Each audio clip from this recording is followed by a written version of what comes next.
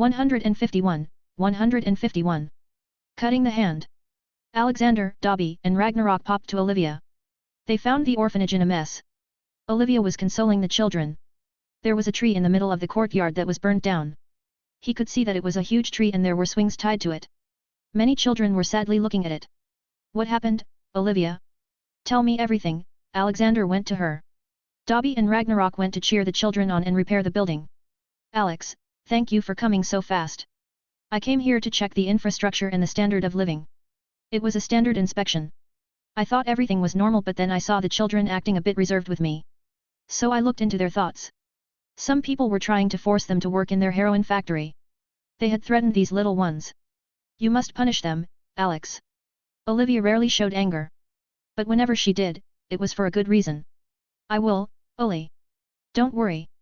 The hand will be erased by tomorrow. Alexander promised her. Then he looked at all the sad faces of the kids. Kiddies, your grandpa is here.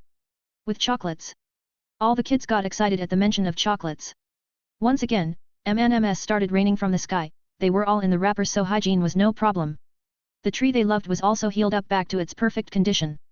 Alexander stayed for a while to cheer them up, then he gathered Dobby and Ragnarok. Alright, this means war. I won't sit down until I have removed the hand from Earth.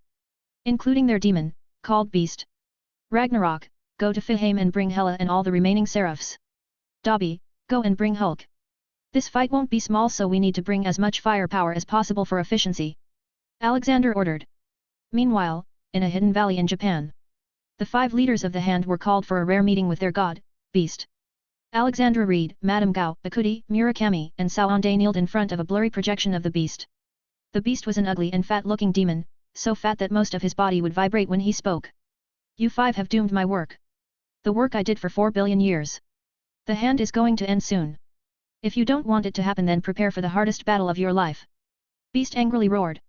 The 5 were shocked and confused. What? Who can bring such harm to us?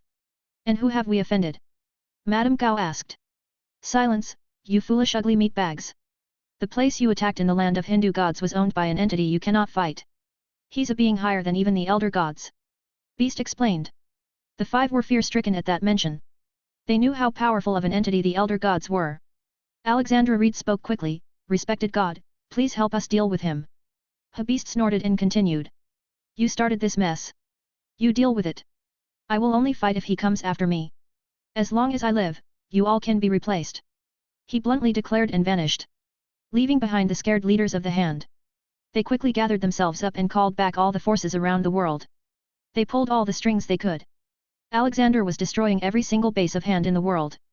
He just needed to find one and the rest were easily found with a bit of mind reading.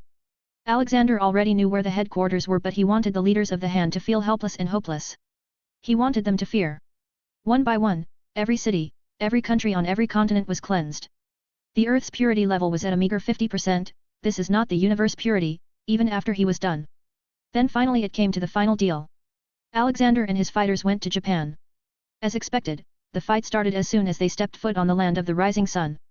Various Japanese gangs and clans of Yakuza came to hand's support. Alexander was in Kyoto with his team, paving his way towards the headquarters of the hand. Surrender, is it really worth dying for someone you don't even know? Alexander loudly spoke. He was wearing his full metal armor. There were about 50 men surrounding him. Many had guns and many had katanas. But there were also hundreds of other dead bodies around them. Which was the reason for the fear in their eyes. Soon, one by one they dropped their guns or swords and fell to their knees. You can come now, Shiroikage, Alexander called, looking at a shadowy alley. Greetings, boss. I heard what happened in India. I have come to help. The hand has been a cancer to Japan and I'd very much like to use my sword to purify it. Haha, then follow me. Alexander agreed and walked deeper into the building. The place he was going to was a secret city situated under Kyoto. It was created by the sickly ones before even humans existed. It was unknown who the sickly ones were. Were they aboriginals of Earth or some aliens? But it was widely known that they prayed to Beast and started Hand and Hydra. Boom! Alexander blasted through a lift door. He looked inside the shaft and couldn't see how deep it went. Shiroi, grab my shoulder. We're going in. Alexander ordered. Hulk jumped in before anyone else could. Sai, get ready, everyone. This is the final fight. I don't know how I will find this beast but I have promised Olivia that I'd end this. Let's just hope that things go smoothly. Alexander stated and also jumped in. Instead of falling, he was floating down at a very high speed with Shiroi. Once at the bottom, they saw Hulk was already raging and destroying whatever he saw. The 5 leaders had bunkered themselves behind a swarm of people. Hela, you go east, Ragnarok, you go west, Dobby, you go south. I'll go north with Shiroi and find where the 5 leaders are holed up.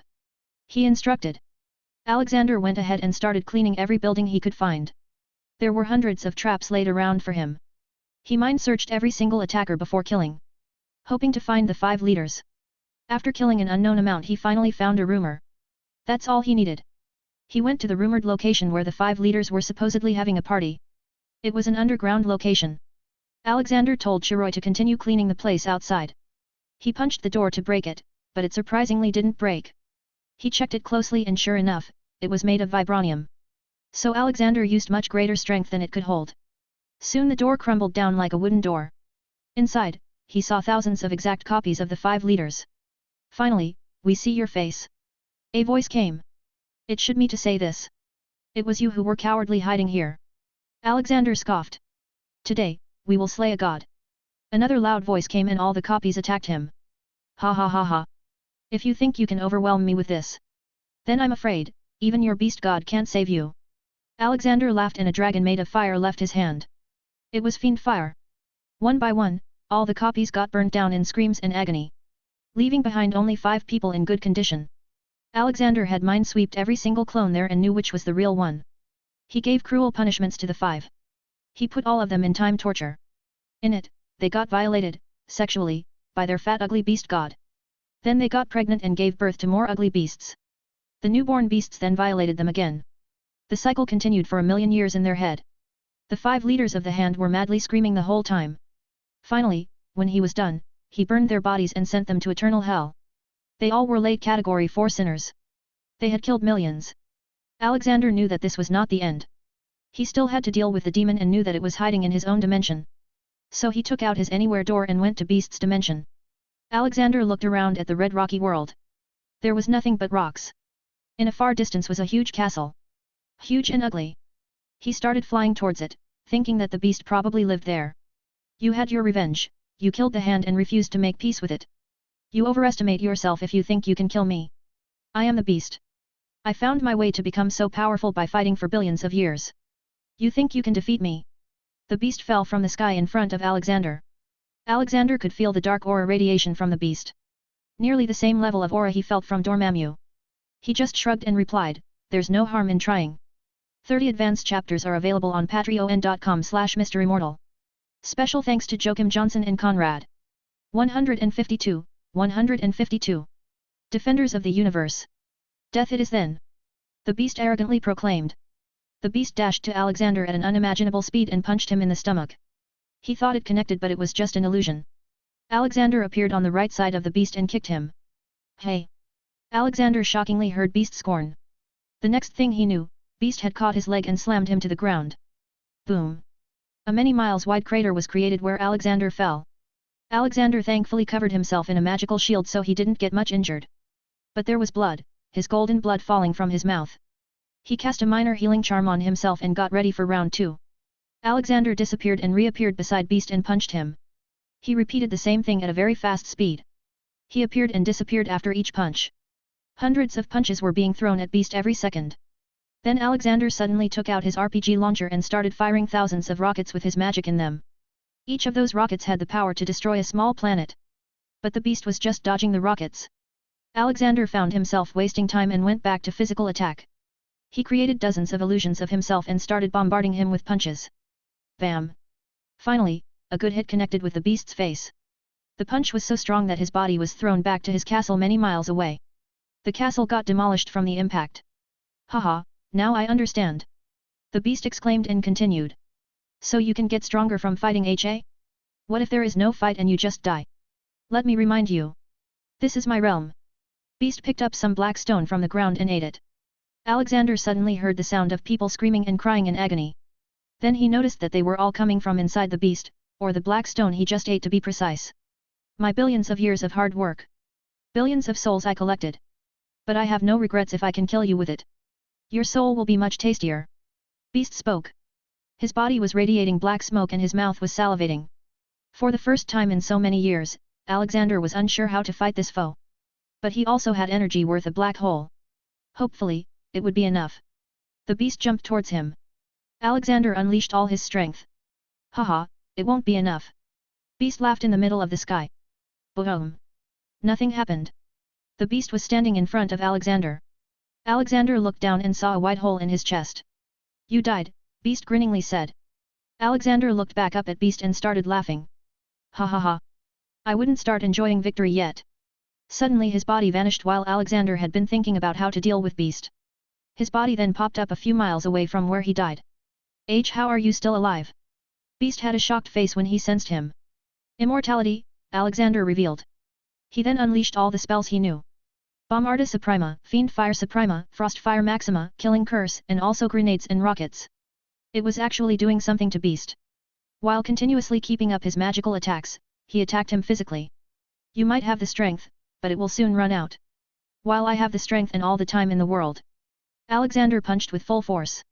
Their fists collided. Beast screamed in pain as his arms' bones broke. How are you still alive? Beast was surely losing his mind now. He kept on asking the same question. But his maddening state was proving to be harder to handle. It was like he was in some kind of beast mode and his body reacted automatically. No matter how fast Alexander was, he was always countered with strong attacks. Alexander was again getting bloody. The beast roared and took out another black crystal. It was smaller than before. Alexander didn't want more souls of people to be eaten, so he attacked. Haha. The beast laughed. Alexander realized his mistake, but it was already too late. Beast grabbed his neck. Then he proceeded to eat the stone. Alexander got enraged and turned into his animagus form. The humongous lion was too big for Beast to hold. Alexander quickly slapped his claw at Beast, making the black stone fall from his hand. Before the stone even touched the ground, he took it into his pocket dimension and got purified, releasing all the trapped souls. But his big form was a disadvantage as it gave the Beast more area to attack. He refrained from turning back as it would take time. He started fighting the best he could to tire Beast out. Hoping that he would die and be respawned in his normal form, or it would at least give him time to turn back. What are you? Beast crazed. The huge lion and the demon fought for a very long time. The battle still didn't look anywhere near the end. Beast also had his dark black bluish blood flowing out of his various wounds. Alexander's lion body was also covered in his golden blood. He was panting a bit, but his eyes still had a firm resolve. We can keep this up for as long as you want. I promised someone that I'll kill you. And I will kill you, he spoke in his thunderous lion roar. 1 week had passed outside. The hand was already erased from Earth. But there was still no news of Alexander. Dobby, Hela, and Ragnarok were trying to find him but couldn't.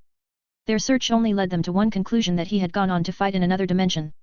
So Dobby went to the Ancient One as she knew how to cross dimensions. Yes, I can feel him in a demon called Beast's dimension. He should have told me before going there. I could have helped.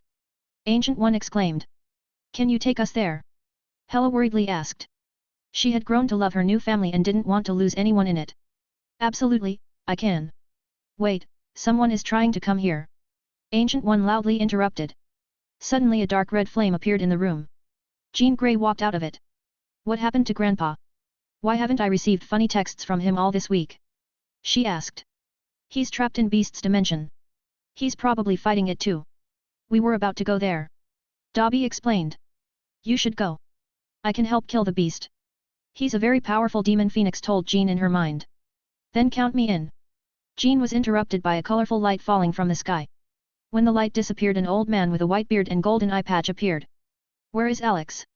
He promised to play chess with me this week, Odin asked Dobby. Dobby repeated what he told Jean. Damn it, why wasn't I invited for this fight? He told me I'm a part of his Defenders of the Universe team. I'm in, let's go and kill this beast. Odin's golden armor appeared on his body. I am coming too, he went there due to my stupid promise. Olivia barged in. No one had the guts to say no to her at that time. They already had a pretty strong lineup, so they didn't worry much. Jean Grey, Phoenix, Ancient One, Odin, Hela, Ragnarok, Hulk, Dobby, Olivia, and Shiroi Cage were already very OP people. Wait, count me in too, another voice came and Archangel Michael appeared in his majestic form. Dobby nodded and shouted, all right then. Defenders. Assemble. Why do I feel like the boss would have laughed at those words? Dobby felt. You can't kill me, Beast. So do me a favor and just die. Alexander shouted. He was back in his human form and continuously grew stronger. How Beast madly raged. He was able to kill the lion, but Alexander appeared again, which made him go crazier. Alexander only had minor injuries now, much lesser than his opponent. But Beast had started to summon lesser demons now, which were very annoying to deal with. He didn't know how much time he had spent fighting. The Beast was much weakened now, but it'll still take some time to finish him off. Then suddenly he heard a familiar voice. Need help, boss? Alexander turned and saw the craziest lineup of OP people. Haha, the defenders have arrived, Alex, Odin majestically spoke. He had become a very good friend of Alexander and nearly considered him his elder brother. Haha, it seems the pig has been giving you trouble. Ragnarok joked. Grandpa, I missed your jokes, Jean added. Alex, you will sleep on the couch. How can you be so careless to come here alone? Olivia showed her love-filled anger. Alexander felt so loved at that moment, ha ha ha. I didn't know this pig was this strong. Then let's finish it. Hela smoothly took out the sword that Alexander gifted her. The Beast had started to feel the combined power radiating from Alexander and the others. Pests, all are pests. He dashed towards them and they did the same. Hulk smash. The first attack came from Hulk, who punched Beast straight into his face. How dare you hurt my husband? Olivia roared. She was in her own armor and had a long sword in her hand. Olivia had a very pure magic thanks to the old man god. It was very effective on demonic beings like Beast. She made a slash at Beast's arm and a wide wound appeared on it. They all heard anguish-filled roars of him. You mess with Grandpa, you mess with me. Jean burned him in her fire phoenix form. You delayed my chess game. Odin attacked with his spear, cutting his leg. Your existence is a threat to the mortal world. Ancient One used her mystic arts and cut his left arm. For corrupting my home. Shiroi suddenly appeared behind Beast and slashed at him. Demons like you have no place in Father's world. Archangel Michael bellowed and stabbed his sword in the Beast's guts. You dared to put your filthy eyes on my family. Death is too little for you. Hela planted her sword in the ground and many spikes came from the ground under the Beast, punching many holes in his body. Odin looked at Hela proudly. The Beast was kneeling on the ground from the constant attacks. Alexander walked up to him with his huge Dragon Slayer sword. The defenders of the universe sentences you to death. He prepared to slash with full power at his neck. He also read his sins at the same time. No, you can't kill me. Beast Category 5. Damage to lives across multiverse and dimensions 7,158,578,432,789. Sin percentage 100%. Yes, I can. The Beast really felt that he was going to die and started to use different tactics. Please, mercy. But before he could say more, Alexander interrupted. Showing mercy to your enemies is the biggest hypocrisy. And I am not a hypocrite. Slash. The sword beheaded Beast at a speed many times faster than sound. He then used his eyes to erase his body and soul from space and time. Since that day, his sword wasn't just called Dragon Slayer, a new name Demon Slayer was also added to it. Let's go out and celebrate. I don't know how long I've been fighting and I really need a drink. Alexander announced. Yes, let's celebrate. It's been a very long time since I've been to Midgard. Odin cheered. Alexander took out his anywhere door and opened a path to Westeros bar. In just a few minutes, the defenders of the universe were eating and drinking the best whiskey and the best burgers in the world. You can see the defenders of the universe on my Discord https://discord.gg/dghkrn or see them on Instagram https://www.instagram.com/MisterImmortal. 30 advanced chapters are available on patreon.com/MisterImmortal. Special thanks to Joachim Johnson and Conrad. 153. Meeting Peter. Cheers! They all clanked their glasses and drank in one go. Alexander stood up. Everyone, thank you for coming for help. We are the defenders of the universe and should stick to helping each other. Ancient One, Michael, Odin. Thank you. Jean, you too. It is our duty to rid the world of such demons, Michael spoke. I agree. His existence was doing more damage to the world than good, Ancient One added. They talked, ate and laughed for a while before everyone started to disperse. But Alexander stopped Jean, Ancient One, and Odin from leaving. What's the matter, Grandpa? Jean asked. I wanted to talk to you all about the 7th Infinity Stone. Called the Ego Stone or Gem. I know that it's in a place called Multiverse. Do any of you know how to enter it? Alexander asked. He wanted to get stronger, and what can be better than the 7th Infinity Stone? It was said that there was a time when all the Infinity Gems were one single being called Nemesis. Then the being got bored and willed itself to be divided into 7 stones. The 6 came into the Marvel world and the 7th stayed in Ultraverse. The 7th stone actually had the consciousness of Nemesis. If you combined all the stones with it, then Nemesis would be reborn. Alexander had no plans of bringing it back, but he was going to consume the stone. He had realized that he was not strong enough as compared to the Marvel Universe's standards. Phoenix was intrigued by the question and spoke through Jean. I've heard of it. A long time ago. It's a rumor that the path to Ultraverse is inside the unimaginably huge black hole at the center of the universe. Even beings like me don't go near it as we don't know how it would affect us. And whoever ventured into it never came out. Yes, I've heard the same. Odin agreed. Ancient One didn't know about it, but she did have lots of knowledge about dimensions. From your description of this Ultraverse, it seems like it's a higher realm than ours. I've known about one of them. A long time ago one of our Sorcerers Supreme also ventured into it and never came back.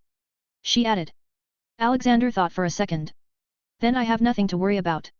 I have various ways to make sure that I don't die and come back. If any problem arises, I can simply consume the black hole in my magic reserve. It is a very dangerous thing you are planning, my friend, Odin warned. I know Odin, but we need to do it. We need more strength if we want to keep peace in the universe. You all know that there are beings many times stronger than the beast. Just take Dormammu for an example. Or what if the Elder God turned evil, then comes back? I can't imagine his power. He reasoned. His words put them in contemplation. Okay then. I trust you. I know you are unkillable. You could have dealt with the beast as well, given the time. But it is also true that we are still weak. Odin stated. They all agreed and started to leave. Before Jean left, Alexander talked to the Phoenix. I have the M'Kron crystal in my possession now. If you come to your white-hot room, don't be surprised. Phoenix was surprised, but nonetheless happy. The crystal was in much safer hands now than ever. Phoenix thanked him and left with Jean. Stark Industries. Obadiah Stane, the CEO of Stark Industries, had never thought in his wildest dreams that war would bring so much profit to the company. And him too. For the past few years, he's been secretly selling weapons to a terrorist organization in Afghanistan. He doesn't know they are the 10 rings. The profit gained from them was his and only his. To him, Tony was a naive fool who would never find out about it. His main ambition was to own Stark Industries. But there was a problem. Tony owned 36% of the company and is its biggest shareholder. Then there was the mysterious 15% owner, the second biggest holder. He only had meager 5%. He had already somehow made other shareholders sell their part to him. Now he had 15%. But it wasn't possible to buy more. The only way left now was if Tony died. Tony didn't have an heir and he was closest to him, so it would be easier for him to gather Tony's shares. Knock knock. His secretary walked in. Sir, I have found a small lead on the mysterious shareholder. He goes by the name Old Man and is very hard to find.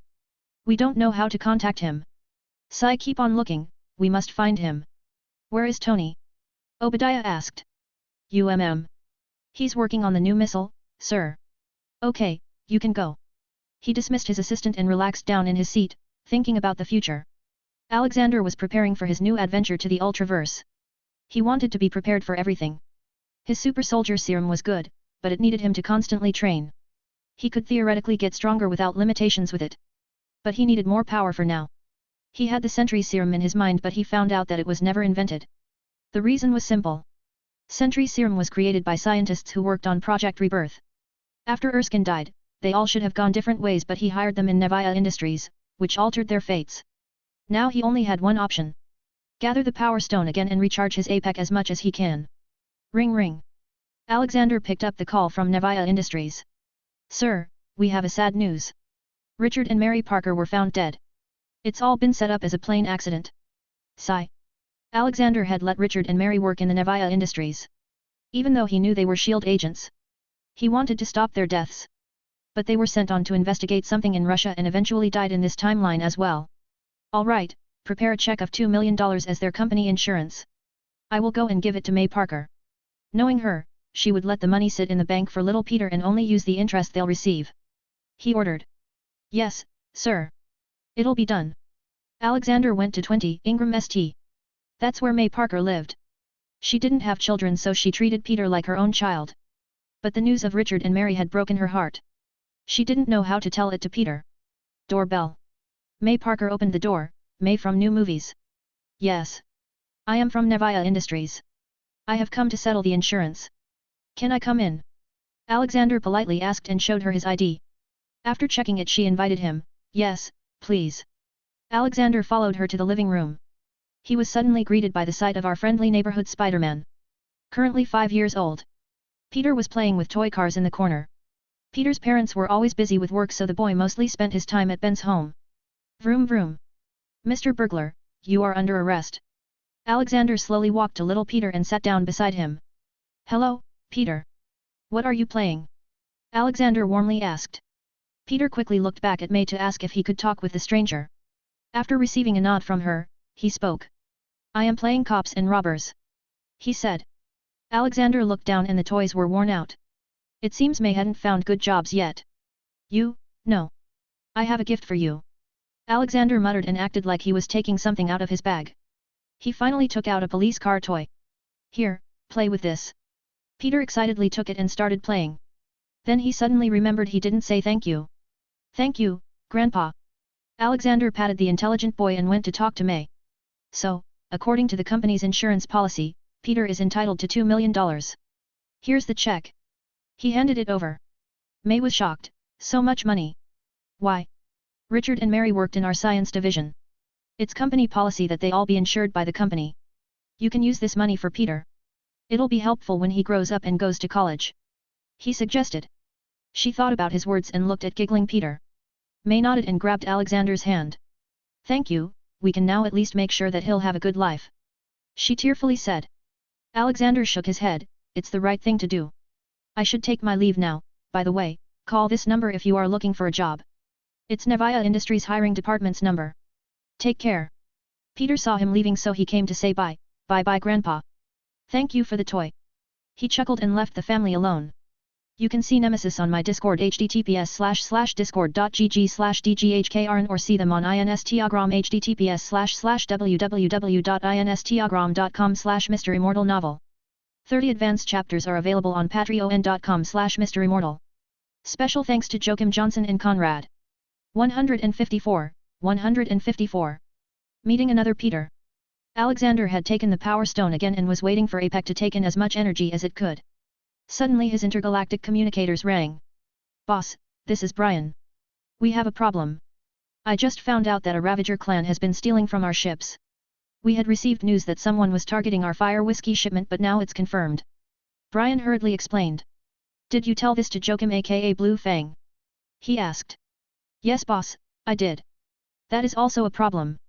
Blue Fang went to investigate, but hasn't returned yet. It's been a week. Brian sounded worried. Sigh, I'll look into it. Don't worry. He left Power Stone and APEC together. Then he took out the Anywhere door and headed to wherever Blue Fang was. Surprisingly, he found Blue Fang hiding on a ship. What are you doing, Blue Fang? He spoke from behind him. Ting. Blue Fang unconsciously swung his blade at Alexander, who just caught it with his 2 fingers. Ah, it's you, boss. I thought they found me. He sighed. I should give him some kind of super soldier serum. He needs more strength, Alexander thought. Boss, I caught the thieves. It's a Ravager's clan headed by Yondu Yudanta. We are currently on his ship. I've also seen the stolen shipment, so we also have the proof. Blue Fang revealed his findings. Alexander patted Wolfman's shoulders. You did good, Joachim. Now just follow me so we can deal with this quickly. Alexander walked into the main hall of the Ravager ship. All the weird faces looked at him with surprise and shock. Emperor Universe's face was very famous after all. Bring your leader here, he loudly ordered. Just that was enough to make them all scared. Some of them tried to run to the escape pods, but one wave from Alexander made sure that they all didn't move an inch. What happened? Why did you disturb? Yondu walked in but stopped speaking as soon as he saw Alexander. Behind Yondu, an 18-year-old boy was walking. Alexander walked straight towards Yondu, making the blue man nearly faint from his overbearing aura. But Alexander just pushed him aside. He looked at the human boy and spoke. What's your name, boy? Star-Lord, he proudly announced. Your human name? Alexander again asked. You are from Earth too? Oh, my name is Peter Quill, I'm from Missouri. Peter excitedly replied. I am not human, but I've been to Earth. It's a nice planet. Now, back to the reason I have come here. Yondu Yudanta, you broke the Ravager Treaty with Finta. From this moment on, you are banned from ever setting foot on Finta. Staker will be notified about this. The next time I find you harming my property, I'll sign your death warrant. Alexander harshly warned. And kid, here, take this. It has got new Earth songs. He threw an iPod at Peter. Alexander didn't even wait for any reply and went back with Blue Fang. Once back on Finta, Alexander gave a small vial to Blue Fang. Take this, you've earned it. This will make you physically stronger. He explained. Blue Fang looked at it with interest. Thank you, boss. I will use it for good. Haha, drink it when you are free and alone. Alright, I'll be on my way now. Take care, boy. Alexander patted him and left. Blue Fang was the last of his species and Alexander didn't want to lose his furry friend. So making him stronger was the best option. After that, Alexander headed to the center of the galaxy. He was bringing the power stone with him as he didn't know how much power he'd need to cross the dimensions through the biggest black hole in the universe. He only brought in his clothes as most of the other things won't be able to handle that much pressure. Reaching the center was easy. It just took him a second with the anywhere door. But from there he needed to go in on his own. The black hole was far bigger than he had imagined. Even if you combine several galaxies it would still not match its size. In all honesty, it was frightening. Even for Alexander. He crossed the event horizon and flew straight into it while using magic to shield himself. It took a long time for him to reach the center of it. He was surprised with the ease he was able to enter. Once he was near the center he saw a small hole from which white light was coming. He made himself small and crossed towards the other side. Alexander was expecting the Multiverse to be like any other place but he was wrong. He looked around and as far as he could see, everything was white. It was like someone had inverted the colors of the normal universe. He couldn't see any light except one. Guessing that it was his destination, he headed straight towards it. The closer he got, the more he realized how big it was. The planet was 10 times the size of the sun. Once close enough he realized that the red shining surface was actually liquid. He sent a rover in and noticed that the red liquid was also much hotter than the sun's core. So he sent a heat-resistant, magically enchanted rover. But this time it got turned into ice. He understood that the planet was a protective shield to whatever was inside it. Alexander jumped straight in without a single care. Mainly because he had the power stone in his hand. He was constantly channeling its energy to protect himself from the weird liquid. He kept on swimming deeper. Surprisingly, he didn't face any problems. After a long time, he finally touched something hard. But as soon as he touched it, he got sucked into it.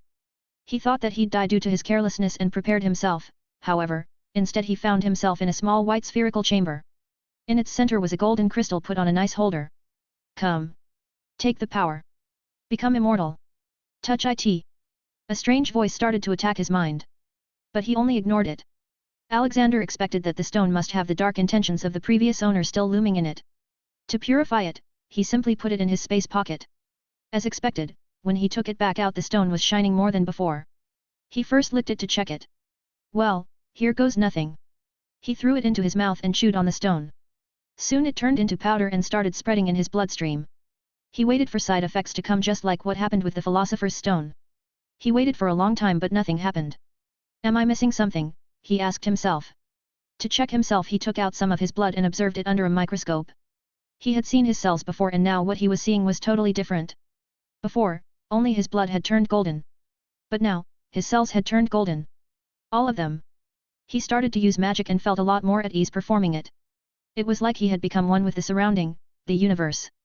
His magic felt like it was in perfect harmony with his body. What if Ego Stone was actually made so that the user can use the power of all other Infinity Stones perfectly, he deeply thought. Alexander left the magical water planet and decided to head home. But surprisingly the whole planet followed behind him. He didn't know why. Maybe because it was meant to hold the Ego Stone. Give me your body, a voice came to Alexander's mind. He quickly remembered that the Ego Stone was supposed to have consciousness of Nemesis in it. Alexander started fighting the Shinik War with Nemesis in his mind. Nemesis knew better how to use Infinity Stones so Alex didn't use Power Stone. He used magic from APEC. Which was more than enough. Begone. He slowly destroyed Nemesis' soul. When it all ended, Alexander received the memories. The weird planet was a vault, prison, or just a safe house. It was impenetrable by anyone who didn't have an Infinity Stone in their hand. Alexander thought about taking the planet with him so he just put it in his dimension pocket and left the Ultraverse.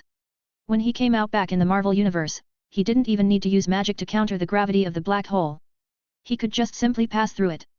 He was having doubts that Ego Stone didn't give him power, but gave him the authority over governing forces of the universe. But all that was to be checked later. He went straight back to Fahim and checked his family out. Alexander was gone for a little more than a year and not much had occurred in his wife and children's lives. They all had fun doing whatever they liked. By far the biggest thing that happened was actually on Earth. Tony was kidnapped in Afghanistan. But he was back and had just dealt with Obadiah Stane 2 days ago.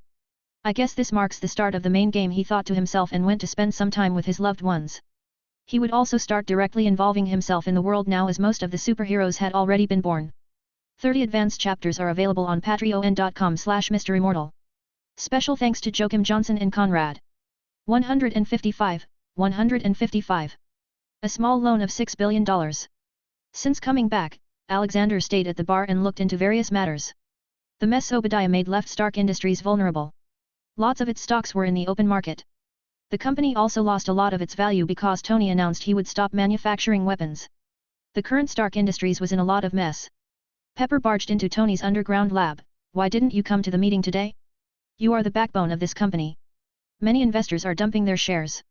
You need to show them that we can survive without weapons too. Oh come on, Pepper. Everything's gonna be fine. Tony shrugged without a care. No, nothing's gonna be fine. If someone with ulterior motives buys those shares, then you can say goodbye to your own company. We need money. You must have absolute control over the company if you still want it to be called Stark Industries. She got angrier. Then use the money from my account, problem solved. Pepper shook her head. Not enough, you will still need $6 billion to become the 51% owner. Before you say we should loan it, I talked to the banks and they want your Iron Man tech as collateral. Tony suddenly realized what trouble he was in and left his work and sat down on a couch nearby. I'll do something. Maybe a new invention can prove that we are still in good. Getting money is going to be hard. He thought. Please tell me if you have any ideas. I'll be in the office. She left angrily. Tony just sat there and looked at the ceiling. They want my suit, my company, and even my life. I'll show them what I can do. But what about the money, he mumbled, and soon got back to working on his new armor. Alexander was in the bar. Amy sat beside him and ate burgers. What are you going to do today, Amy? He asked. Go to Mexico and paint a desert, or maybe go to Big Sis Medusa. She's been sad as she hasn't seen Loki in a while. She cheerfully announced. Ha ha ha. Oh, Odin is trying to talk to me. He suddenly felt a voice directly in his mind. How are you, my friend? Odin asked. His voice didn't feel cheerful. What happened, Odin? He inquired. My foolish son, Thor, nearly made war with the frost giants of Jotunheim. He's grown too arrogant, and for that I have stripped him of his powers and sent him to Midgard. I want him to learn his lessons. Can you help me mold him into a king, my friend? Odin asked. But don't you have 2 sons? Haven't you told Thor and Loki that one of them will be king since they were small? What would Loki think when he sees you trying so hard to make Thor king? He'd think that you are taking sides. I will help you teach your son. But you should also focus on Loki. You adopted him as your son. Treat him like one. Alexander advised. Odin didn't speak for a few seconds. He genuinely thought about his behavior. He couldn't deny that he was biased towards Thor. Yes, you are right. Perhaps I've been too biased. I nearly forgot that it's not the kings that makes Asgard. It's the Asgardians. I will heed your advice and talk to Loki. Thank you, Alex. Haha, no thanking in friendship, Odin. I'll go and check on your son. He cut the mental connection. Amy, my dear. I am going to New Mexico. Do you want to come? He asked. Yai, she rejoiced. Then Alexander noticed a customer coming into the bar. It was very rare for someone to come due to filter magic. If someone was able to come, then it meant that they were either some noticeable character of Marvel or someone in an emergency. But the current customer was a special one. After all, it was Tony Stark. Tony simply came and sat on a stool in front of the bar counter. Finally, I had time to come here. I've heard a lot about this place. That it serves the best burgers in the world. I've tasted your whiskey and there's no denying it's the best. Tony remarked. Yes, Uncle Dobby makes the best burgers, Amy added as she took a bite of her own cheesy burger. Tony gulped saliva when the pleasant smell hit his nose. Yes. I will take 2 burgers and a fire whiskey. He ordered. Dobby went to cook and Alexander gave Tony his whiskey. Here you go. He poured a glass. Tony picked it up to drink, but then his eyes met with the photo frames hanging behind Alexander. The glass nearly fell from his hand from the shock. Why is my dad in that picture? He confusedly asked.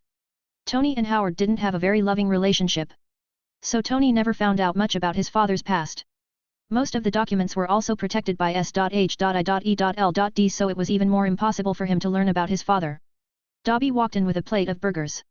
Alexander didn't answer as he was just a random old man currently. But Dobby was the official son of General Dobby. He was currently going by the name Dobby Jr. Those are some personal pictures of my father from World War. He answered. Yes, I can understand that much, but why is my father in so many of them? And why does he look so intimate with that old man?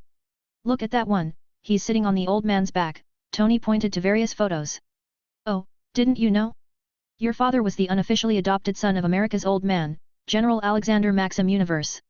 Dobby revealed. Alexander nodded his head cheekily spoke, ah, what a great man he was. For Tony, it was like a bomb. He just realized that his father was so much more than just a grumpy old man. That his father had a huge past.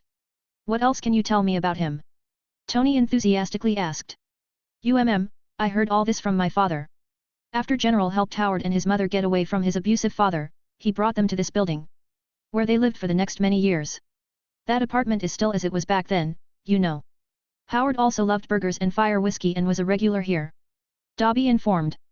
Thanks for telling me that. I'll eat my burger now.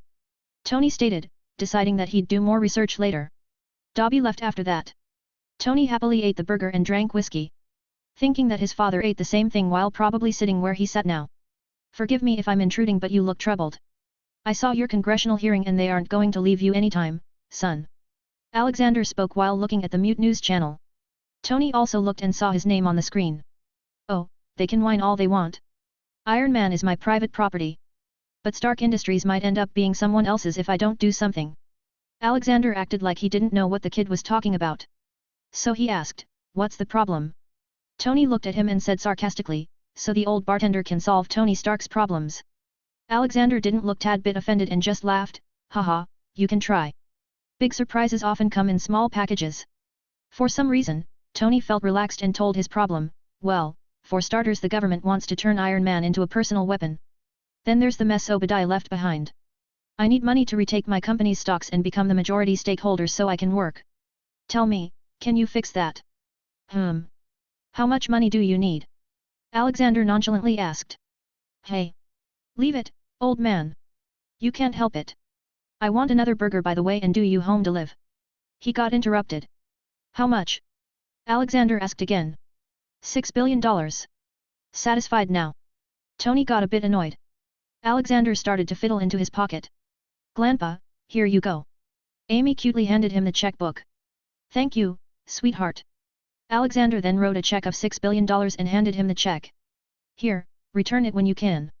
Tony took it laughingly, is this some joke? He stopped speaking as Jarvis spoke up, this is real sir.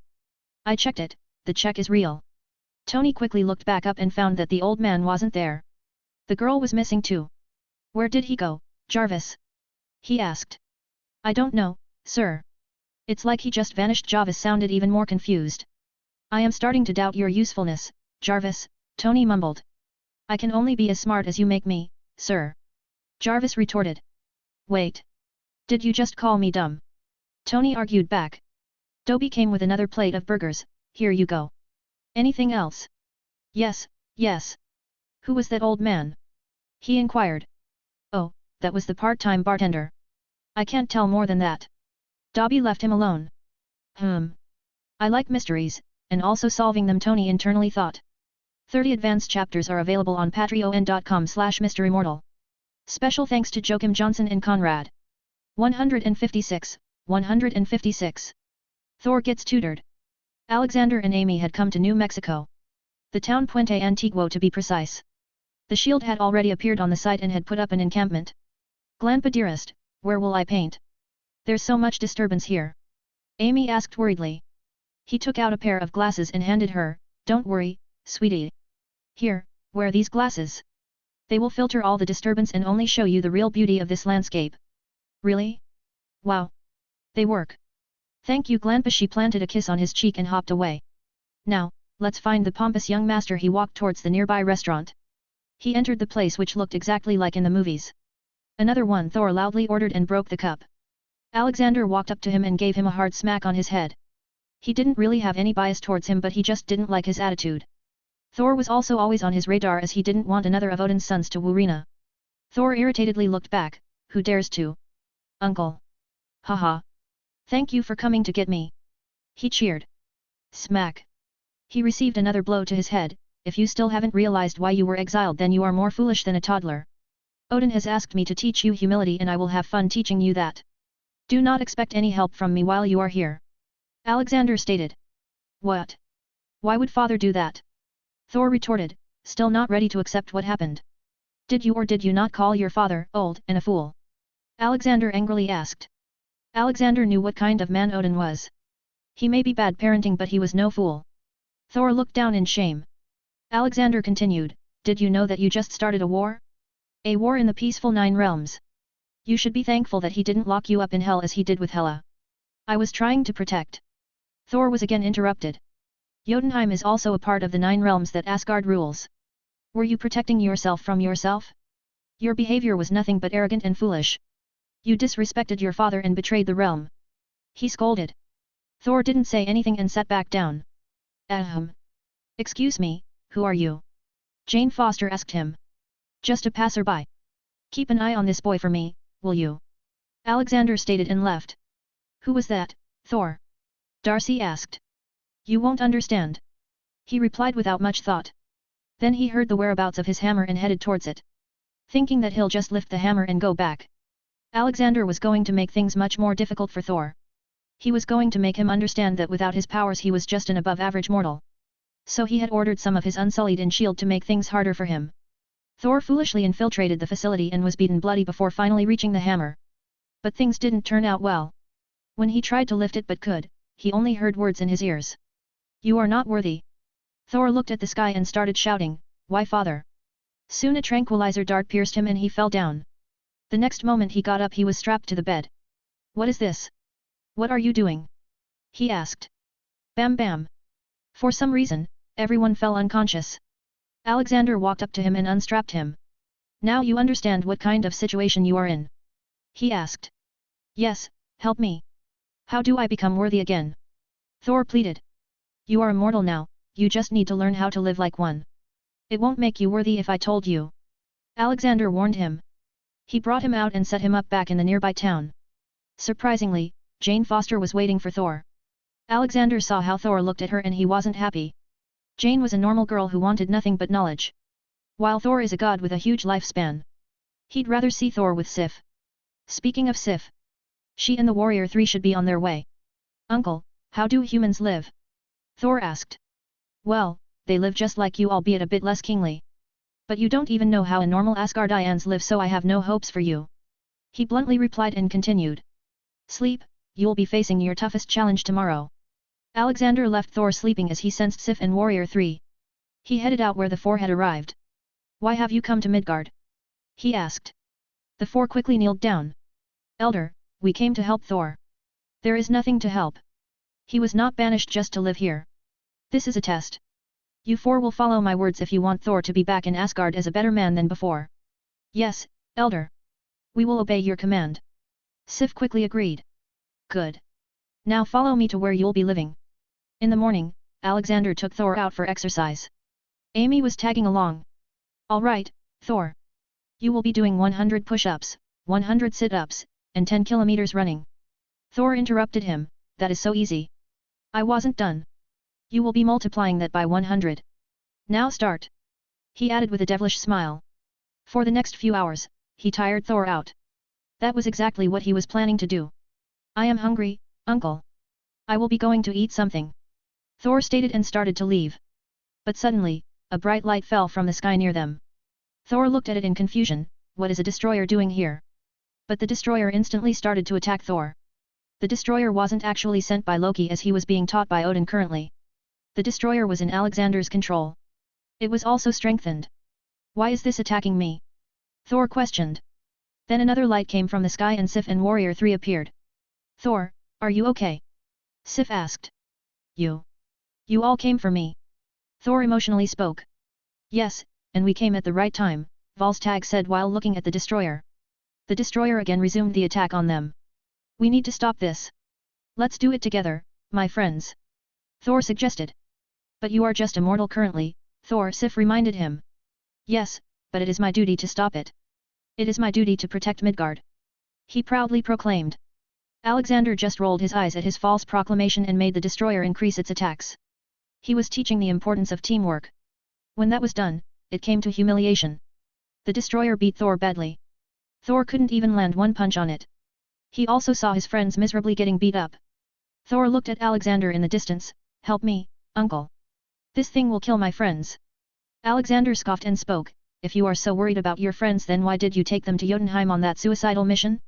You need to overcome this on your own. Thor looked at his friends getting beaten. Fondrel was already on the brink of death, fake. Sif was also lying injured. Only Volstagg was left. He felt so helpless at the moment. Only if I had my powers. No, I need to do something. I need to save them. Even though he was immortal currently, he decided to go ahead and save them. I am here. He tried to distract the destroyer and he successfully got its attention. But he couldn't do much against destroyer. He fell down and got up again and again. Sif, Volstagg. Take the other two and leave. This is your only chance. I can't hold it any longer. Thor loudly said. But we can't leave you, Sir argued.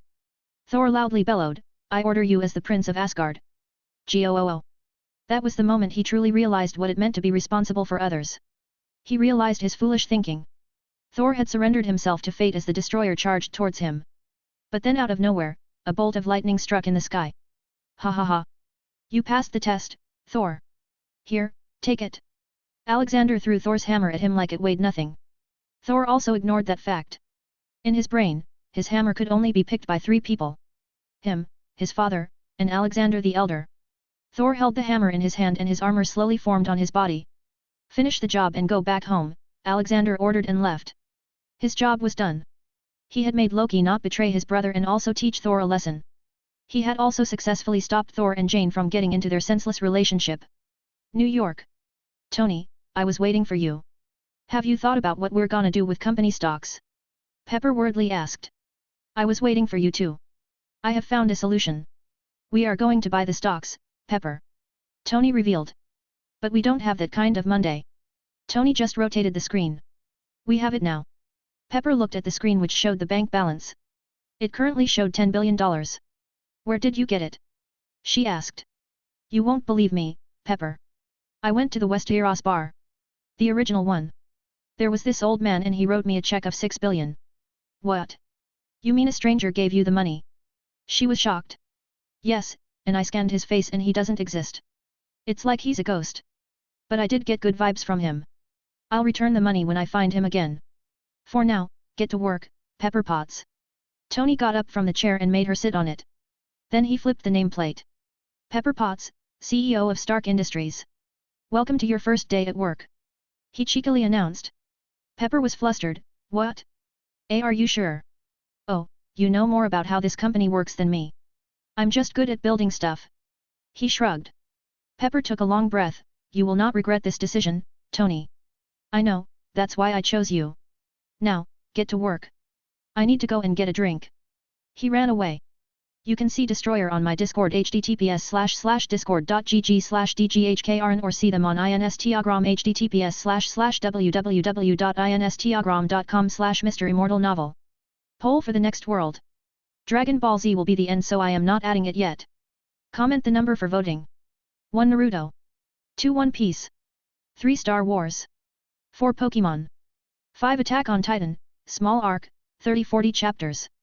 6 Full Metal Alchemist Brotherhood, small arc 30-40 chapters. 7 Percy Jackson, not a big fan and will have to do some studying. 30 advanced chapters are available on patreon.com/MisterImmortal. Special thanks to Joachim Johnson and Conrad. 157, 157. 70 years old young man. Tony, although had his company secured, still had the palladium poisoning problem. And thankfully a certain bald man with an eye patch came to hand him Howard's suitcase meant for Tony. Fury and Tony talked in Tony's Malibu mansion. There are many things you don't know about Howard. Fury stated. Tony nodded at that. Yet, just a few days ago I found out that he was adopted by America's old man. I wonder what else I don't know. True, he was very close to General Universe. In fact, he is one of the founders of S.H.I.E.L.D. The box there was left for you. Only you can make heads or tails from what's in it. Good luck. Fury got up to leave. But what am I supposed to do? You can't hold me here. Tony complained. Yes, I can. Agent Natasha will remain at Stark and you remember Agent Coulson, right? Fury said and dashed away after doing his I got my eye on you thing. Tony lazily took the suitcase in and opened it. But then he noticed something strange. The initials on the suitcase were different. Instead of just H. Stark, it said property of HMU Stark. Jarvis, look at all the documentation and signatures by my father in the company files. Tell me if there's something related to these initials. He quickly commanded. Tony went into the basement and started looking at the videotapes. Finally, when he reached the end, he saw the message from his father. Tony, you are too small to understand all this, so I left it on film. I was not alone in my journey. I had the best mentor and father in the world. With all my knowledge, I made this. This is not just an invention but the key to the future, Tony. I'm limited by the technology of my time, but one day you'll figure this out.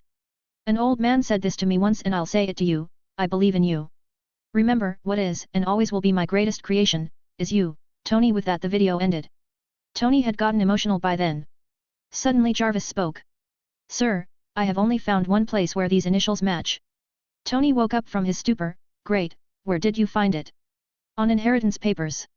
He signed his name as Howard Maxim Universe Stark. Jarvis revealed. Wait, isn't that the name of General Universe? He asked. Yes, sir. His name was Alexander Maxim Universe. Jarvis added. Tony went into deep thoughts. Were they so close that Dad even took his surname? Now I understand why he bought the pistol that killed Hitler. Jarvis, search for everything on General. I'm afraid there isn't much. All records pertaining to him were destroyed after World War. The only things that are left are his war campaign videos in the public archives. Jarvis pointed. Then show me those videos. I always ignored them thinking they'd be boring. Tony mumbled. After that, he spent some hours watching all the clips. What in the hell, he was able to shoot planes with his revolver. How? Tony felt more confused than at peace. So he shut the movie and got to analyzing his father's work. Just 2 days later, he created a new element and went to the Stark Expo. News, we are seeing live footage from Stark Expo. The new remote military drones from Hammer Industries have gone rogue. Iron Man is currently in a heated battle with the multiple drones. Ah, see, I told you. There is always something happening in this world. Alexander commented. Dobby nodded. Yeah, every year it's something new happening. Everything is so unstable here. Welcome to MCU, my friend. Alexander shrugged. Suddenly the door opened and Amy ran in. Glampa, look at what I found. It was flying near our roof. She had one of Hammer droids in her hand. Haha, good job, Amy. But they aren't toys. They are weapons of a bad man. He's using them to hurt people. Alexander informed. Hearing his words, she looked at the droid angrily, and then threw it. Humph. Suddenly the droid started to beep. Alexander quickly picked up the droid. Ghost, scan it and block all communication going through all these droids, also defuse them. Soon Ghost cut Whiplash out of control. The Iron Man had already defeated Whiplash and was racing to save Pepper. Those bombs would have killed a lot more people than just Pepper. But Alexander could not blame Tony for worrying about his girl. Done, all of them were defused except the one in Whiplash's suit. It was a manual switch. Ghost announced. It's all right. He'd have died either way. Dobby, what do you want to eat? I'm cooking today. Alexander loudly asked. Amy was the first to order. I want noodles. I want pizza, Dobby ordered. Alexander walked to the kitchen. All right, noodles for sweet Amy. We'll take some for Oli and the kids. 1 pineapple pizza for Dobby. Dobby's ears stood up.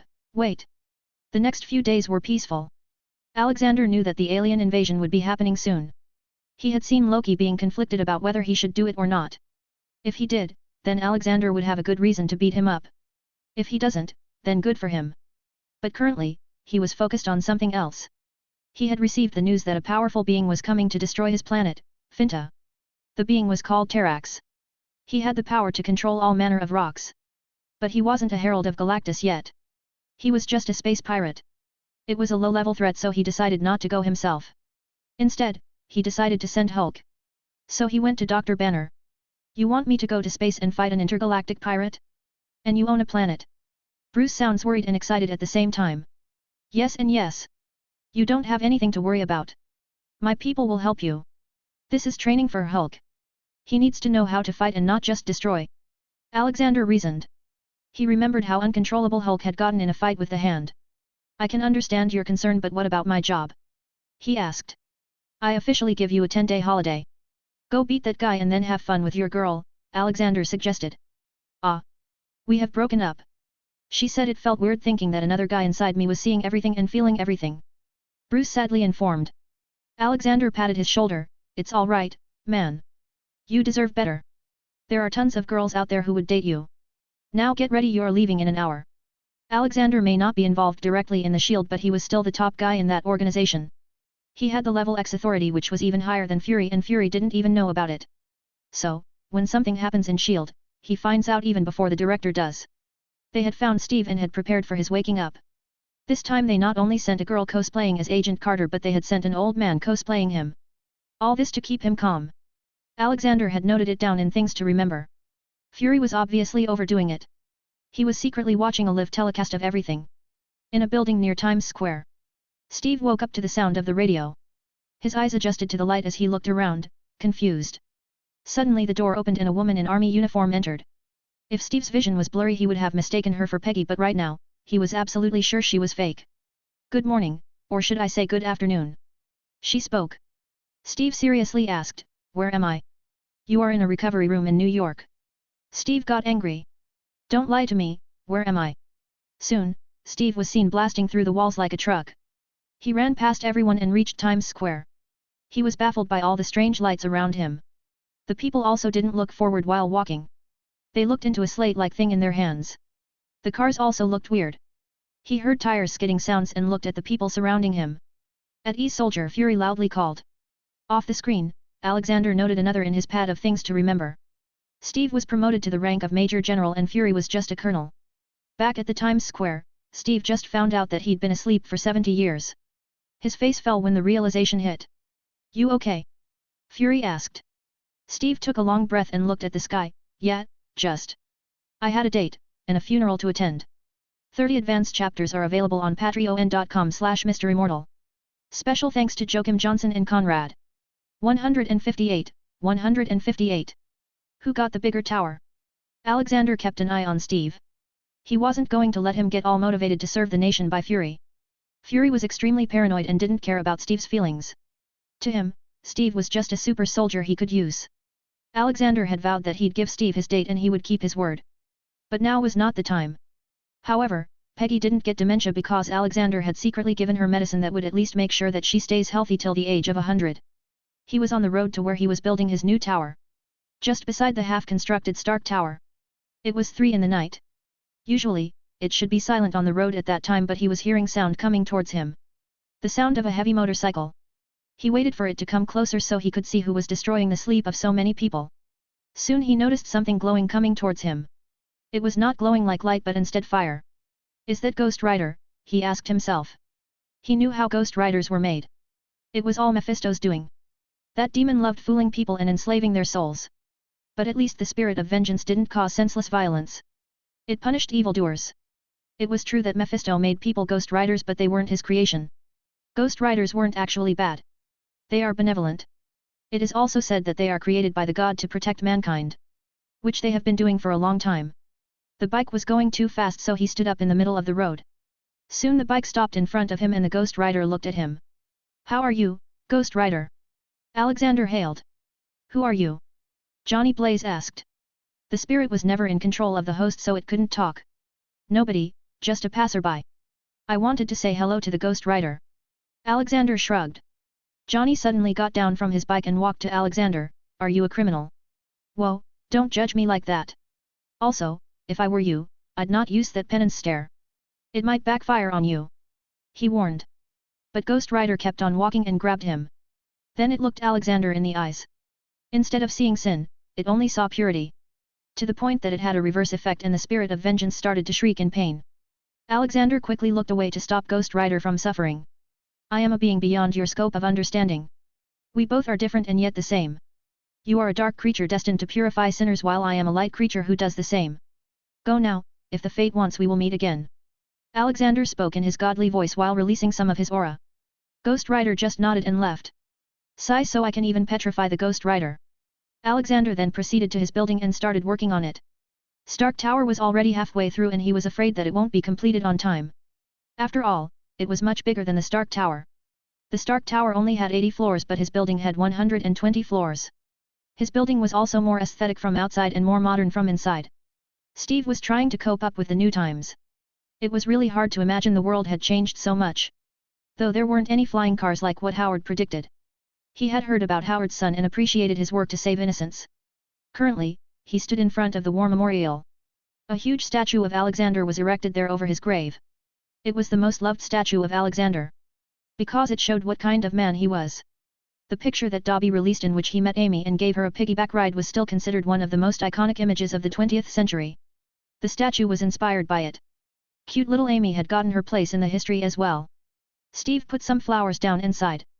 He was supposed to meet Peggy in a while. She was currently spending her days in the hospital. She wasn't sick, just old. He was a good man, a voice came from behind him.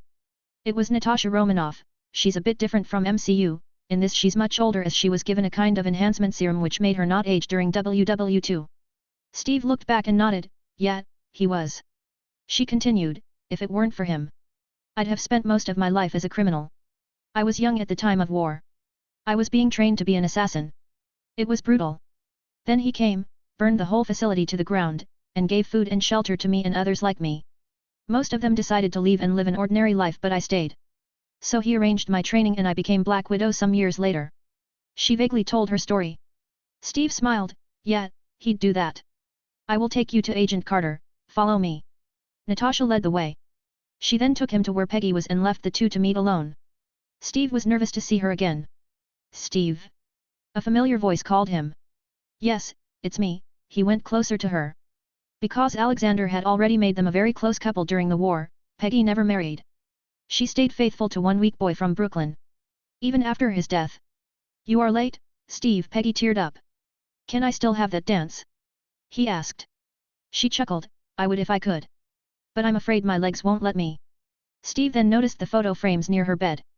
He sadly sighed and muttered, it should have been me. Who do you mean? She asked.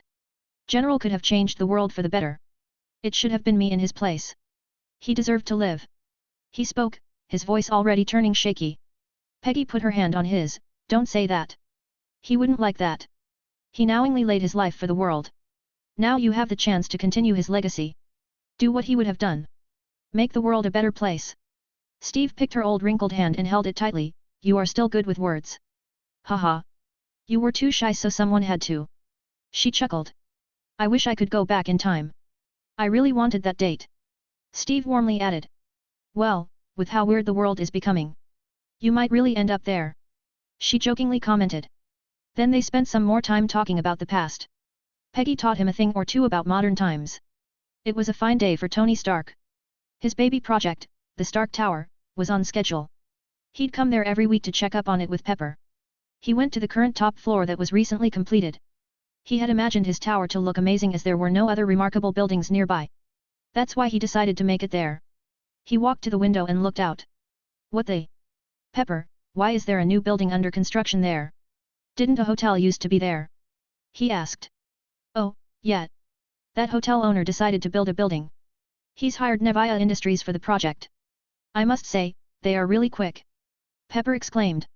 But Tony was annoyed. Pepper, this was my spot. It was supposed to be my moment. The whole point of Stark Tower was to show off. How tall is this new building going to be? He inquired. 120 floors. What? They are going to be taller than me. Pepper, I want you to pull all strings possible and stop that construction. He arrogantly demanded. Pepper shook her head, I've already tried. But the mysterious owner of that building has friends in high places. Then increase Stark Tower's height. We'll make 120 floors as well. We'll have to do something with the foundation but it can work. Tony suggested. Really, Tony? That's just a waste of money. And this isn't a game where you men compare sizes. It's just a building. She tried to reason. It's my building, Pepper. It will have my name on it. Please just do this once. He nagged like a kid. In the end, she gave up. 1 week later, Tony had given the plans to make his building 120 floors high but then he received news that the neighborhood tower had also increased the floors to 130.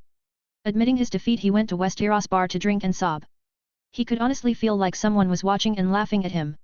You can see Ghost Rider on my Discord https://discord.gg/dghkrn or see them on Instagram https://www.instagram.com/MisterImmortal novel. Poll results. One Piece 74 votes. Star Wars 67 votes. Naruto 54 votes. Pokemon 43 votes. 30 advanced chapters are available on patreon.com/MisterImmortal. Special thanks to Joachim Johnson and Conrad. 159, 159. A missing baby. In a certain building in New York. A little baby, maybe a year old, was playing in his cradle. The baby had immense powers but no one knew about it as of yet. Achoo. He sneezed and suddenly vanished. Alexander was in the bar. They were having Rina's birthday party. Many people had come. X-Men, Odin, Ancient One, and all other defenders of universe. There were also all the people from Valheim. Rina didn't really have any big wish for a gift. She was happy as long as someone gave her something tasty. So everyone brought whatever they thought tasted the best. To enjoy it more, Rina was in her small form. Her reasoning was that the gifts look bigger when she's small. Boop. Suddenly a bubble bursting sound came above Alexander and a small baby dropped. He quickly caught the little guy. He surprisingly looked at the baby and couldn't recognize it. Hey, did anyone lose a baby? His words caught everyone's attention. Olivia quickly came and looked at him. Small chubby cheeks and blonde hair. Looking at people with his blue eyes. Then he started stretching Alexander's beard and giggled. Ancient One walked towards him. Do you know him, Yao? He asked. Yes, but I can't tell you.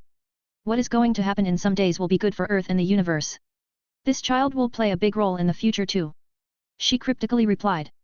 Alexander only nodded and didn't ask more and played with the baby. Haha, how did you come here, boy? Unknown to Alexander, a family was going crazy due to the sudden disappearance of the baby. Baxter Building. The Fantastic Four had gone for their truffle with Dr. Doom.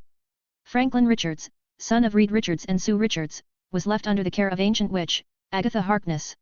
Nobody had known that Franklin had superpowers at that time. When Agatha went to get some milk for little Franklin, the baby disappeared.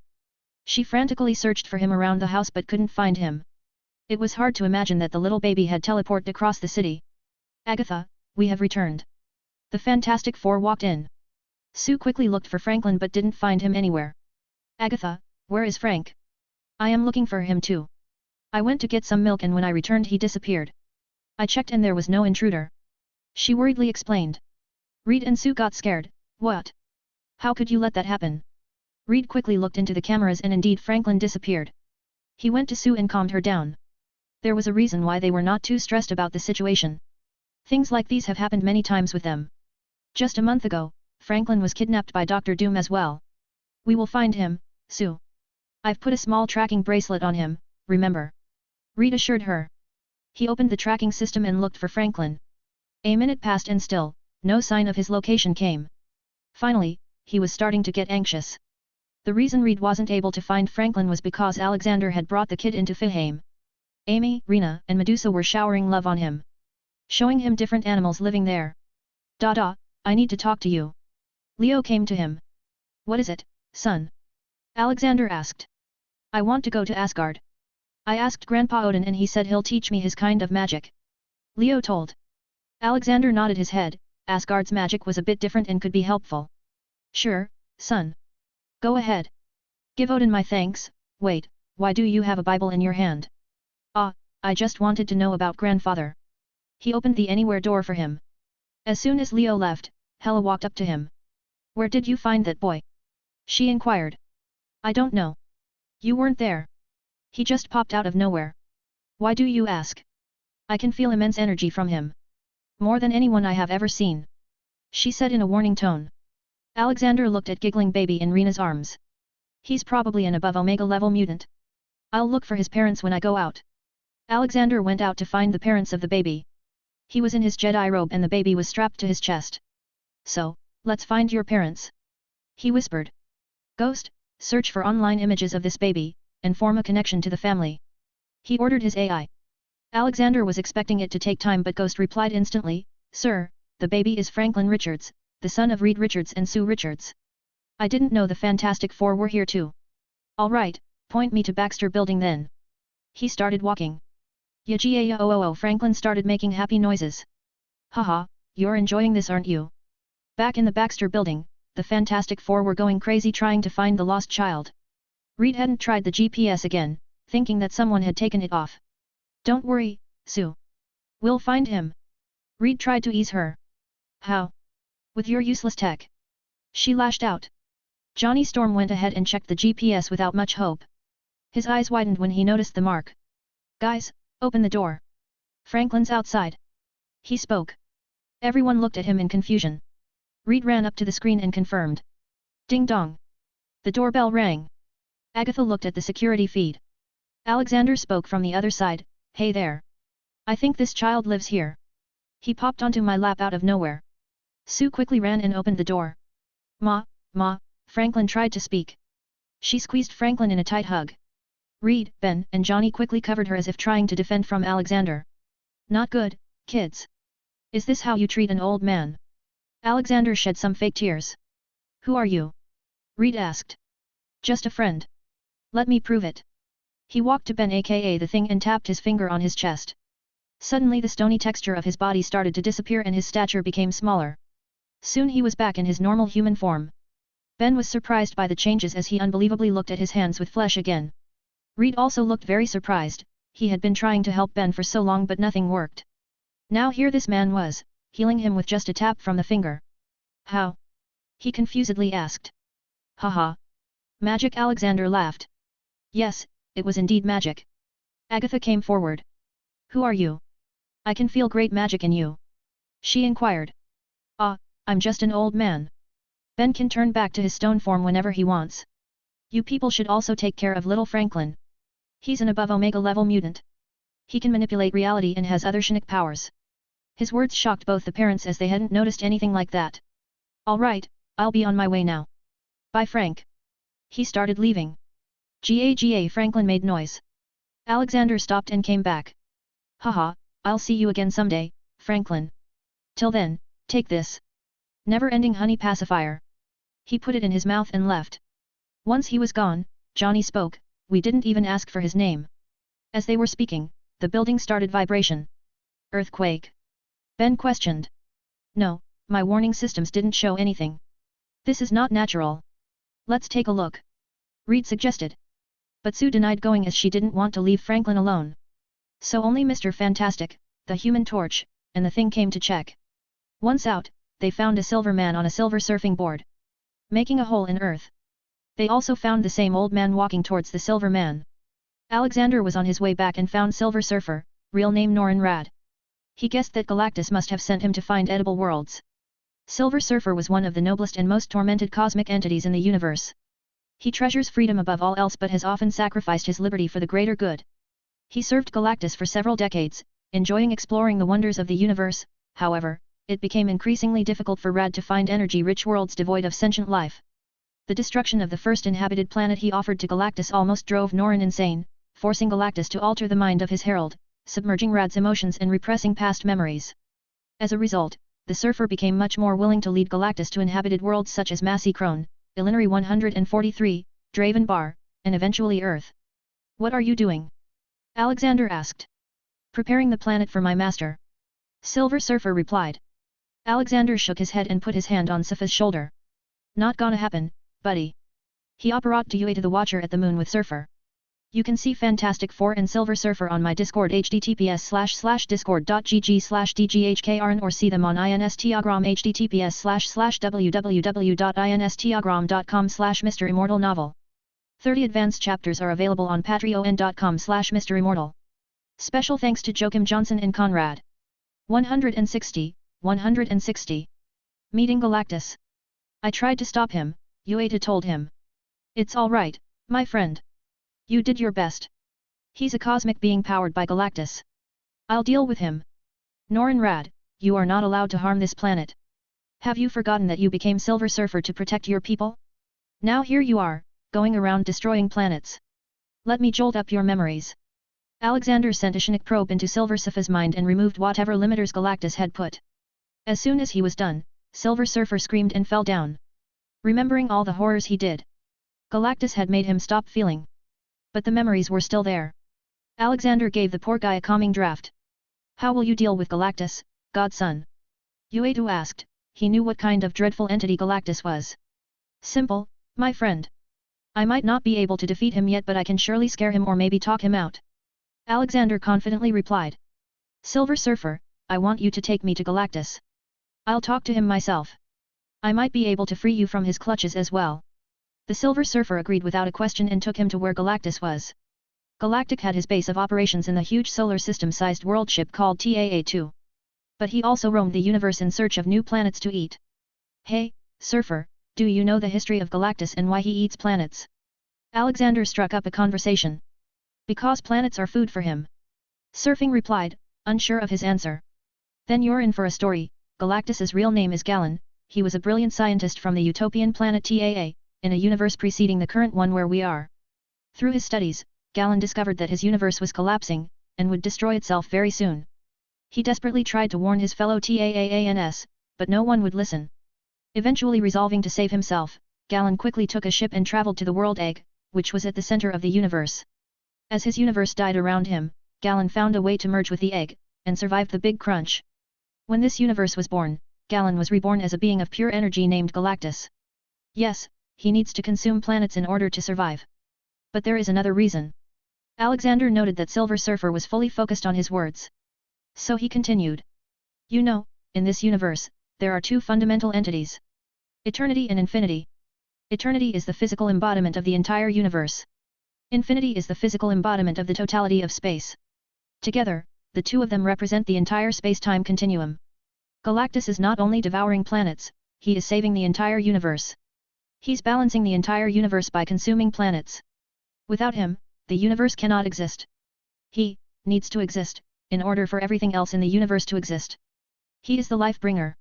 He doesn't care about the planet, he doesn't care about the solar system, he doesn't care about the galaxy, he cares about the entire universe. He finished his short story. He had not told him about the future though. When the current Marvel universe comes to an end, Galactus is supposed to explode at the center of the universe and start the new Big Bang, creating a new universe. And the new Galactus of the new universe was supposed to be the little baby he had met today, Franklin Richards. This is indeed interesting. This means that Galactus is not evil. He is just doing his work. Silver Surfer interjected. Absolutely, his size and style just make him look evil. I also want to compare our ship's sizes. His last words confused Surfer, but he didn't ask as they had reached the location. In front of them was the gigantic world ship of Galactus. As big as the whole solar system. Silver Surfer had an employee pass so he just entered the ship with Alexander. Silver Surfer took him to the throne room-like area of Galactus.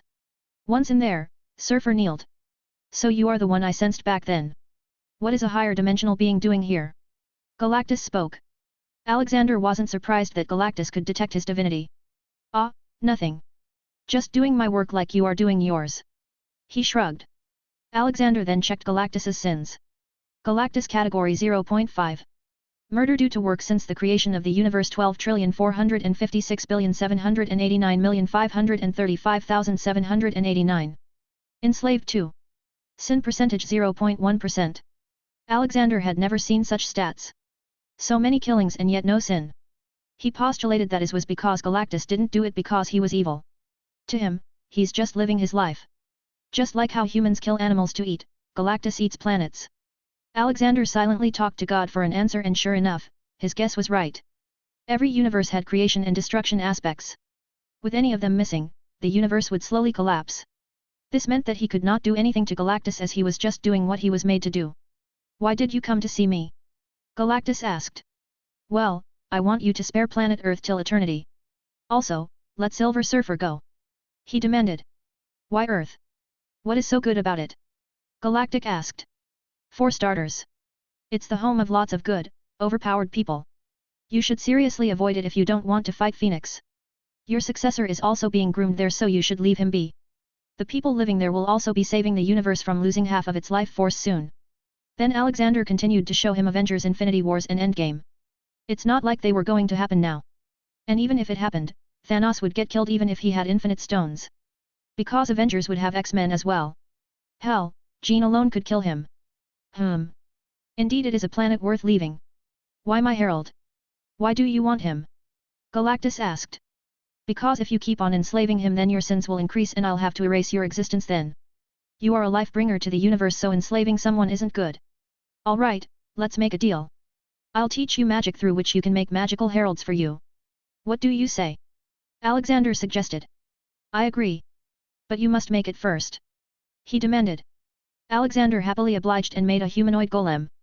See this, you can also make it as strong as you need. After that, Alexander compared the sizes of their ships. Alexander expanded his Ironheim to be bigger than Galactus's world ship and won. Haha, you lost, Galactus. I have the biggest ship. Alexander proudly announced. Yes, Godson won. Silver Surfer gave his approval as the judge. Galactus looked a bit shocked by how a small ball-sized ship could enlarge into something bigger than TAA2. Higher dimensional beings were crazy for sure, he thought. According to the bet, you will only eat planets devoid of sentient life for the next 10,000 years. Alexander reminded him. 10,000 years would be enough for many superheroes on Earth to become powerful enough to keep Galactus in check. Galactus nodded his giant head. I do not break my words. But you must do something for me as well. Alexander was intrigued. What is it? My daughter lives on your planet, Earth. She's small and thinks she can control her hunger. But soon, she would realize that our kind cannot sustain without feeding on planets. From your vision, I saw beings capable of harming her. Can you promise that you would shelter her? Galactus asked. If she lived there, then why did you even send Surfer there? Alexander inquired. I didn't, he went there himself. I would have left Earth alone either way. The Earth has too many connections with a lot of supreme beings of this universe. It cannot be destroyed so easily. Galactic confessed. Alexander couldn't help but nod. Earth was indeed like the center of all the mess of Marvel Universe. I will find your daughter and help her, Galactus. Do not worry about her. I will go back now. If you need me someday, just call me up. He threw an intergalactic communicator at him and left with Silver Surfer. He arranged for Silver Surfer to live with the Fantastic Four as they owned a whole building and also needed a bit more firepower. On an uncharted planet, Loki angrily looked at Ronan the Accuser. I don't want anything to do with this plan of yours. I do not serve anyone except Asgard. Loki shouted. You joined Almighty Thanos on your own accord but will leave on ours. You will do as I say, either by your own will, or mine. Ronan used the Chitauri scepter with Mind Stone in it on him. I command you to attack Earth. Open a gateway for me and the Chitauri army. Go now, Ronan commanded. You can see Galactus on my Discord https://discord.gg/dghkrn or see them on Instagram https://www.instagram.com/MisterImmortal novel. 30 advanced chapters are available on patreon.com/MisterImmortal. Special thanks to Joachim Johnson and Conrad. 161. Midgard in danger. Unknown location, Shield Base. Under the control of Chitauri Scepter, Loki came to Earth. He came through the Space Stone and took it away. He took Dr. Eric and Hawkeye with him. He was under control so he could only work on some commands. The commands were to open the portal for the invading army at all cost. Loki was a master of mischief and had a very high understanding of magic, so he was also continuously working in his subconscious to free himself from the control. He didn't want the throne of Asgard anymore. He just wanted to keep his loved ones happy. He thought a lot about his behavioral change and could only deduce that Medusa must have changed him. He didn't want to disappoint her and wanted to quickly get out of this mess before he does something regretful. Asgard. Odin opened his eyes on the throne. He was in a very small Odin sleep and could see all of 9 realms. He saw Loki attacking Midgard. The exchange between Ronan and Loki occurred away from 9 realms, so he didn't know Loki was being controlled. He quickly called Thor. My son, I am afraid Loki has betrayed us. He has attacked Midgard. He has 2 of the cosmic stones with him. Go and bring him back to face justice. Odin ordered from his majestic seat. Odin would have gone by himself but knew that Midgard was under Alexander and he didn't need to go. I want to go as well. This will give me a chance to test my new magic and also meet with the future Avengers. Leonidas walked in. He wore a nice armor made by Alexander and had a book in his hand. It wasn't anything special, but he wrote whatever ideas he got into them. Leonidas was currently just 20, but in terms of strength, he was more powerful than the current Thor. Odin was more than happy. If you wish, then you may. You are well enough to easily protect yourself. I hope you can be a voice of reason to Thor. I wish you both luck. Thor embarrassingly walked to the Bifrost with Leonidas. Fihame. Alexander received the news of what was happening on Earth. I guess it's time to announce my arrival, he thought. Hey old man. What do you think of my suit? Howard asked.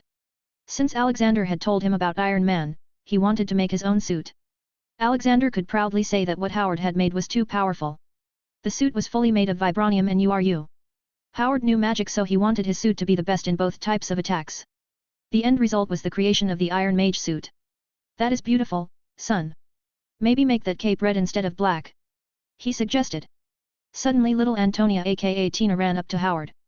Papa, piggyback. Howard lovingly picked her up and flew around. I can't believe Tony has changed so much. He has become a hero. Maria exclaimed.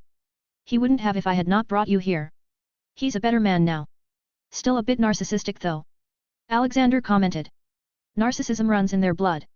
Howard is the same with everyone except us. Mainly you, as he knows you are better than him. She thoughtfully said. Haha, well. Go and pack your bags, Maria. We'll be going to Stark Manor soon. Alexander said and went to change his dress for his entry. He was a 6-star general and would return as such. Alexander also called Dobby back. It's time. Come back for duty, Major General Dobby. Dobby smiled and closed the bar for the day. Back on Earth. Fury had brought Captain America and Dr. Banner to the helicarrier. Fury didn't know that Dr. Banner was part of Alexander's Defenders of the Universe team. Bruce also wasn't planning on telling anyone. The things he had seen in his space trip had made him numb to most of the things now. Helicarrier was one of them. So you want me to find the Tesseract? Alright, where do I work? He asked. After learning some tech from space, finding the Tesseract was easy. Fury nodded and told Natasha to show him. She walked to Bruce. Follow me, Doctor. Meanwhile, Steve was just looking around and feeling old. Soon Loki was spotted in Germany. He needed iridium to stabilize the Tesseract. But Loki had no desire to be king of anyone, so he didn't do his show of making people kneel. He just quietly went in and took the iridium. Sad for him, he was spotted by cameras. So Captain America was sent after him. Loki was under control, so he was not going to surrender this time. Loki fought as hard as possible. He was able to overpower Steve.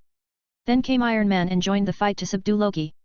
But all-out Loki was harder to handle as he had more than 1,000 years of experience. It was taking a lot of time for them to subdue him. Surrender, Loki. You cannot run away. Natasha reasoned. But no reply came from Loki. The fight went on long enough to give time for Thor and Leonidas to arrive. The colorful light of Rainbow Bridge fell near where they were fighting. As soon as the two came out, Thor flew to Loki and tackled him down. How dare you betray the realm, Loki? You are a prince. You are supposed to protect Midgard. Thor angrily roared. He was going to punch Thor, but Leonidas came and grabbed his hand with ease. Stop, Thor. Loki is under mind control. I know him better than you. He practically lives with my family. I can feel a different kind of force controlling him. Leonidas explained. He had a higher knowledge of magic and knew something was wrong. Then can you make him normal? Thor asked. It will take time to understand what it is. Before that, I can make sure he isn't a threat. Leonidas sent a binding curse at Loki and stopped him from moving. Dada will arrive soon, so we should wait till then. Leonidas comforted Thor. Thor nodded and picked Loki on his shoulder like a doll. Boom. Tony attacked Thor, put the sleeping beauty down. We appreciate your help, but you can leave now. Thor angrily looked back. Do not meddle in Asgard's affairs, mortal. He will be brought back to Asgard and punished if found guilty. Tony shrugged. It's like the police investigating themselves when they do something wrong. But you can have Loki as long as he gives us the Tesseract. You. Thor got ready to fight. Enough, Leonidas stopped them. With a wave of a hand, Tony fell to the ground with his suit. Steve got ready to fight, but Natasha stopped him. Don't, Captain. They are basically gods. I only know one true god, ma'am. And they don't dress like that. Leonidas heard everything and spoke. You follow the Christian God, right? Then let me introduce myself. I am Leonidas, grandson of God, son of God, son and nephew of Jesus. Now stand down. We will come with you as we need to find the Tesseract as well. As long as it stays on this planet, it will attract enemies from space. And believe me, Earth is not prepared for an alien invasion. Leonidas reasoned. Captain and Natasha were flabbergasted by the information. Since when did Christian gods also come down on Earth? Leonidas continued, don't act like that. You two already know my father. He is the son of the god. It doesn't matter, you will meet him again as he's on his way here. Now let's go. He waved his hand and the Quinjet opened its hatch without a command. Guys, can you pick me up? Tony asked from the ground. Steve and Natasha came out of a stupor and helped him up. Once in the Quinjet, they flew back to helicarrier. Steve was constantly looking at Leonidas as he was related to God. Steve was a religious man after all. Tony looked at him as well. Come on, reverse whatever you did. I can't even get out like this. Leo nodded and suddenly the power to Tony's suit returned. Tony breathed a sigh of relief and got out of the armor. You can see Leonidas and Iron Mage on my Discord https://discord.gg/dghkrn or see them on Instagram https://www.instagram.com/MisterImmortal novel. 30 advanced chapters are available on patreon.com/MisterImmortal. Special thanks to Joachim Johnson and Conrad. 162. Invasion begins. Loki was happy that he was caught now. But he was also worried because he had dropped the iridium in Germany. He just hoped that someone would use the scepter and release him from mind control. Back in Germany, Hawkeye had picked the iridium and had started setting up the portal maker on top of Alexander's newly built universe tower as it was the tallest. The Avengers had the scepter, so someone had to retrieve it. And the one coming to get it was Ronan himself. Ronan was directly in service of Thanos this time. But he had ulterior motives too. He was planning to take both stones and use them on Thanos. Then take over Thanos' fleet and became the Emperor of the Kree Empire. Fahame. Howard, tell me why Earth still doesn't have flying cars? Dobby asked. I was limited by the technology of my time. I miscalculated the power needed to make them. Normal gas engines wouldn't have worked. I needed to make arc reactors for that. And it was impossible to make with technology at that time. I think Tony is using it now as I left knowledge of it for him. Howard explained. Dobby nodded as it all actually made sense. On Helicarrier. Everyone was in a heated discussion of what should happen with Loki and Tesseract. You humans experimented on it, which led to this situation. You have no idea how many powerful beings in the universe are looking for the Tesseract. Your open usage of it is simply like an invitation for them. Thor revealed. Fury still did not budge, that is why I was preparing. Leonidas walked to the middle then. Director Fury, you are a foolish man living like a fish in a closed pond. Thinking that the pond is the world. You have no idea what kind of strong entities live out there. So strong that destroying Earth is like flicking a finger for them. Hell, some of them even live on Earth. And here you are, planning on fighting them. You should first work towards uniting this planet under one banner. As long as you all are divided, you cannot protect yourself. No matter how strong your weapons are, you will always use them on each other first. That's just how humans are. Arrogant, short-sighted, and foolish. Asgard has been protecting Earth since humans were cave dwellers, so they have a better track record as Earth still exists. The rest is your choice. If you want to put your planet in unnecessary risk, be my guest. He went away and sat down. Everyone looked shocked again. Boy, it was a good speech. But you don't make the decisions here, you're a damn alien and don't get a say. Thor angrily came forward and picked Fury by the neck. Natasha quickly took out her gun as if it was going to hurt him. Thor looked at Fury and roared, don't disrespect, Leonidas. He alone can destroy this planet if he wants. His father can wipe this planet out of existence if he wants. Even Asgard respects Uncle, so you better do the same. It seems Thor had become a fan of Alexander since he learned his lessons on Earth. Tony was surprisingly silent all that time. Bruce as well, though he already knew everything. Thor then let Fury go, but Fury again spoke. This is not your planet. This is Earth, not Asgard. I say, let them take the Tesseract. Tony suddenly chimed in. Fury looked at him weirdly, what are you saying? We can't. I know you want to make weapons from them, but let's be honest here. We can't even defeat one kid. No offense, he looked at Leonidas. Leonidas shrugged, none taken. Tony continued, now imagine a whole alien army attacking us from space. SHIELD cannot protect the planet. You don't even have permission to go to some countries. Like China. They would never let you make decisions for them. Leonidas is right, humans aren't ready for the big leagues yet. Leonidas was smiling as he saw a bit of Howard in Tony. Both were too similar. Surprisingly, Captain agreed to him. Tony is right. We can't fend off an alien invasion yet. Fury still didn't look convinced. He knew stuff about space from the incident of Captain Marvel, but that was it. To put the final nail in the coffin, Bruce stood up. You guys, I want to tell you all something. I've actually been to space. Don't ask how and why. Just know that I have seen things out there. There are empires spanning galaxies. Beings that can eat planets. I'm telling you, we aren't ready yet. If they come someday, then we'll only be able to just sit and watch.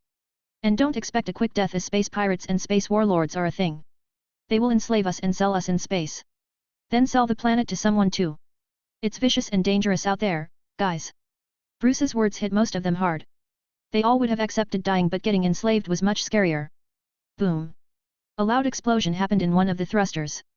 They all knew they were under attack, so they went to fight. They first went to check on their prisoner. None of them understood the importance of the scepter yet, so they left it alone. Foolish Terrans, Ronan said and stopped his camouflage. He was in the room for who knows how long. He picked the scepter and looked for Loki. He was still going to use the Asgardian. On his way, he saw all the Avengers. He just tapped the scepter on them and turned them against each other. It was only Leonidas who was unaffected, so Ronan made everyone attack him. While he went and took Loki away.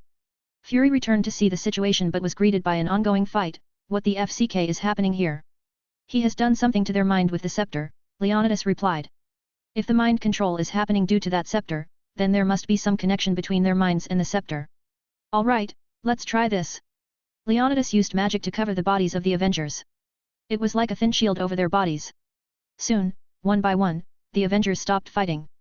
So this is what happened to Loki. Thor contemplated. This is not the time for discussion. Helicarrier is falling down. Stark, we need you at the second thruster. Fury announced. They all got back to work. Thanks, Steve said to Leonidas. Natasha walked close to Leonidas and winked at him, thank you. Leonidas turned red suddenly as his heartbeat increased. He didn't really have much interaction with women other than his mom and sisters, so it was the first time for him to feel such a strong attraction towards someone. Is this love at first sight? It took a while for them to repair the helicarrier. Fury went on to confess that he was planning on making weapons. He also told them about the Avengers initiative. Phil Coulson still died. Which was actually a fake death. Fury planned to get the Avengers together. After a while, the newly formed Avengers secretly went ahead to get Loki as they had found him in New York. They couldn't find the blue alien that attacked them though. Loki was still in Stark Tower as it had an open roof. While the portal machine was on top of Universe Tower. Tony confronted Loki and nearly got him. But just when he thought things couldn't get any worse. A giant hole appeared in the sky and aliens started swarming out of it. There were some spaceships, Ronans, and lots of Chitauri and Leviathan too. Tony looked at it all in horror. We aren't ready for this. Back at the damaged helicarrier, Fury was getting ready to talk with the council. But then an unknown uninvited legendary guest landed on the helicarrier. Alexander appeared in his old army dress, but now he was wearing a dark green trench coat. His shoulders and collar were decorated with 6 golden stars each. A wide smile, sunglasses and a cigar made him look exactly like he used to. Dobby also followed behind in an army uniform. The truth was, Alexander had made so many changes secretly. On occasions, he had made the government make amendments to the constitution that now give him higher authority in the matters of national security. Even higher than the president. He had also never removed his name from serving military personnel records. He was currently the head of every defense organization in the USA. Let's get this started, Dobby. He loudly said and went to find Fury. He passed by many people and everyone was left with their jaws dropped. Some thought it was cosplay. He saw Fury talking to Agent Hill. Haha, Agent Hill, how are you? Ready to work with me? Agent Hill quickly ignored Fury and saluted him. Yes sir, it'll be an honor. Fury confusedly looked behind. His remaining eye nearly popped out due to the shock and only one bad word came out of his mouth. Motherfucker.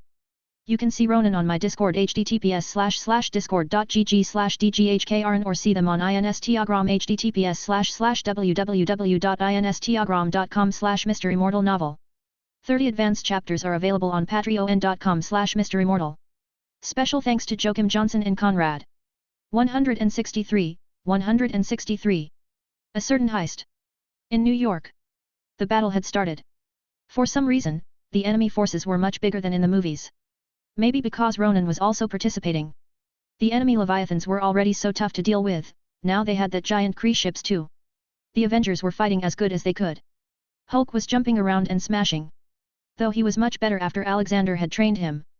Thor and Tony were flying around and killing Chitaurus. The most humanly of the group, Captain America and Black Widow were fighting on the ground.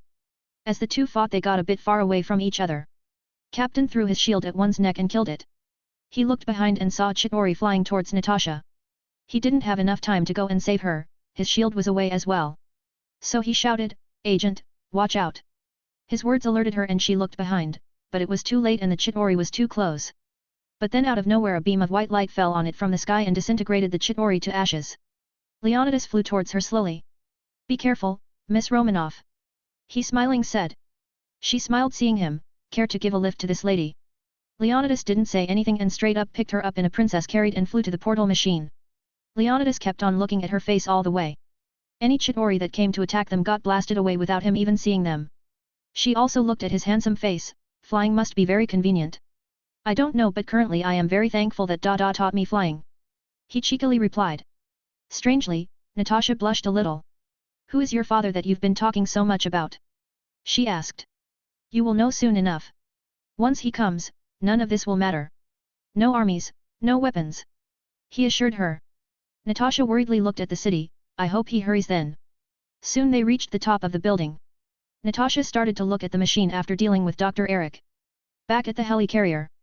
Language, fury, Alexander reprimanded. Dobby walked to the front in his uniform and spoke in a tough voice, Soldier, you broke the discipline. Now give me 20. Fury's mind short-circuited and he quickly fell down and started to do push-ups. Dobby's height was just too intimidating and it resurfaced Fury's old training days memory. Wait, why am I doing this? Fury thought in his mind and embarrassingly stood up. He looked at Alexander with a serious expression. Are you real? Alexander looked at Agent Hill. Dear, will you bring the biological imprint scanner? Agent Hill nodded and quickly brought the little device. All right, Fury. Look carefully. Alexander put his finger on the scanner and it quickly showed results on the screen. General of the Armies, Alexander Maxim Universe, Chairman of U.S. Defense Forces. Chairman and founder of S.H.I.E.L.D. Clearance level X. Wait, there is a level X. Fury mumbled. One more thing, Alexander went near his ear and spoke the long string of letters that only the director and the founders knew in case they needed to prove their identity. Fury was 99% sold, the remaining one was because he never trusted anyone fully. How are you still alive? Experiments, I did on myself. After World War, I left Earth and traveled the universe. Getting stronger and creating my own presence. You don't have to worry now. I am a big and famous man in space with giant intergalactic fleets. Alexander told him. Suddenly a light bulb lit in his head. Wait, are you the Emperor Universe that Captain Marvel told me about? Alexander only nodded. Fury nearly shouted, Motherf. He wasn't able to finish his cursing as he received a fist on his head from Dobby. Language, soldier. Yes, Sir, Fury instinctively replied. You've been protecting Earth for so long. Why didn't you appear earlier, sir? He asked. Because Earth didn't need me yet. Besides, I have been secretly living here for quite a while and helping wherever I could.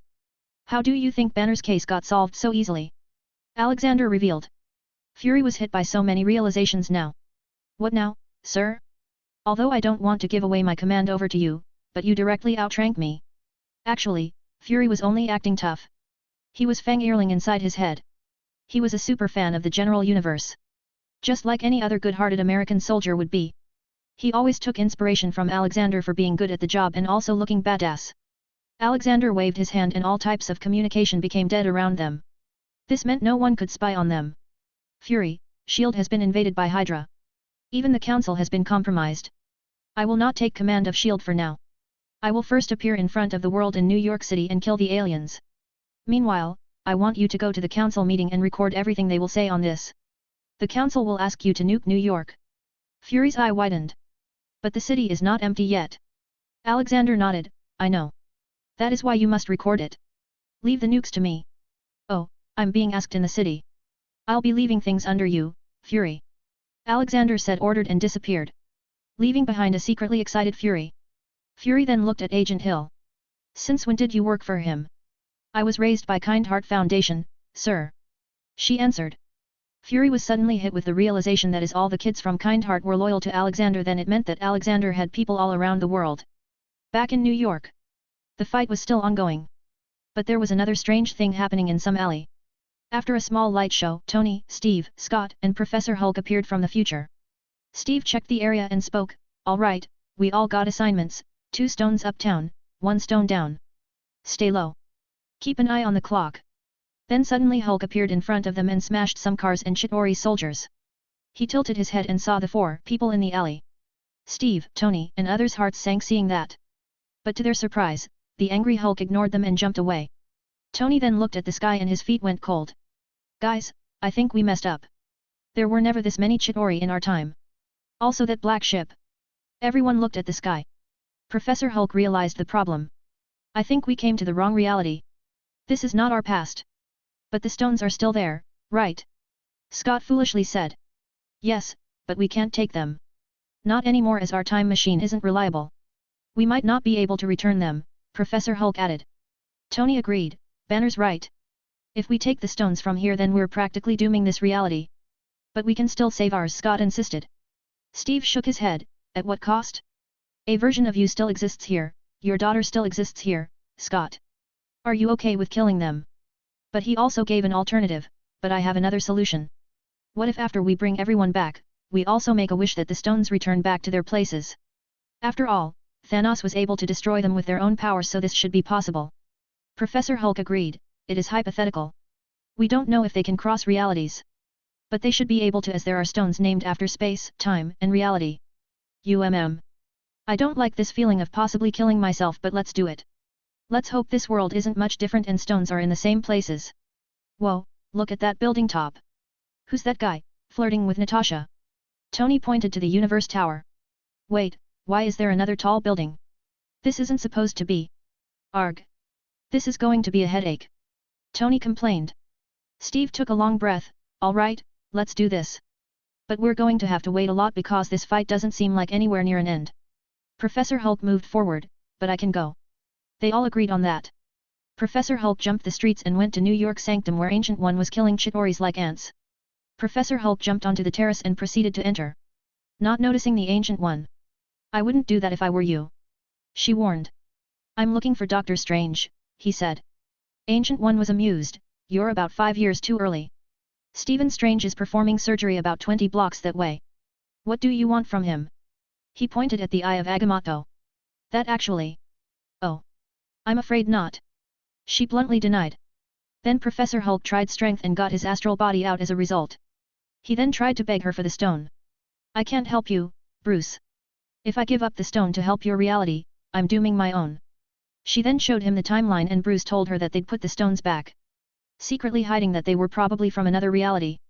Then Bruce revealed that Strange gave the stone away to Thanos, which seriously convinced Ancient One that giving the stone was the right option. But she still denied.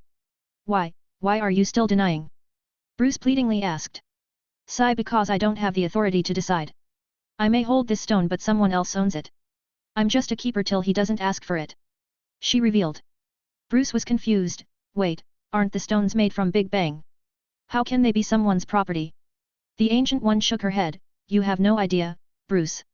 There are beings in the universe even older than the Big Bang. The owner of these stones is a being higher than anyone. Then ask him.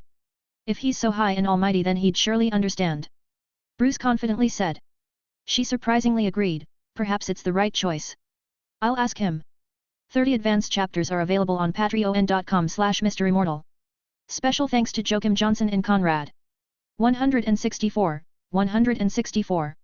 General is back.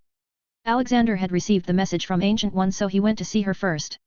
He surprisingly found Bruce in his astral form and quickly understood.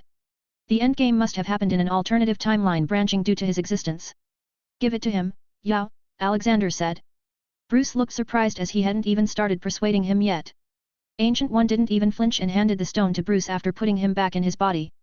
Just like that? Bruce asked. Haha. Make sure you return them. Or I'll come to your reality. Though I might really come to your reality in the future. Alexander's words were too confusing for him to understand. I promise we will put them back. Thank you. Dr. Hulk jumped away. Ancient One looked at him. So they are after all the stones across the time. Alexander nodded. Yes, I will probably look into their problems in the future. I know which place they will last appear. She was convinced that Alexander knew what he was doing. So what now? Just raise your palm. He said. She did as asked and suddenly the time stone appeared. Haha, keep it safe till Steven doesn't come, Yao. I'll be going now. I need to put an end to this fight. He said and flew. Ancient One smiled. Welcome back. The alien army was still pouring out of the portal like there was no end to it. Thanos had surely expanded his army for some reason. There was also the giant Kree ship destroying whatever came under it. The battle had a much wider radius this time. There was despair-filled screams from people around. Alexander had secretly made sure that no one died. He had waited until now because the world needed to understand how deep in mess Earth was. This was a reminder to them that we are not alone, so stop fighting among themselves. The X-Men had also come to fight now. But he had told Jean to stay out as she alone could stop it all. The Fantastic Four were also fighting around their building. But the enemies were just too many for them to handle all alone. They all had gotten tired now. Some of them were injured. It was even worse for the Avengers. Except for Hulk and Thor, they didn't have crazy powers like Fantastic Four or the X-Men. Iron Man also had his armor missing from here and there. He was running low on power. But amidst all the noise, out of nowhere, music started to sound. It was getting stronger like it was moving towards them. The electric guitars were playing Highway to Hell. But in the lyrics, I'm on A was changed to You're on A. Tony looked confused and joked, is this boss music? Along with him, everyone else was looking in the direction of music too. For some reason, the aliens had stopped too. All the remaining news cameras were pointed towards that direction. Soon Alexander appeared hovering forward.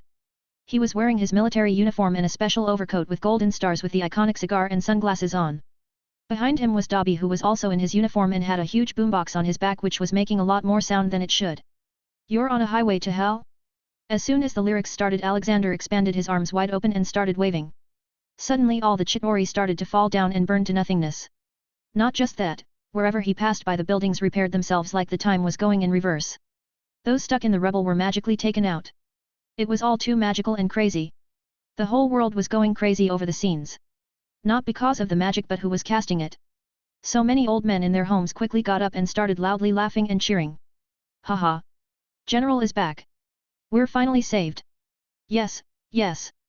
They all cheered. To them, the general they served under was still the best human in the world. The news channels also quickly started rolling out footage linking that he was really the General Universe, back in flesh. Are you seeing this, everyone? Natasha talked into the earpiece from the top of the building. Captain had gone silent the moment he saw Alexander. He couldn't tell if it really was Alexander or some impersonator. Ha ha ha. Do not worry, Uncle is here now. Thor laughed loudly. You know the General Universe? Tony asked. Leonidas chimed in, that's my father. You mean the big god? Tony added. Hawkeye then joked, Tony, you sure you aren't related? You both got the same taste in entrances. But I did it before him, Tony argued. Actually, he did it way before anyone else. Steve finally smiled and spoke. He had a feeling that General was really back. Alexander was killing the aliens and helping people and fixing the building. The song was pumping him up.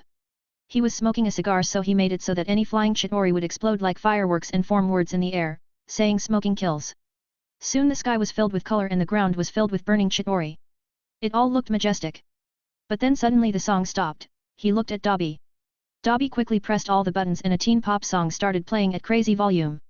Let's Get Physical? By Dua Lipa. Alexander looked back, what the hell Dobby, my dude? You spoiled my moment. And why are you still listening to this stuff? And this song isn't even released here yet. Dobby scratched his head, well, it was a technical error. Besides, look, that little girl likes it. She's dancing. Alexander followed Dobby's vision and sure enough, a little girl was jumping looking at him. Her parents were trying to hide her but she just wanted to dance apparently. Sigh. Alright, let's get physical then, Alexander shrugged. Suddenly a leviathan flew towards him, he didn't even move and let it come to him. Just before it touched Alexander pulled his fist back. Let's get bloody physical. Boom. His punch was so strong that Leviathan's body exploded from inside out. Not just that but all the Chitauri nearby also turned to paste from the shockwave, it was too gruesome so he changed all the flesh into fireworks too. He then again looked at the little girl and waved his hand. Out of nowhere, a princess dress appeared on her. She got even more cheerful then. He went on to physically beat all the Leviathans and Chitauri while teen pop music running in the background. By the time he reached the center where Tony was, half of the city was already repaired by him. Alexander looked at Tony on the ground in his battered and uncharged armor. Stop slacking, kid. A wave of his hand and Tony's armor returned back to perfect shape. Tony checked himself out in disbelief, not only his suit but his injuries were also healed. He also flew back in the sky, I have so many questions. Soon, Alexander helped the X-Men and Fantastic Four as well and they together started closing in on the hole in the sky. Alexander had made a magical net on it so no new Chitauri could enter. But the Kree ship was still there. Alexander quickly dismantled the ship with a single punch and took Ronan out. He also burned the whole ship down as Earth wasn't ready for that kind of tech yet. Ronan looked at him in disbelief, why are you interfering in Kree business, Emperor Universe? Alexander heartily laughed, ha ha ha. You asked the same thing back then. Did you forget it, Ronan the loser? Alexander's words brought back bad memories for him. It was you. You just made the Kree Empire your enemy. Oh, I forgot to tell you. As we speak, the Kree Empire is being besieged by my forces. There is no Kree Empire anymore. This is the end for you, Ronan. You'll face your judgment soon. Alexander announced. The reason Hela was missing from all the current action was because she was currently taking over the Kree Empire. Ronan was shocked and tried to flee towards the portal but Alexander's magical restraint stopped him. Alexander was going to make him confess on live television before punishing. The world needed to hear the horrors he had planned for humans or Terrans in their language. After that, Alexander signaled Leonidas to close the portal, but then he remembered something. Wait, not yet, Leonidas. We still have 2 nukes to deal with. Extra, reference to extra part of chapter 113. Soldier 4 had turned 90 years old. He had grandchildren now. But his favorite memory was still from when he served under the General Universe in the Battle of Crete. At the moment, he laid in front of the TV looking at events happening in New York. Grandpa, why are you crying? His grandchild asked. Soldier 4, oh, you won't understand, kid. The man for whom your grandpa was ready to give up manhood has returned. The world will finally be better now. Tears rolled down his eyes as he said that. Then he suddenly felt something near his legs. A feeling he had long forgotten. He quickly looked down and his eyes widened in shock. Is this a boner? You can see Alexander's new uniform on my Discord, https://discord.gg/dghkrn, or see them on Instagram, https://www.instagram.com/MisterImmortal novel. 30 advanced chapters are available on patreon.com/MisterImmortal. Special thanks to Joachim Johnson and Conrad. 165. Better luck next time. Nick Fury's meeting with the council didn't go as planned. Fury only knew that the shield was compromised, but he didn't know who the members of Hydra were. In the end, the council unanimously decided to nuke New York. Foolishly thinking that it would stop the aliens. They had also planned that the whole mass murder would be forgotten in the name of heroes sacrificing themselves. The council was only formed to oversee the shield, but they had overstepped their authority. Without Fury's approval, no such strike could be made. But Fury underestimated their influence and the 2 jets took off from helicarrier. Fury was angry but happy inside because of what Alexander had planned. Fury quickly sent the recording of the meeting to various news channels. Alexander's people made sure that the council was shown in a wrong light and the shield was shown as the good guys who brought the heroes together. In the end, all the blame would be taken by corrupt politicians. Fury quickly called Alexander and informed him, "Sir, the nukes are headed to you." "All right, I'll take care of them. Don't worry." Alexander replied. Alexander had already stopped more Chitauri's from entering with his net over the portal. But to others' surprise, he had stopped them from closing the portal. He was instead meeting and talking with everyone. The X-Men, Fantastic Four, and the Avengers. As none of them knew his real identity due to his unrecognizing charm, they were all surprised. Thor had become fully careless after Alexander's arrival and was just messing around with petrified Loki. "Uncle, please help Loki. He's still not talking," Thor said. Alexander just took the scepter and touched Loki's chest with it. Suddenly Loki stood up like all the chains holding him broke down and he started breathing loudly. "Huff. You have no idea how it feels," he complained. Alexander quickly gave him a calming draft which calmed him down. Then Loki spoke to Alexander, "Sir, I didn't do it willingly. It's all Thanos doing. He wants these 2. Loki was afraid that Alexander would misunderstand him. He very much wanted to be with Medusa. Alexander only laughed, "Ha ha ha. Just relax, kid. I know everything. Relax." Steve slowly walked up to Alexander, "Sir, is this really you?" Alexander turned around and gave him a hug, "Ha ha ha. Steve, my boy. Yes, it's me. You still have my card, don't you? By the way, take me to Peggy after this. I'll get you your dance with her." Alexander's words and how he acted confirmed he was the real deal in Steve's mind. Steve then gave back a hug. "Welcome back, old man," he whispered. He rarely called him old man. "Excuse me, why aren't we closing that giant hole in the sky?" Tony asked. "Oh, they have launched 2 nukes at the city. Wanting to stop the invasion by killing them, including us and millions of civilians," he stated. Everyone turned silent for a second before asking questions. "Just watch the television, why are you asking me?" he told them. Tony quickly projected a screen with the news. It was showing that some politicians had decided to nuke the city. They didn't even get authorization from the president. Magneto shook his head sadly, "They don't care about anyone except themselves." Alexander quickly looked at him, "Hold on boy, before you go all Hitler again, just remember that I'm back, officially. I'll make things good now." Leonidas pointed his finger at a distance, "Look." Alexander noticed it and flew up, "Wait for me, everyone. We'll have a party after I'm done here." He flew to the nukes and transfigured them into plushy toys. Then flew towards the portal. Once there he removed the net, stopping the aliens. A simple fiend fire burned down the horde of aliens waiting there for an opportunity to enter. He crossed the portal and saw Thanos' big ship. He wasn't going to kill him for now as he had a bigger role to play. But he did send those 2 nukes to his ship. It would surely set back his plans. Son, close the portal. He told Leo on the ground. Leonidas swiftly moved to the machine and stopped it by taking out the tesseract. Wait, he hasn't come back yet, Steve called out. Leonidas chuckled, space is not something that can stop him. Alexander waited because he was recording the video of the destruction of Thanos' ship. To spread salt on Thanos' wounds, he magically wrote something with the universal language. Better luck next time. An image of his face with the iconic pose of IE was also there. The portal had already closed by then, so he just apparat back. Only he could apparate such distances because he had APEC. Everything was being shown live to the whole world and his return brought joy to everyone and they all cheered. What do we do with them? Natasha asked, pointing to Tesseract and Cube. Shield will take care of it. Let's go to Tony's tower.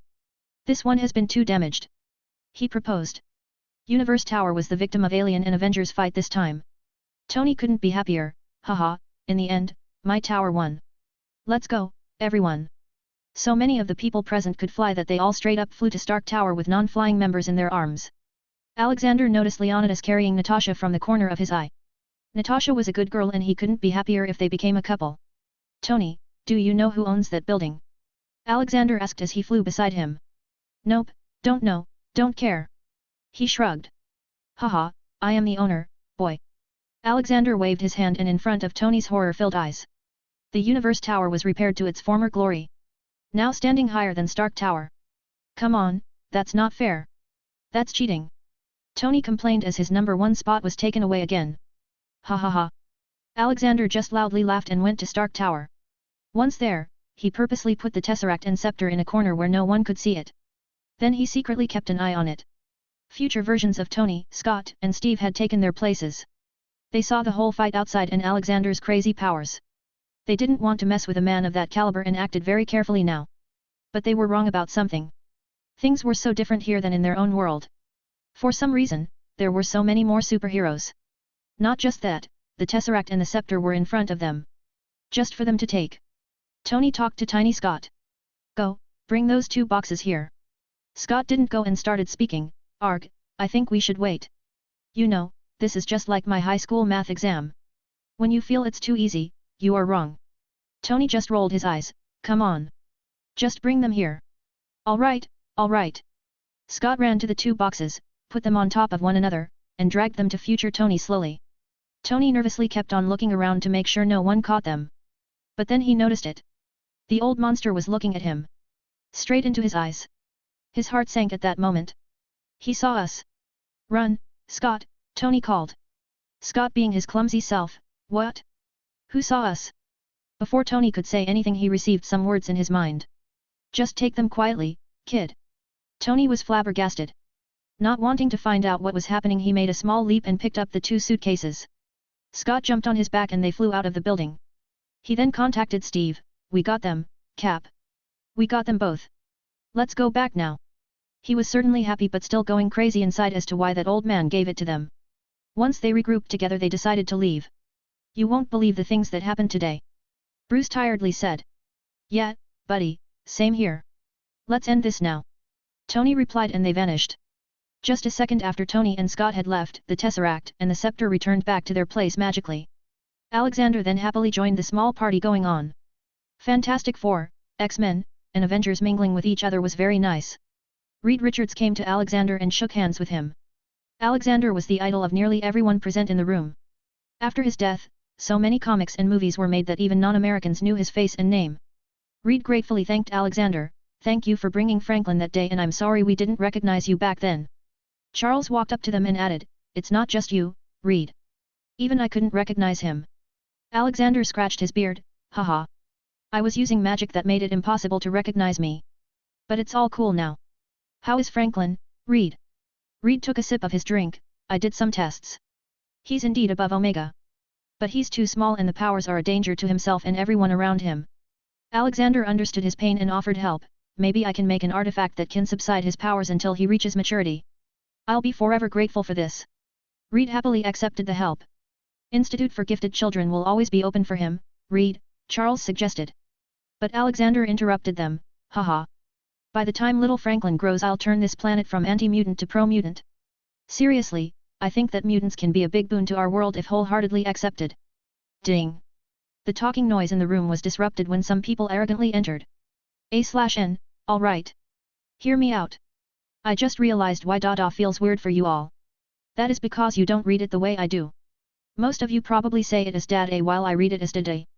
The first one makes it sound like Dad but the other one doesn't. Remember, Black Panther also calls his father Baba. You can see Alexander's Universe Tower on my Discord https://discord.gg/dghkrn or see them on Instagram https://www.instagram.com/MisterImmortal 30 advanced chapters are available on patreon.com/MisterImmortal. Special thanks to Joachim Johnson and Conrad. 166. Starks reunited. It was Alexander Pierce and some other Hydra agents. Brock Rumlow quickly walked to the suitcases to get them. Alexander waved his hand and the suitcases fell into Thor and Leonidas' arms. Alexander Pierce was surely irked by this. We are happy that you are back, General, but that is the property of S.H.I.E.L.D. Haha. Do you take me for a fool? I know you are a Hydra leader. One more thing, I am S.H.I.E.L.D. All the new soldiers were pressed to their knees and hand and ankle cuffs were put on them. Alexander's words shocked everyone in the room. Steve was most affected as he gave his life trying to get rid of Hydra. Alexander walked up to him and patted his shoulder. It's all right, son. Hydra was too big to begin with. Just killing Schmidt wasn't enough. Then he looked at everyone. The Hydra is actually an ancient organization. It was made by the same people who made the Hand, a criminal organization that I destroyed not long ago. This world is filled with secret dangers like these, everyone, and it's our duty to remove them before they can become a problem. So I propose the Avengers Initiative. All of you can be a part of it. It won't be mandatory for you to go on missions, but when the world is in danger or any other big threat comes, you all would join hands. I will be the head of this so you don't have to worry about any kind of pressure. His proposal was nothing big. They already had their own teams. He was just making it bigger by combining. What about political problems? Xavier asked. Alexander thought for a bit. He already had a lot of control over various governments around the world. But he couldn't say that publicly. Why don't you just become the president? You'll surely be in a better position to negotiate with the world then. Tony suggested. Alexander happily looked at him and ruffled his hair. Ha ha ha. Good advice, kid. That's what I expected from my great-grandson. Alright, everyone. I'll be running for president in the coming election. Let's drink to that. He picked up the glass. Alexander was already planning everything subconsciously. He was going to have the craziest and most overpowered government to ever exist. Dobby as his VP. Howard as his Secretary of Defense, Ragnarok as Secretary of Treasury because he was a dragon and also ran his own damn planet, Arnold the General Droid as Secretary of Commerce because what can be better at that than an AI who could monitor all the world trade at the same time. He still needed a Secretary of State though. Boss, reporters are gathering outside. They want your interview. Dobby told him. Alexander didn't even think and got up. Bring in the reporter with the best reputation among them. Shoo all the Rita Skeeters away. Soon a reporter was sent in. He was secretly a Nevia Industries man. So Alexander got his interview/statement recorded. Time to bowls tea. Hello, America and all the people of this world. Some of you must be interested in knowing where I was all this time and how I am still alive. Well, for the answer we'll have to go back to when I killed Hitler. When I entered Hitler's bunker that day, he was holding a strange artifact that he wanted to use to gain unimaginable power and cause the world's destruction. But I thankfully caught him in time. What I didn't know was that he had activated the artifact. It consumed me and gave me unimaginable powers. When I woke up again I found out that I was not on Earth anymore. So I trained, helped those in need in space while looking for a way back. And finally, I came back. Thank God that I came at the right time to stop this alien invasion. So now you have your General Alexander back, better than ever. I will continue serving for the betterment of this planet. God bless you all. This was just a small introduction. He wasn't going to tell the world everything after all. Also, most of what he said was false so there was no point in dragging it. After that, he spent some more time with everyone until they all left. In the end, only the Avengers were left. It had already turned night. He had fixed the whole broken part of the city. He had also cleaned up all the alien messes. Leaving alien tech on the streets was as good as asking villains to take them. Dobby was talking to Steve as they knew each other. Leonidas was still talking to Natasha. Alexander was tempted to hear what they've been talking about for so long. Banner had gone to sleep after eating a lot. Clint Barton had gone home. He had a family after all. Alexander went to Tony who sat alone. What are you thinking, kid? He asked and poured some fire whiskey for himself. At least ask for it. That's an expensive drink, you know. Tony complained. Haha. You do know you're talking to its creator. You know what? I've grown numb to surprises now. Tony shrugged and drank. How are you holding up? Alexander asked. Sigh just like everyone else. Hey, old man. Can you tell me some things about Dad? Tony was clearly nervous asking about that. Sure, he looked 90% like you when he was younger. He wasn't born rich. But he slowly became narcissistic, so there's that. Anyways, he was a good kid. He did a lot for the country. Ha, he also wanted to make flying cars. Tony smiled, let me guess. He was limited by the technology of his time. Alexander laughed, haha yes. But he became too serious as he grew old. Yeah, he did. But I'm thankful for that. That's what made me what I am today. But I wish I had not fought him that day. Tony sadly recalled the last time he had talked to them. What would you do if your mom and dad were to walk in from that door? Alexander frankly asked. Tony took it as a joke, then I'll dance on the bar without a shirt and pants. Suddenly a voice came. Then you better be prepared, son. The door opened and someone in Iron Man-like suit entered. Howard was in his Iron Mage suit. Tony looked confused and alerted. Who are you? Howard removed the mask. Is that how you talk to your father? Tony's jaw fell at that moment. His face lost all the color like he just saw a ghost. Howard had asked Alexander to make him look a bit older from outside. He didn't want to appear younger than his son. Dad? Tony questioned. Mom is here too, Tony. Maria walked in with little Antonia's hand in her hand. Tony quickly looked at both of them alternatively and finally asked Alexander. Are they real, old man? Or is this your magic? Alexander shook his head, they are as real as you and me. Tony then looked back at his father. He remembered that the man helped him even when he wasn't with him. If it weren't for his dad he'd be dead from palladium poisoning. He ran to the now unarmed Howard and hugged him tightly, there were some tears in his eyes. Stephen, Leo and others had left the place to give some privacy. I am sorry, Dad. I was a dick back then. I love you, Dad, he finally said what he always wanted to but regretted not saying when he had time. Howard was also not the same now. He had changed. He was much more empathic now. Mostly because he had a new daughter. He also hugged Tony tightly, I love you too. I was too harsh on you, Tony. Forgive me. His words brought the well-needed warmth to Tony's injured heart. Mommy, who is that uncle? Little Tina asked Maria. Tony heard her and realized that the little girl was his sister. He walked to his mother and hugged her first. Maria gave him kisses, embarrassing him. Mommy, I want kissy too. Tina enviously looked at Tony and Maria. It made both Tony and Maria laugh. Tony quickly picked her up. Hey, little sister. I am your big brother Tony. Do you want kisses? He asked. Tina concentrated on Tony's face and saw a glimpse of Howard. Which was enough to convince her. She happily threw her hands in the air in excitement. Yai. New big brother, she kissed him on his cheek. Howard also came close and the family stood together, smiling and talking. Alexander felt happy that he had brought such happiness to them and went ahead to join in. 30 advanced chapters are available on patreon.com/MisterImmortal. Special thanks to Joachim Johnson and Conrad. 167, 167. Steve's Promise. Alexander took out his 1930 Duesenberg Model J skiff from the museum as he liked it a lot. Then he headed to the apartment building where Steve lived. It was a rundown building from old times. He only lived there for the memories. So Alexander had bought it and renovated it to look exactly as it did back then. He also gave a salary raise to Steve. Fury wasn't really paying him well. Alexander was secretly/officially the chairman of S.H.I.E.L.D. Fury was still the director in front of the public. The trial of the council members and Ronan was also going to be held soon. Outside Steve's apartment. Where are we going, sir? Steve asked. Get in the car, son. I'm going to fulfill your dance promise. Alexander stated and made some extra engine noise. Steve just jumped in and they zoomed through the road. He took him to the hospital where Peggy was living her days off. He entered her room. Hello, Peggy. She had seen the events on television and couldn't be happier about it.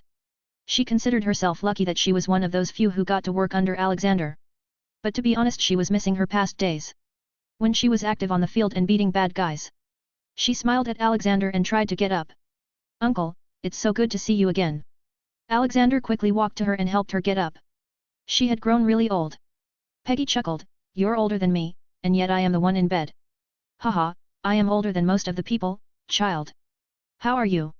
How's Steve been treating you? he asked. She looked at Steve warmly. He comes to see me every day. I can't ask for more. I'm giving him classes on how to be bold and hit on girls. Steve quickly spoke, not gonna happen, Peggy. I only have one girl in my heart. Oh, you've gotten bold, Steve. Tell me, Peggy. Would you like to join S.H.I.E.L.D. again? You two can be a spy couple. It'll be a fun experience for you too. Alexander suggested. No matter how much I want, you can't ignore that I have a dying body. She sadly replied. Then let's make you young again. He fiddled in his suit's pocket and finally took out a small vial. Ah, here you go. Drink this, Peggy. It's a de-aging potion. He handed it to her. Her hands shivered taking it. She looked at Steve who nodded at her. Just drink it, child. It's a tested product of mine. Howard has drunk it too. Oh, you don't know. Howard is alive. I had saved him and his wife back then. Drink up, now. He urged her. She finally drank the potion. Soon many changes started to happen to her. First, her hair turned back to black. Her skin started to become smoother and finally, her earlier charm returned to her face. She moved a little and felt no trouble moving. Although she had no diseases, her body was still old and ached here and there. Alexander quickly materialized a mirror in front of her. Look, just like before. She was shocked by the magic but she had seen many weird things in her life and what surprised her the most was her face. She looked just like when she lost Steve. She slowly got out of the bed and stood up to check herself. This is amazing. I feel so good she thought. Peggy, are you okay? Steve worriedly asked. Peggy looked at him. Their eyes met for a second. Then she dashed to him and Steve opened his arms to grab her in a tight hug. I missed you so much, Steve. She said with her head resting on his chest. Me too, Peggy. Steve closed his eyes and enjoyed the warmth. Ahem. Should I go out? Alexander asked. Peggy quickly released Steve and looked at Alexander embarrassingly. He loudly laughed, haha. What you blushing at? Come here and give the old man a hug you too. Both Steve and Peggy went ahead and hugged him. Ah, I nearly forgot. I am organizing a party at Universe Tower for its opening. There's going to be a romantic dance segment too. Be sure to come. He announced. Steve and Peggy understood his meaning and agreed to come. Alexander then left the two to have some privacy. He got back into his car and drove off for Institute for Gifted Children. He was going to pick Wanda. She had grown up and was experiencing accidental magic outbursts. Max, Magneto, was a loving father and was worried about her. Which is why he asked Alexander for help. Hala, ex-Kree home world.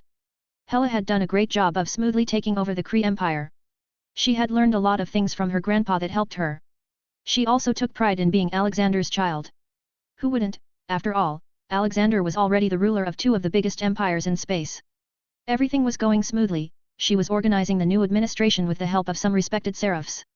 But her peace was broken when someone came to her demanding an answer to why the Kree Empire was taken over. Hela and that person were in a standoff in the air. Who are you? Hela asked. I am Carol Danvers, also called Captain Marvel. Who are you and why have you attacked the Kree Empire? She demanded an answer. I am Hela Maxim Universe and I will only answer after beating some manners into you. Hela angrily replied. She didn't like the tone of this woman. Then have it your way. Captain Marvel attacked. She was yet to find someone who could defeat her in raw power which had made her too arrogant. But she was wrong picking a fight with Hela. Hela had been learning magic and fighting from Alexander. She had high talent in both of them and her strength exponentially grew. Boom. Hela blocked the punch. Weak. She kicked Captain Marvel in the stomach, throwing her far away. She then teleported just above Captain Marvel and smashed her sword on her. Captain Marvel had never found herself in a situation like this. Her strength wasn't enough. What are you? She questioned. Hey, I am Hela, goddess of war and strength. Granddaughter of Emperor Alexander Maxim Universe. Hela loudly proclaimed. Carol confusedly looked at her, wait, you are related to the Emperor Universe. Hela put down her sword, don't tell me you're his fan. I absolutely am. He is my role model. He has made so many good changes across space. Wait, why did he attack the Kree Empire? She mumbled. Hela had become numb to all the fans of her grandpa now. She had seen so many people like that. We didn't attack. It was them. Ronan the Accuser launched an attack on Earth with warlord pest Thanos. Hela informed. She had developed a disgust for Thanos since her grandpa had told her that the Purple Man was after her and Lady Death's love. What? Earth? Is everything okay there? Carol anxiously asked. Yes, it is. Emperor Universe himself saved it. No lives were lost. We retaliated against the Kree Empire and now took over it. They were bad to begin with. So much racism is still active among them. Carol took a breath of relief. Thank you for informing me. I'll be leaving now. She didn't even wait for an answer and headed to Earth. She wanted to check everything on her own. On Earth, Alexander drove towards the Xavier Castle. While on his way, he came across a girl standing in the middle of the road in Times Square. She continuously looked at big food advertisements as she drooled. She had been standing there and had blocked the traffic. No matter how many people honked at her, she stayed in trance. Alexander checked her for any problems and sure enough, she was not a human. Her biology was different. Hey there! You are blocking the road, child. He shook her. After a while, she slowly came out of the trance. What happened? She looked around her. You were standing here for a while. What happened? He asked. Oh no. I did it again. She reprimanded herself. What's your name, girl? He warmly asked. She suddenly realized someone was talking to her. I am Golly. Wait, you're that man from TV. Her name cleared Alexander's doubts. Is your father's name Galactus? Golly looked shocked. Whoa, how do you know Papa? Alexander chuckled at her cute expression. She looked no older than 13 or 14 years old and had long black hair and black eyes. Haha, I am a friend of him. He asked me to take care of you.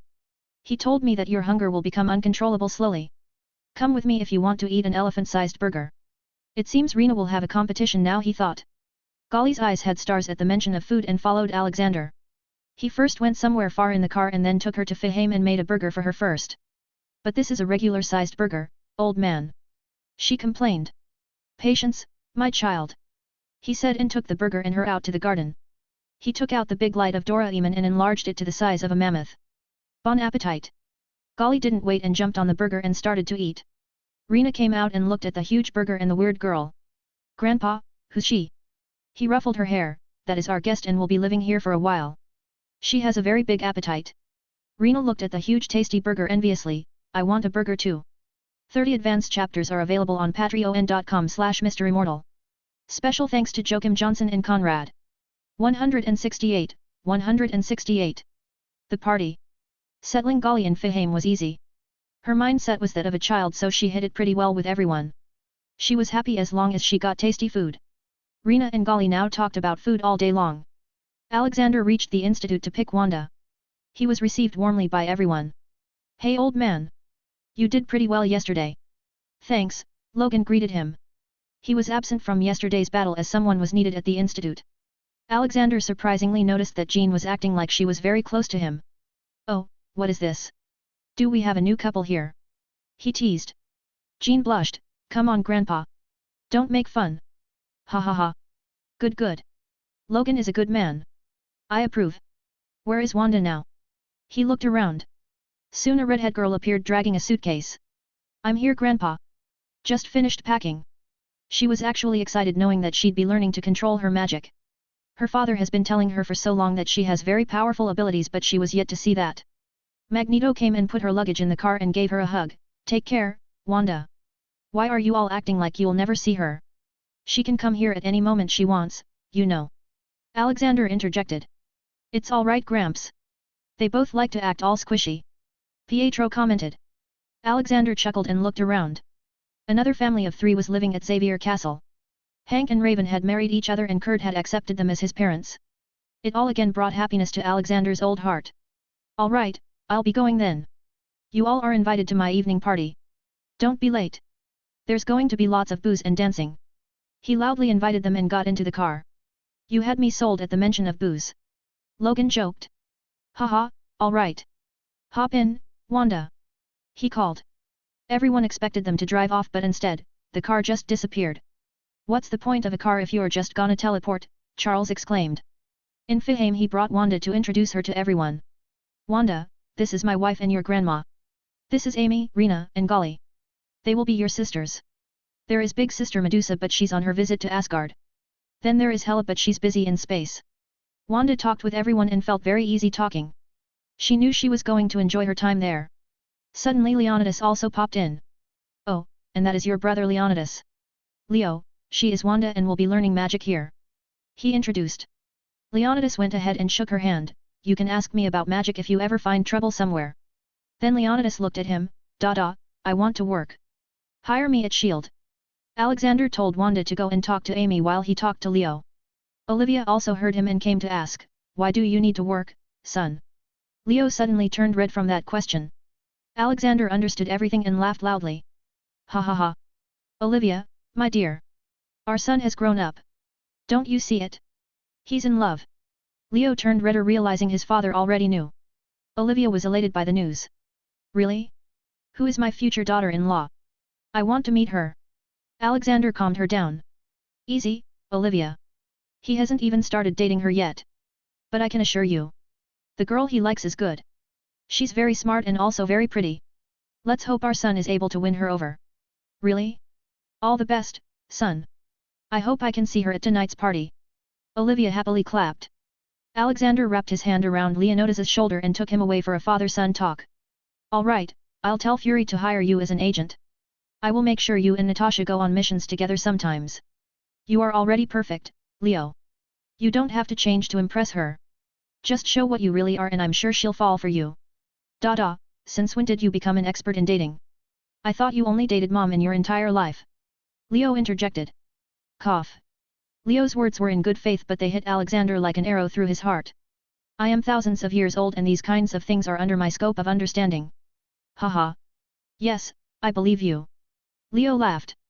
Making fun of your huh? Come here you little. He ran after Leo. Soon the girls also joined and it became a big game of tag. Evening came and the top floor of the Universe Tower was lit up for the party. Alexander was negotiating with Barry the Phoenix for his singing performance at the dance. What do you mean you want payment? He asked. Barry replied in his own language. What? You want 10 slices of bacon? You'll grow fat, Barry. The best I can do is 5. Barry started to leave. All right, 6. No more than that. Barry stopped and excitedly came back jumping and showed 3 fingers of his claw. You want 3 as an advance payment? All right. I'll get it. After hiring Barry, he changed to his non-work clothes which were Jedi robes. The first to arrive was the Stark family of 4. Howard came and gave him a hug. How are you, old man? You just saw me yesterday, Howard, Alexander argued while hugging back. Haha, but saying that feels so good. One more thing, Tony has been complaining about the tower all this time. Howard complained. Where is he? Don't tell me he's afraid to face me. Tony interrupted from behind him, I am afraid of no one. And I wasn't complaining. Dad is exaggerating. Tony then walked up to him and quickly hugged him.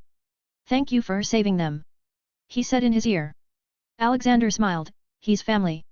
Saving family doesn't require thanks. Next to come were Steve and Peggy. Steve was in a suit and Peggy was in the same red dress she wore back then. Peggy went to talk to Howard while Steve came to him. Sir, I have a request, Steve said with a serious expression. Damn it, kid. Stop calling me sir now. Grandpa or old man will do. Now, what is it? Steve took out a small box from his pocket and showed it to him. I am planning on proposing to her. I've wasted 70 years already. But I don't know what to say to propose. Alexander realized that Steve was just like how he was back in his past life. Son, there is no script to follow. Just open your heart to her and let the words flow. I'll try to make things better but I might need to bribe a phoenix for it. He advised. Steve only nodded and took a long breath. He had only one thought in his mind. Killing Schmidt was easier than this. Across the room, Peggy and Howard were talking to each other. So how is it going with Steve? Howard asked. Perfect, I think he's going to propose. He's trying to hide it but he has forgotten that I'm a spy who can read body language. Peggy chuckled saying that. Haha. Let's see how good our super soldier is at proposing. Honestly, he's been perfect in most of the things till now. Howard added. Yeah, he is. What are you going to do, Howard? Back to S.H.I.E.L.D. or something else? She asked. The old man has said he has something in mind for me. The S.H.I.E.L.D. is already under him so there's no need to worry. Stark Industries is also in good hands. That girl Pepper is indeed too good for Tony. Maria has already started considering her daughter-in-law. Howard revealed. Peggy sighed and took a sip of her drink, things have changed so much. But it's good to be young again. Indeed, my friend. Howard also drank up. A short distance away, Alexander was talking to Olivia. No Alex, I don't have time for that. I'm busy with the Kind Heart Foundation. You know mutant discrimination is still rampant. I need to work on that. Being the first lady will be cumbersome. Come on, Oli. You can't reject this. Your husband is going to be the President of the United States. It will make you the First Lady by default. He reasoned. I'm already the wife of a galactic emperor who travels realities. I don't think anything can top that status. Sigh alright, I'll be the First Lady but don't expect me to hold senseless kitty parties. She finally agreed. Alexander clapped his hands, yes. Thank you, Oli. You're the best. Alright, stop buttering me and go talk to the guests. She shooed him away and went to look for her soon-to-be daughter-in-law. You can see Golly on my Discord https://discord.gg/dghkrn or see them on Instagram https://www.instagram.com/MisterImmortal novel. A/N, there is going to be some mutant discrimination related stuff in the next few chapters. Also, Deadpool is coming soon. 30 advanced chapters are available on patreon.com/MisterImmortal. Special thanks to Joachim Johnson and Conrad. 169. A fast trial. The party went on and finally came the time for lovers. Alexander was surprised to see that there were so many couples. Suddenly the lights dimmed and slow music started. Barry started to fly around and sang his love songs. Alexander with Olivia, Steve with Peggy, Howard with Maria and little Tina jumping around them, Tony with Pepper, Logan with Jean, Hank with Raven, Reed with Sue, and many more couples took to the dance stage. He added an illusion that would give them a feeling that they were in an old bar.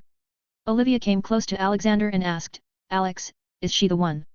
Alexander followed her eyes and saw Leonidas dancing with Natasha. Yeah, she's the one. Her name is Natasha. Now don't go and start talking to her about joining the family. Give them some space. He suggested. Oh, you don't qualify to give me love advice, Alex. You couldn't even kiss me first. She retorted. Oh, Olivia. You hurt me with words. But I have changed now, you know. He quickly gave her a kiss, embarrassing her. Everyone chuckled seeing the old couple acting like that. Natasha also noticed it and smiled. Then she looked at Leonidas and spoke. Your mom and dad are quite open. Leonidas laughed, ha. You need to be a bit goofy when you are immortal. Otherwise, it would get too boring. What are you going to do now? Joining the Avengers? She asked. Well, I have joined the Shield. That probably makes me a part of the Avengers as well. We might even go on some missions together. He plainly replied. Trying to keep a straight face. Natasha was a spy after all and such things were too easy to understand. She slowly came flirtily closer to him and spoke in his ear, oh really? I hope we will go on a load of missions together. But Natasha's flirting backfired. Instead of Leonidas getting flustered, he also came close to her ear, you nearly sounded like you are looking forward to those loads of missions. She smiled and looked at his face. You're learning. I got the best teacher after all. He cheekily said. Steve was dancing with Peggy, or it was correct to say that she was teaching him. But it was still very romantic. After some time, Steve gave him a signal that he was going for it. So Alexander told Barry to focus his magical singing on the two. Suddenly the lights switched off for a second. When they came back, Steve was on one knee in front of Peggy. Alexander made a slow breeze touch their faces and cherry blossoms fall from the ceiling. Peggy was expecting a proposal but not like this. Peggy, it won't be wrong to say that I have been in love with you for that past 70 years. In fact, it's you who truly showed me what love is. You lived all your life with just my memory. Now I want to make a lot more memories with you, Margaret Elizabeth Carter. Will you marry me? He showed the ring to her. Peggy was teary-eyed by then. Just a few hours ago she was an old woman counting her remaining days. And now here she was, once again young and with the love of her life. She couldn't tell if it was a dream of reality. If it was a dream, then she never wanted to wake up from it.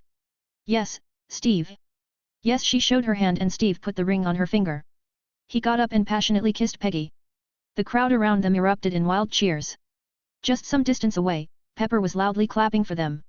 This is so nice, Tony. Yes, very nice. I really want to know how that illusion works. Bam. He received a light hit from his mother. Maria whispered into his ears. You fool. She's secretly wanting you to propose to her as well. Tony was surprised. No, she doesn't. Oh, my dear son. You are just like Howard. So clueless. Understanding a maiden's heart isn't easy. Just hold her hand and make her feel loved. She pushed him towards Pepper. Some distance further, Olivia had somehow struck up a conversation with Natasha. She was currently in the process of fawning over her future daughter-in-law. Leonidas also stood there red-faced. The night went on and everyone enjoyed it. Alexander also let himself loose as the work would start from the next day. First, it was the trial of Ronan and the council members. The next day, Alexander got ready for trials. They were being held in Texas under shield protection. It was going to be a closed-door trial and the current President Barack Obama would be watching it live. Alexander was going to record the videos of their confessions and show it later in UN General Assembly where he was going to speak in a week. The first ones to enter the trial were the council members. Holly looked around and didn't find Alexander Pierce. Where is Pierce? Did he make a deal with you? I want to make a deal too. Please let me go. The prosecutor quickly shut her down. Pierce is locked up for his other crimes and will soon answer too. All you 5 have been declared traitors of humanity by your respective countries. We have full authority to decide your future now. So you better prepare your words for that. All rise, the announcement came that the judge was entering. Alexander walked to the judge's seat slowly and sat down. He looked at the surprised faces of the ex-council members. What? Surprised that a certain judge who took bribes from you isn't here? No, we don't accept this. You are no judge. Gideon Malik refuted. Actually, I have a bar license. The president also appointed me as the temporary judge so no laws are being broken here. Alexander declared. Just save me the time and energy and confess already. He ordered them. There is no truth. They said. Did you not authorize a nuclear strike on New York? He asked. Yes, we did. They answered without even realizing it. Did you not force Fury to stop looking for Steve Rogers and focus on Project Pegasus? The same project that dealt with the Tesseract. The same Tesseract with which the aliens invaded. Yes, we did. They again answered. Tell me, why did you launch a nuke and not trust the Avengers? Also, tell me your reasoning behind nuking New York City when the aliens were clearly pouring out from a hole in the sky. Soon they started answering one by one. Their reasons were pretty simple, they didn't like the Avengers as it took away their authority. They wanted to be hailed as saviors by saving the world and also deal with the Avengers while at it. Simply said, they had a low IQ. Alright, I've heard enough. You all are a burden on Earth. Your foolishness could have killed not only millions but also the people who just stopped the invasion. I sentence all of you to die. The date of the execution is set to tomorrow morning, 5 a.m. He announced. The 5 were dragged out of the court as they pleaded. Then came Alexander Pierce. Alexander repeated the things and he quickly accepted being the Hydra leader. But he also told that there are hundreds of other active cells of Hydra across the globe. I feel disgusted to share the same first name as you. Alexander Pierce, you have been found guilty of committing crimes against humanity. For this, you are sentenced to die and the date and time of execution are set to right now. His words just finished and Dobby shot him in the head. Then Alexander used magic and cleaned the floor for the next convict. Ronan was brought into the court and given a chair to sit in. How was the Terran prison, Ronan? Much better than what we give in Hala, Ronan replied. So, care to tell me what your plans were for Earth after winning the war? He asked. Ronan smirked, thinking that he wouldn't tell a thing. But words came out of his mouth on its own. After winning this war, I'd have enslaved the Terrans. Make them mine for metals and destroy their own planet. When nothing would be left to mine, I'd sell them as slaves. Terrans are quite highly priced for their smooth skins and various color and style choices. What Ronan said was sure to make everyone in the UN General Assembly pee in their pants. What was the plan of Thanos for Earth? He asked. Oh, that fool. He just likes killing people but disguises it in his senseless talk about equal balance. He would have killed half the life on the planet and left. Ronan informed. Alexander sighed, you know Ronan, this actually makes you look worse than Thanos. He would have at least left after killing. Unlike you, who was planning to enslave. Your crimes only deserve one punishment. Death.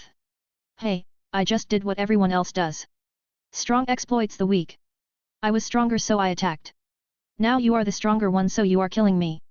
Ronan said his last words. Alexander just killed him and sent him to hell. The Blue Man had killed more than 80 billion people and was a Category 4 sinner. Alright, with this we conclude today's hearing. Let's go and eat something, Dobby. You can see Steve and Peggy on my Discord https://discord.gg/dghkrn or see them on Instagram https://www.instagram.com/MisterImmortal. 30 advanced chapters are available on patreon.com/MisterImmortal. Special thanks to Joachim Johnson and Conrad. 170. The Hellfire Club. The next day the ex-council members were executed. It wasn't publicized though. On the other hand, the news about the execution of Ronan was publicized. It was also announced that Alexander would be revealing information at the General Assembly. This made a lot of people interested in the General Assembly for the first time. That day he spent some time in the Universe Tower and talked with his soon-to-become underlings in the US government. So, Howard. You will be the Secretary of Defense. Alexander announced. Alright, let's make history. Howard sounded positive. Ragnarok, you'll be the Secretary of Treasury. But, I am not even a citizen. Ragnarok reminded. Alexander took out a passport from his pocket. No, you are. You've been a citizen for the past 30 years. Now, Dobby will be my VP and Arnold will be Secretary of Finance. Any more questions? Yeah, who's the Secretary of State? Howard asked. Alexander shook his head, still looking for him. Phone rings. Yeah, oh hey, Fury. Alright, I'll come and greet her. He put the phone down and looked at everyone. Dobby, start making plans for the presidential campaign. We'll be having the election by the end of this year. We will be announcing my candidacy after my speech at the General Assembly. Howard, I would like you to do a thorough check of every US defense project going on. No matter how secret I want to know. I'll be leaving now. He appeared on the helicarrier. Fury was already waiting for him there. Besides, Fury was also a known face. Carol Danvers had reached Earth and looked for Fury the moment she landed. She was happy that both her friend and the planet were safe. But currently, she was going through a different sense of emotion. It was excitement. She recognized the newly arrived person. She was in the Air Force and was a fan of war hero General Universe. But he was also the Emperor Universe, another role model of hers. Alexander walked up to her and shook hands. How are you, Captain Marvel? Oh, please sir. Call me Carol or just Danvers. I am a huge fan of yours, sir. You have done so well for Earth and the entire universe. I want to be like you someday. She started mumbling. Fury was surprised by the change of behavior. Captain, I didn't take you as a fangirling type. Carol rolled her eyes. Everyone is a fangirl of General. Even you. Those who aren't are either living under a rock or just Nazis. Haha, I wish you luck in your fights to come, Carol. Now, why did you invite me, Fury? He asked. Sir, I have grave news that you should know. I have received intel that someone is trying to mislead the public to believe that the New York invasion happened because of the mutants. This has caused a new wave of mutant-hating sentiments. Many crimes have also been reported. Fury showed him some videos. Why would they do something like that? Carol asked. Didn't Kree have a discrimination problem? It's much worse here. Humans are too dumb to realize that if the mutants wanted to rule they'd already be in power. Again and again, normal people let themselves be fed false information. We don't have any lack of conspiracy theory junkies either. Who's behind this, Fury? Tell me. He asked. I did try to get to the root of this problem. And this is what I found. There's a social club called Hellfire Trading Company or Hellfire Club for short. It's filled with some very rich and influential people with 8th grader syndrome. They want to control the world through economic means. Their current leader, Edward Bookman, is a secret super mutant hater. He is spending a crazy amount of money to do this. He is also secretly sending funds to some Dr. Stephen Lang, the head of federal research on mutants. Fury briefed. Alexander thought for a second. Would they let me in their club? Of course, you are the goddamn richest person on this planet.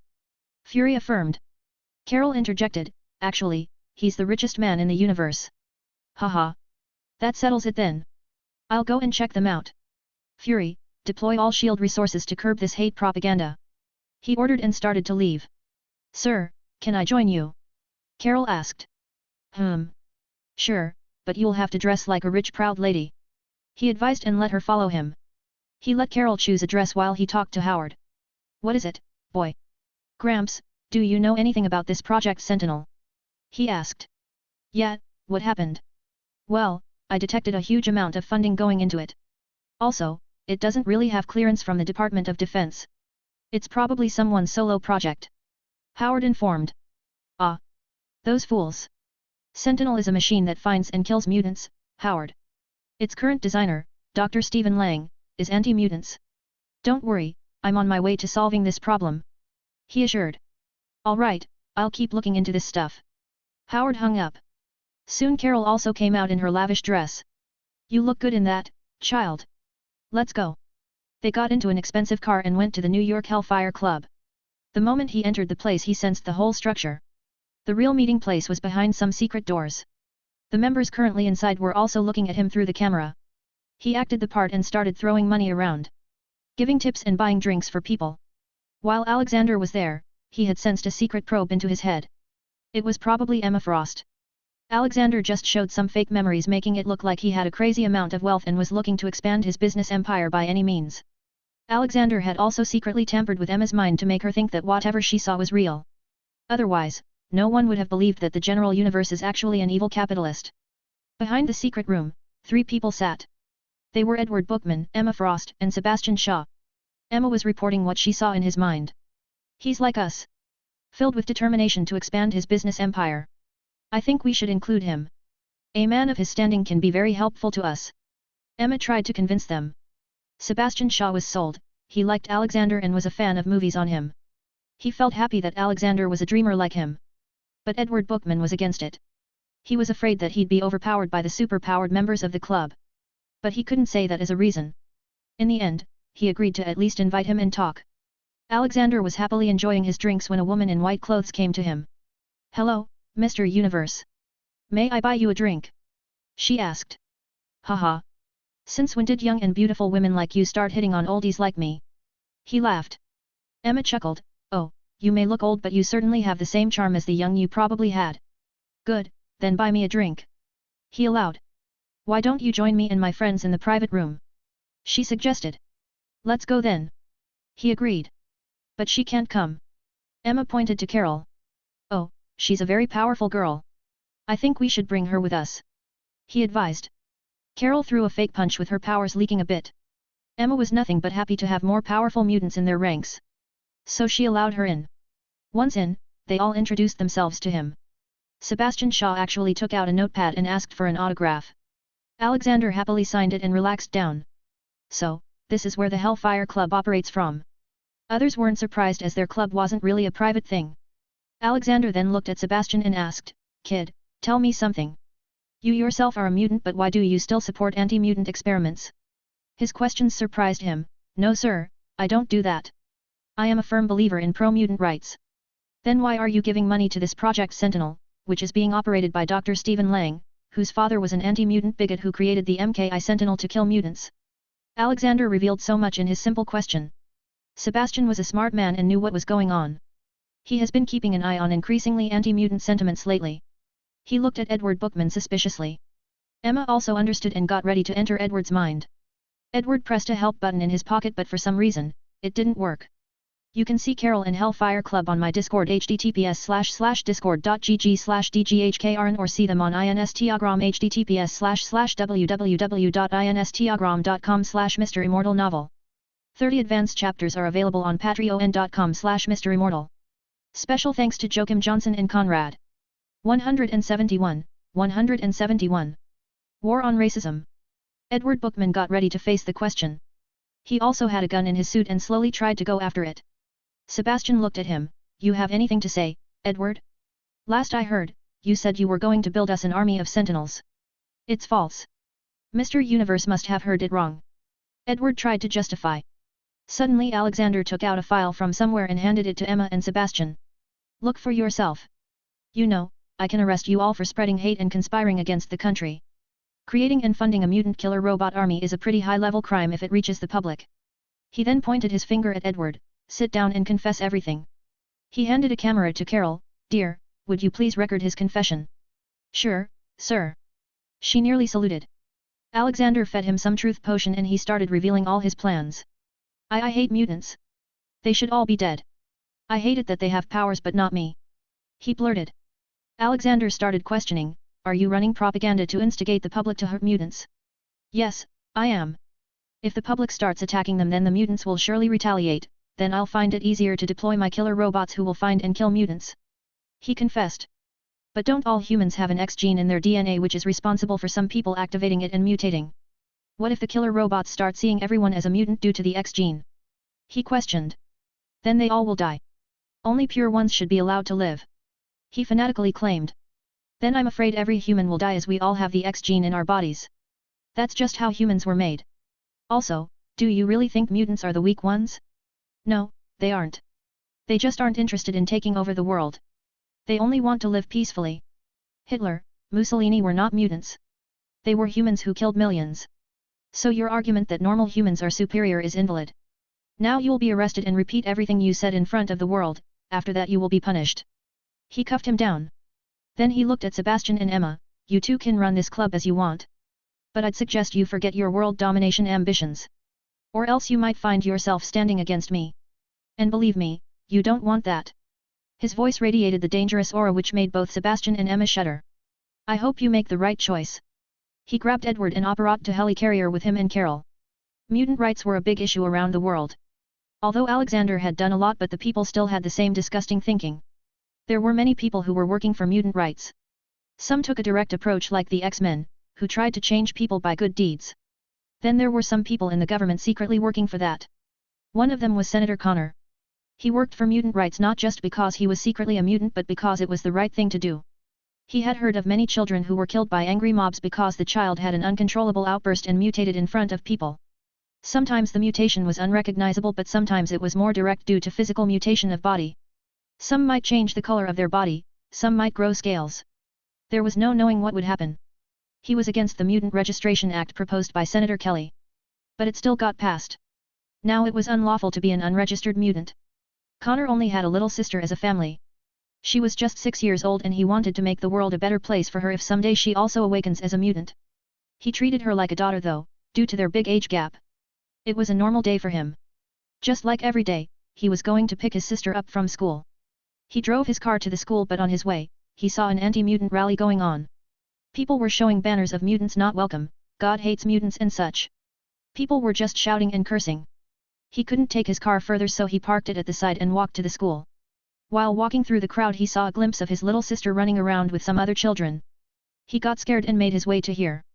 Then it happened, in front of his horror-filled eyes, she tripped in the middle of the marching crowd. She was too small for people to notice her.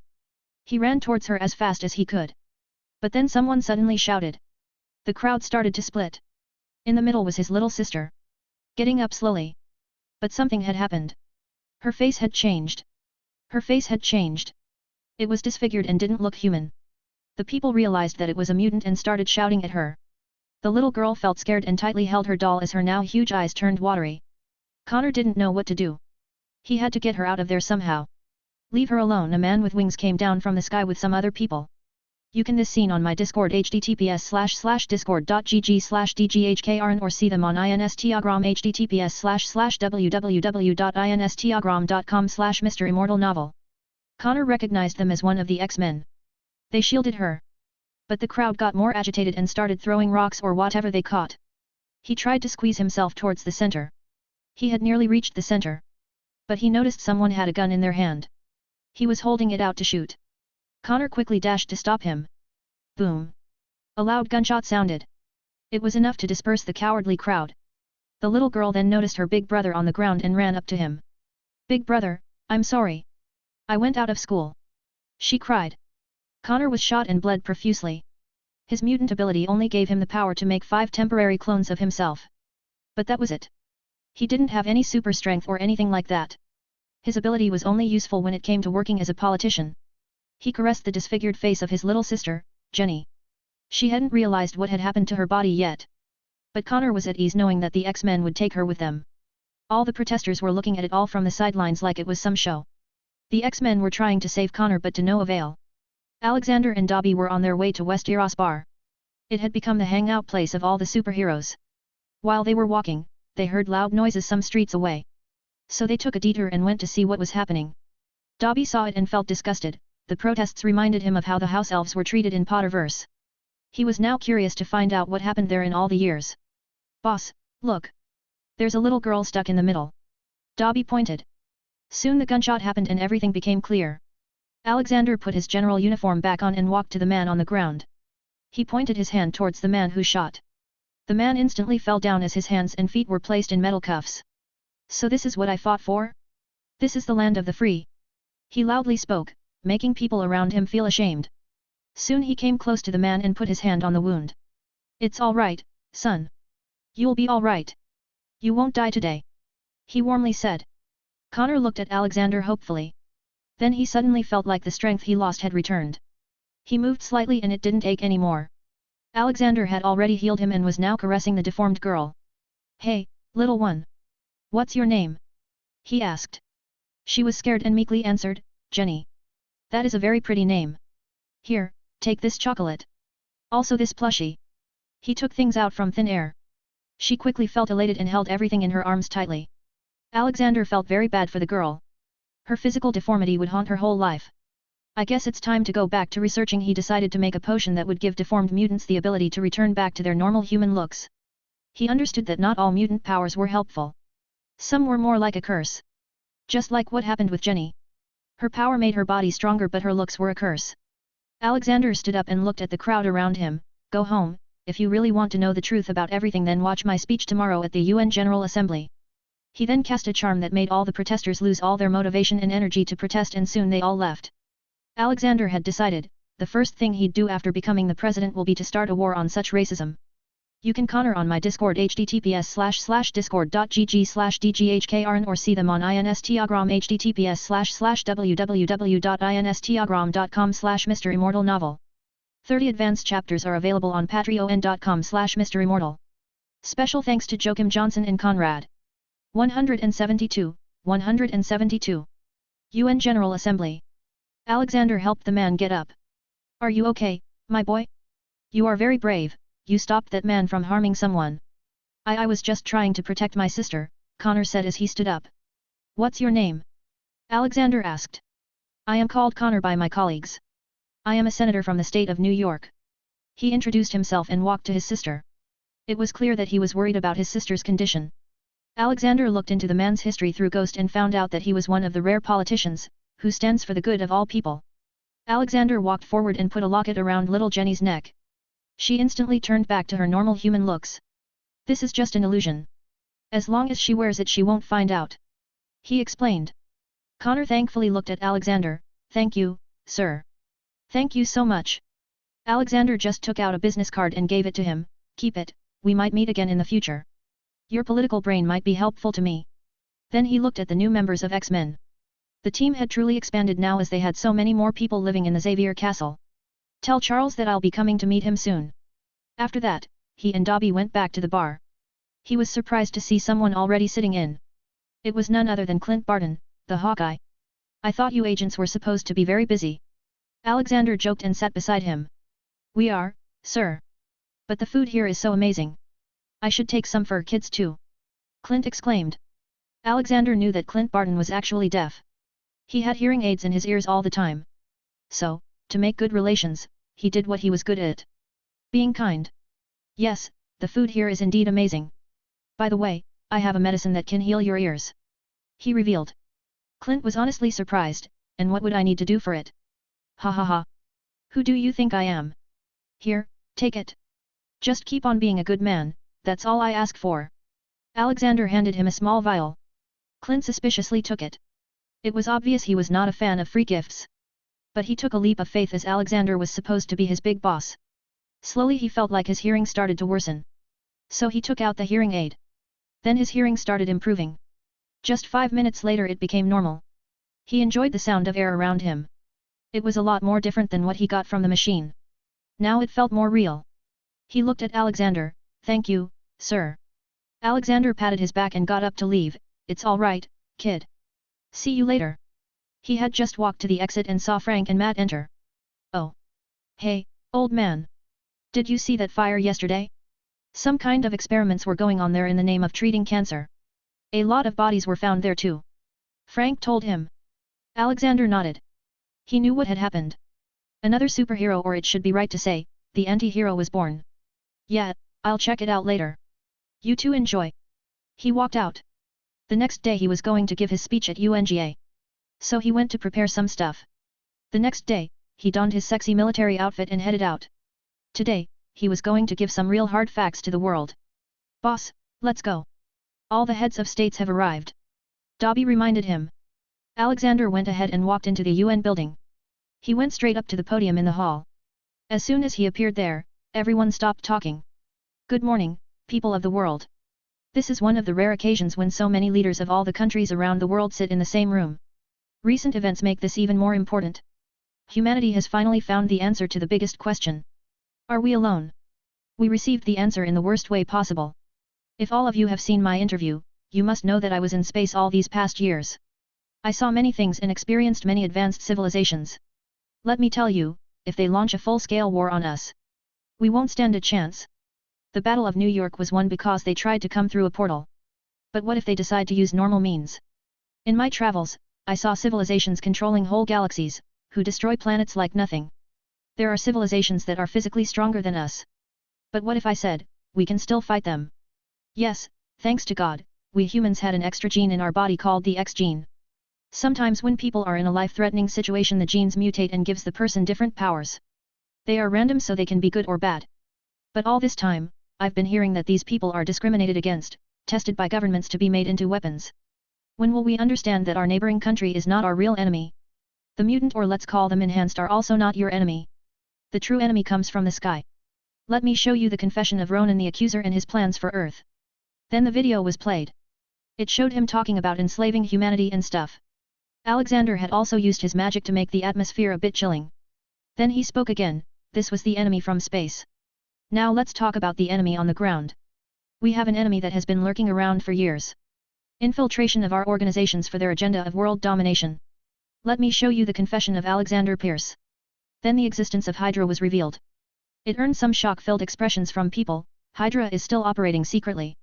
We don't know how deeply they have infiltrated our system either.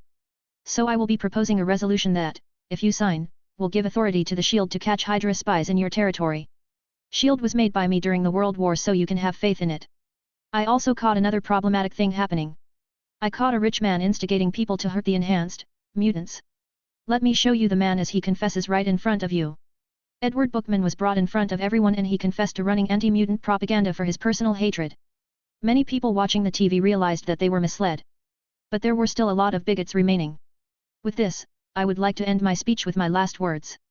Back in the past before the World War, we kept on ignoring Hitler, and in the end, he became the biggest pain in the back of the whole world.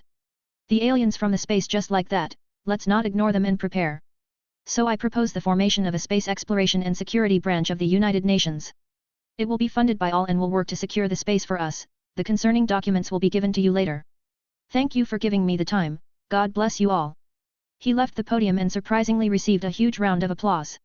He had now made sure that the SHIELD can expand around the world. His main agenda was to remove borders from the world slowly. Only a united planet can be eligible to stand among space civilizations. Alright, now it's time for my presidential campaign. I wonder if the Iron Man 3 event will still happen. I know the Dark Elves from Svartalfheim will be coming back, as I haven't really done anything to change their timeline. Malekith the Accursed would probably wake up from his sleep and seek Ether, aka Reality Stone, he contemplated. Alexander then went to the Institute for Gifted Children. He had something to talk about with Charles. He quickly apparat to his office. Charles was working there on something. What can I do for you, sir? Charles asked. He was much more respectful now after finding his real identity. I was planning on making a drug that can let some mutants with physical deformities return back to normal. We both know that there are a few kids here in the academy who feel insecure due to their looks. He explained. Charles nodded. Yes, this is true. But what do you need my help with? Well, I need volunteers. I can't make a medicine without a tester. Though you don't have to worry, as it'll be totally safe. He clarified. Hank, who was standing nearby, chimed in. Kurt might agree. He says he hates not being able to go out with me or Raven. Alexander agreed. All right, you ask him and Raven. Tell me after you've decided. I'll come back to pick him up or maybe do the test right here. Then Alexander popped into Fahim and seriously started studying the X gene to make the medicine. 30 advanced chapters are available on patreon.com/MisterImmortal. Special thanks to Joachim Johnson and Conrad. 173, 173. E.N.P. Enhanced Normalizing Potion. Alexander now had 2 Infinity Stones with him. Space Stone and Mind Stone. The Time Stone was in reach, but he wanted Doctor Strange to develop himself before he took it. The Reality Stone would soon be in his hand too, as he had received a report that the leader of Dark Elves, Malekith, has woken up. He also had to keep in mind that the Avengers from the alternative future were also taking these stones. So he had to make sure that he collected them after that. Just like Space and Mind Stones. He was going to wait to eat them though. He wanted to eat them all at the same time. So he needed to wait for a little. But one thing was sure, the stones had infinite energy and he was using it in his various researches. His main focus was to make a potion for mutants. If he could make it, then he'd surely have the votes of all the mutants in the US and gratitude of all of them around the world. Alright, let's go to the institute and try this on Kurt, he said, looking at the vial of potion in his hand. He went out to his apartment on 69th Street and drove his car. He really liked the car and constantly looked for chances to drive it. It was 8 in the night and he took a shortcut. But as he had said before, trouble always finds you in Marvel. He heard some gunshots in an apartment nearby. He quickly went up there and saw a fight taking place. Some armed men were trying to enter the apartment and a man with a burnt face was fighting them. He quickly understood who it was. "Are you okay, Vanessa?" the man asked. Suddenly another assailant comes in with a gun. The man threw a knife but the bullet was also fired at the same time. Alexander knew that the current scene happening in front of him was when Wade Wilson aka Deadpool loses his girlfriend. The bullet hit Vanessa. Now she was supposed to die, temporarily. But because Alexander was there, the bullet pierced Vanessa's heart and she fell down. Wade quickly ran to her in despair. He thought she died and jumped out of the third-floor window in anger to catch the guy. Meanwhile, Alexander walked to Vanessa's body, lying on the floor. Nearly lifeless. He used magic and took out the bullet and healed the injury. He then fed her a blood-replenishing potion. She was unconscious so he put her on the bed. He waited for Wade to return for a bit but then decided to go and check. In front of him, Wade held the attacker in a hug and jumped in front of the oncoming truck, trying to kill himself as Vanessa's death led him to believe there was no point in living. Alexander just stopped the time around him for a bit. It wasn't really stopping time but using magic to make everything around him move extremely slowly. All the living beings would be in trance for as long as the time stop lasts. He had let Wade have his consciousness. Wade looked around when he realized that the truck hadn't hit. He looked and saw the truck standing. The rain was also like it had paused. "Is this a glitch in the Matrix?" he asked himself. Then a loud voice came, "No it isn't. I stopped it. Stop being a depressed 14 years old. Your girlfriend is still alive, I took out the bullet and healed her wood. Stop hugging that man now.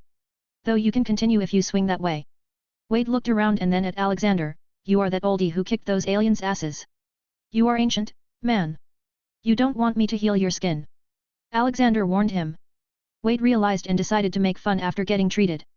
Then suddenly he remembered Vanessa and ran back to his home. Alexander threw the criminal in a maximum security prison in Colombia. The time resumed and he got back into the car and left for the institute. Wade will surely find him later. In the apartment, Wade ran to Vanessa. He saw her just getting up from the bed. "Hey, are you okay?" he asked. Yeah. What happened? I thought I died." she confusedly asked. He quickly embraced her in his arms. "Yeah, I thought you died too. But Colonel Sanders saved you."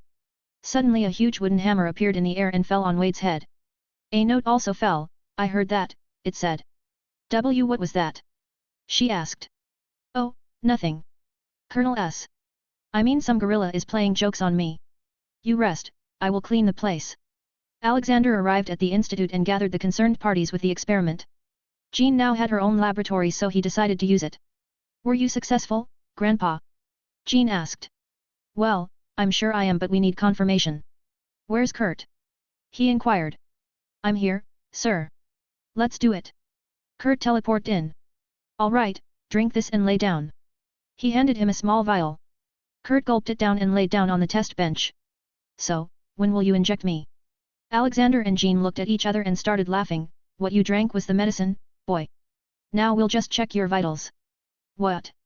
But I thought it was some kind of anesthesia," Kurt exclaimed. "Grandpa, look. His face."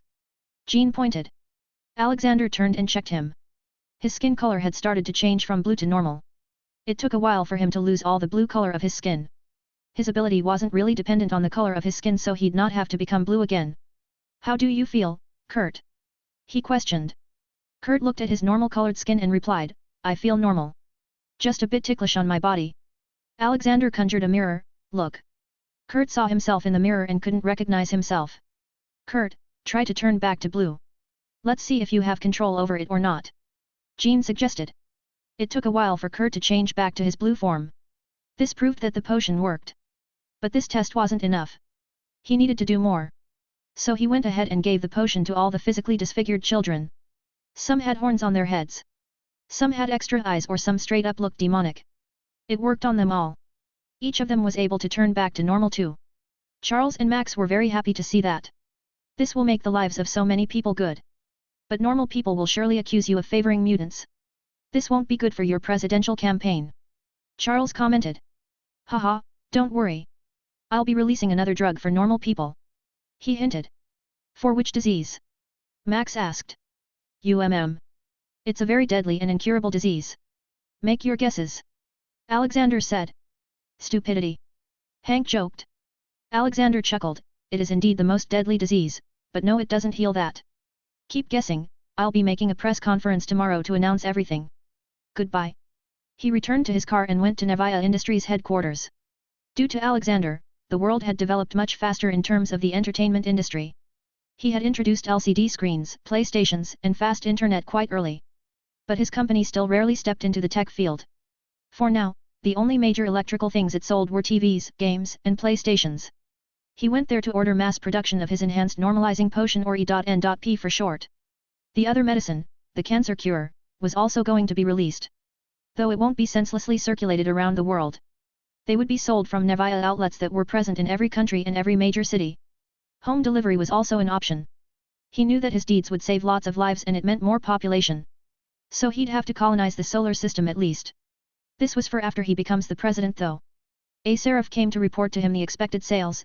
Sir, we have estimated the sales of ENP potion. Its highest sales will be in countries like U.S.A, Canada, UK, and other European countries. The least sales we have expected are from India, as mutants are considered God's gift there sometimes. Well, humans certainly used to pray to the celestials and they made mutants, so they are indeed God's gifts in a way. He interjected and then continued. We will start selling next week.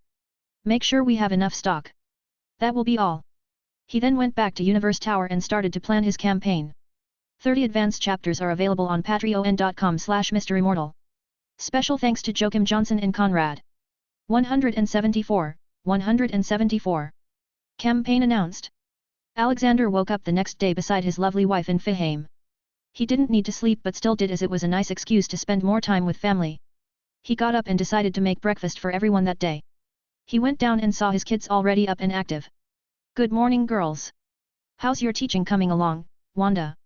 He asked. He usually gave her lessons and then appoint a seraph to observe and help her. It's so fun, Grandpa. I didn't know my magic could be so powerful. She excitedly told him. Haha, yes. Magic is very helpful. What about you, Amy? What are you up to these days? He asked. Oh, Grandpa. I became a producer and director in Hollywood. I am going to make a movie now. She proudly informed.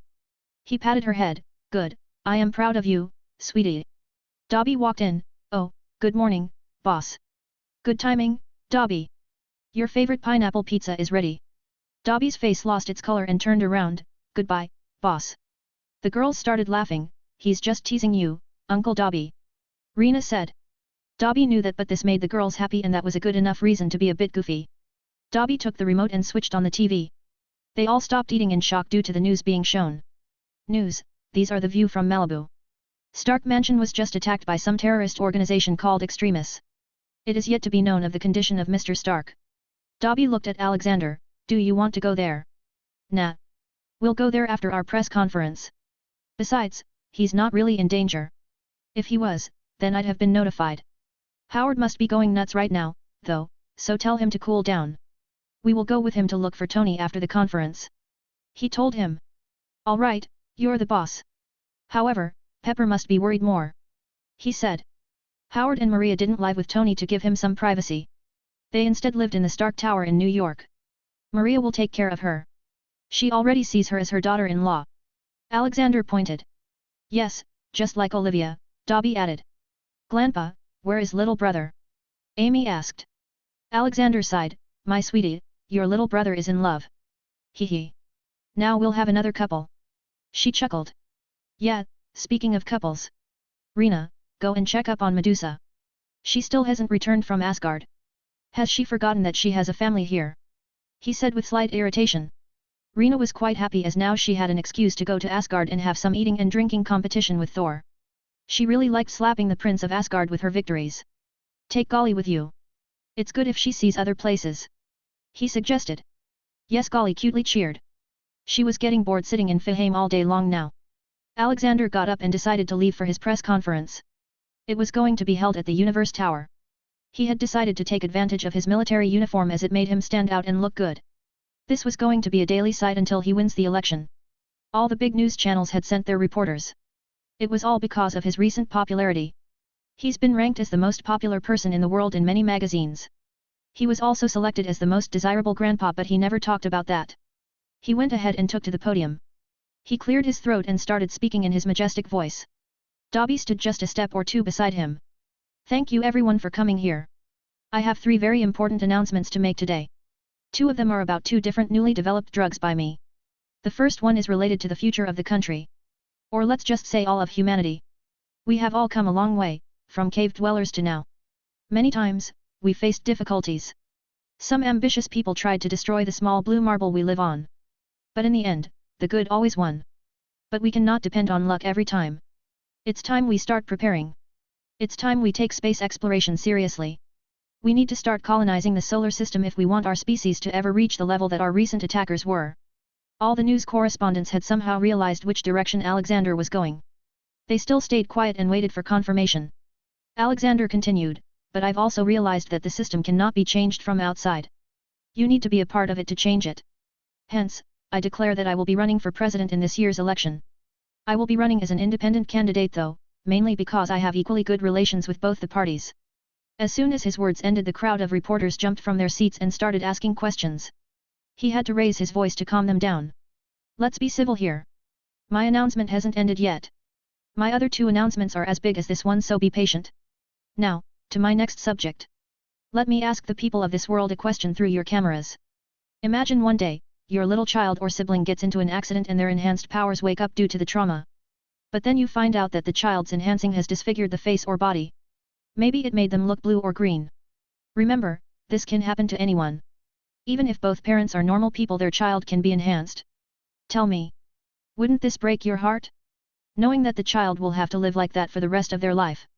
This is why I did some research and made a medicine that can make all the physically enhanced return back to their normal body. Once taken, it will make you able to control your transformation. I'll announce my last announcement with this. I have also created a cure for cancer. It has been approved by all the regulatory authorities. The 2 new drugs will be available from the coming Monday around the world. Now I will only take one question as I have somewhere important to go. Soon a reporter was randomly chosen. Sir, what are your thoughts on the recent attack on Tony Stark? Funny you ask. I am headed to that site after this. However, I am fully sure that Tony is alive. He's probably working on some projects. Now, about the attack. I'll be personally handling it. No terrorist organization can be left unchecked. They are a cancer that my medicine cannot heal, unfortunately. I'll just have to use my fist. Thank you, please follow my VP candidate, General Dobby. He will take you to the refreshment area. He announced and dashed away. Dobby cursed under his breath. The reporters frantically started asking questions. So he just copy-pasted Winter Soldier's story and fed them. That was the only way he could convince them of why he was still alive. Meanwhile, in a certain shipyard, Aldrich Killian saw the news. He was honestly a bit scared now, as the old monster will be investigating himself. Hey, just start counting your days now, Killian. If not Tony, then Mr. Universe will. You still have a chance. Let me go. Pepper shouted at him. Aldrich Killian had painstakingly kidnapped Pepper when she was going to the Stark Industries office. He had lost a good amount of his extremist soldiers. But he wasn't worried, as more could be made. He went to Pepper and grabbed her neck. There is no going back now, Miss Pepper. This will only end with Tony's death. He confidently said, and left her locked alone. I guess I'll need to ask the real Mandarin for help, he thought, and dialed the number. Alexander met up with Howard and got ready to find Tony. They already knew where he was. Let's go, Howard. First, we'll get Tony and then we'll get Pepper. Then destroy this extremist. Seriously, I sometimes think the Project Rebirth was a mistake. Now, look how many new super soldier serums have come. All derived from the original. He complained. But we wouldn't have a Captain America then, Howard argued. Where is Uncle Dobby? He asked further. Alexander laughed, haha. My VP is busy answering some questions. Howard seemed like he remembered some bad memories. Ah. You really threw him into a hellhole this time. I can't imagine how he's handling those vultures. Dobby was just fine. His kind nature was loved by the reporters so much that they all started to call him Uncle Dobby. A name that was going to get stuck with him now. Dobby just sat with all the invited reporters and drank and ate. He was really a politician material. 30 advanced chapters are available on patreon.com/MisterImmortal. Special thanks to Joachim Johnson and Conrad. 175, 175. Snatching some rings. Alexander and Howard flew to the house where Tony was staying. At least he didn't have PTSD this time, so he was in much better shape. They directly entered the house and saw Tony and a kid playing with BB guns. "Your mom is so worried and here you are playing games," Howard loudly said. Tony got spooked and turned around. "Ah, it's you, Dad. I thought it was those terrorists. Let's go, kid. We're going to deal with this extremist. They have also kidnapped Pepper," Alexander revealed. Tony quickly shot up. "What? Why didn't you say that earlier? Let's go." Howard gave him the armor he brought for him. "Get ready." The kid, Harley, was quiet till now, but seeing that they were leaving he spoke. "Sir, can I get a picture with you?" he asked Alexander. "Haha, sure kid." Alexander not only clicked pictures but also gave him various toys and science books which he loved a lot. Soon they were already out, flying to where Killian was. Alexander was going to deal with Mandarin later as he knew he was fake. Though he was interested in knowing where the real one was. They reached the seaport where Killian had made his base. The moment they arrived, many extremist soldiers attacked them. Their attack was more like self-destruction though. Alexander, Iron Mage, and the Iron Man thinned down the enemies. They were all busy fighting when out of nowhere a light beam came and hit Alexander. Being hit by it made Alexander feel his body was going to disintegrate on a molecular level. He controlled his body through sheer magical power and made it refigure itself. He looked at who attacked him and sure enough, he wasn't surprised. The real Mandarin came with all his 10 rings. Mandarin discovered them in China's Valley of Spirits. The 10 rings of power are actually the product of the dragon-like race Axankar, or Mokluans, from the planet Mokla 4. The race was extinct but the 10 rings had their consciousness within them. If the wearer wears them all, then the rings will try to make the wearer do anything possible to bring them back to life. Alexander looked at Tony and Howard. "You two go ahead and find Pepper. This guy is a tough one for you." The two nodded and flew away. "Surprised why I'm still standing?" he said, looking at Mandarin. Mandarin was indeed surprised but didn't show it. He had just used the most powerful, disintegration beam. The attack had a cooldown time of 20 minutes. "Surprising, but not out of my expectations. You are indeed strong enough to face me. But sadly, this will be your end," Mandarin proudly claimed. "Hey, many before you have made such remarks. And you aren't even worth half of them. Now show me what you got." Alexander slowly started walking towards him. Mandarin lifted his left hand. First, he used the ring on pinky finger. It had the power to create an ice blast. It freezes the air in its path and can lower an object's temperature to almost absolute zero.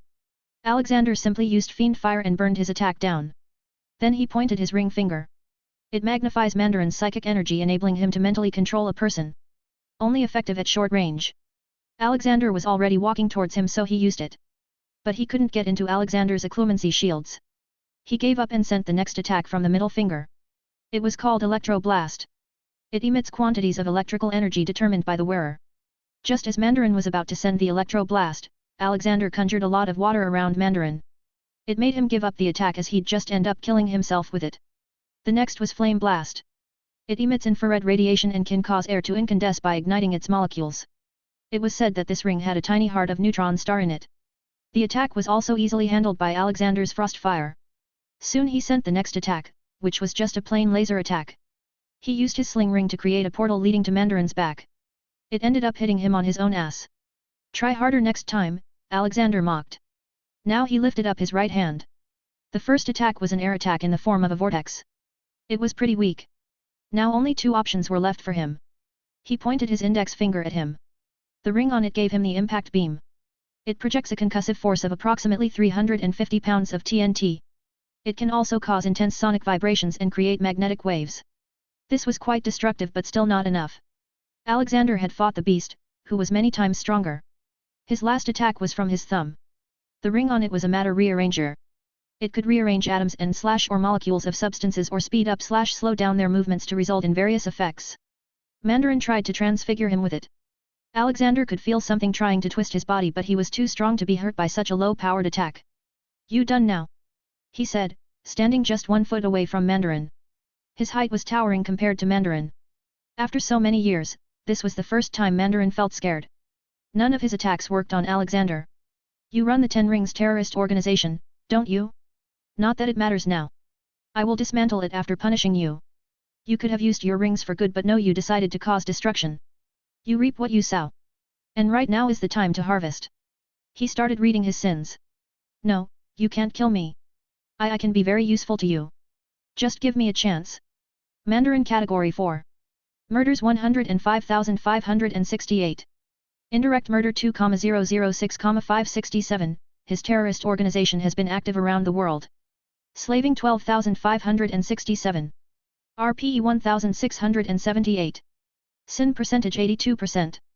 Alexander shook his head. God gave you a chance by bringing you into this world, and you repaid him in the worst way possible. Hell will be your home now. He waved his hand and all the rings from his finger were forcefully removed. 2 or 3 fingers also got ripped out in the process. Mandarin was just crying in pain. His screams were so loud that Iron Man fighting Killian also heard it. Killian recognized the voice and his heart sank. He lost focus for a second, which was his biggest mistake. The next thing he knew, there was a big hole in his chest from Tony's energy beam. Pepper was already saved and she stood with Howard on the sidelines. Howard could have defeated Killian with a wave of his hand but Tony asked him not to interfere. He had to punish Killian himself for kidnapping Pepper, Tony said. As soon as they were done, they all came to see Alexander and whose scream it was. They came to see that Alexander had caught Mandarin by his neck. Mandarin's body was slowly burning as he screamed in pain. In his mind, he was going through thousands of years of tentacle torture. What did he do? Howard asked. He knew that Alexander was a god and punishing sinners was his duty. He runs an international terrorist organization called 10 Rings. He has killed more than 100,000 people by his own hand and a further 2 million indirectly. He replied. Pepper and Tony gawked hearing that. He's a monster. She commented. That is why he's getting punished. Soon Mandarin's time torture was completed. So he quickly increased the fire and burned him to ashes while sending his soul to eternal hell. It was the end of 10 rings. The rings look pretty stylish. Maybe I should wear them, he thought. Alright, everyone. Let's go now. Maria must be worrying herself to death right now. Howard spoke. Alexander took out his anywhere door and returned to Stark Tower. Maria quickly hugged both Tony and Pepper. Oh my god. I was so worried about you two. You put me in so much tension. Meanwhile, Alexander and Howard went to the bar and sat down away from the drama. So, what's the plan for your election campaign? Howard asked. Alexander poured himself a drink. I think I've already won after my announcement of new medicine. But I'll still have to take part in debates and show my face to the public. So I'll be doing a lot of charity and superhero work for a while. What does Obama have to say? Is he going to run for re-election? I seriously don't know. He's uncertain of what to do. You should focus on hiring a good PR though. You can't go to every state and give speeches. Howard suggested. Who said I can't? I can fly and this makes traveling so much easier. I can probably cover all states in a day or two. Alexander stated. Sigh, I feel bad for whoever will stand against you. Howard drank up. You can see Mandarin and 10 rings on my Discord https://discord.gg/dghkrn or see them on Instagram https://www.instagram.com/MisterImmortal novel. 30 advanced chapters are available on patreon.com/MisterImmortal. Special thanks to Joachim Johnson and Conrad. 176. Captain Delicious Pants. The convergence was going to happen. It was a large-scale event that occurs when all 9 realms of Yggdrasil are in alignment. This alignment causes the dimensional boundaries of the 9 realms to weaken. This event occurs every 5,000 years. It was supposed to be beautiful from the eyes of beings who could perceive it. For normal humans, it was nothing but an unexplainable phenomenon happening around them. Odin had organized a feast in Asgard and had invited the whole team of defenders of the universe. Odin still didn't know that the Dark Elves were coming. As even he wasn't born when Odin's father, Bor, last fought them. For Odin and the rest of the Asgard, Dark Elves and Malekith were dead. Alexander was currently in a campaign rally of his. He had brought Olivia and Amy with him. People would feel connected if they saw Alexander also had a family. Through the stars, he ended his speech with his campaign tagline. It was widely being talked about in the news that his agenda was to lead humans in space. But he was also being criticized that he was ignoring the issues on Earth. Issues like hunger, terrorism, racism, etc. Alexander was already going to deal with all those, so he let them talk. Alex, why are you working so hard to just become the president? Olivia asked. Well, I can't become the emperor, that's for sure. Becoming the president is the first step, Oli. The target is to unite the world. He explained. Glanpa, look. I painted you. Amy showed him an extremely good oil painting. I'll hang this in Oval Office, sweetie. It's so beautiful. He praised her, making her giggle. Ring ring. He picked up the phone. It was a call from Universe Tower. Sir, there's a man in a red costume.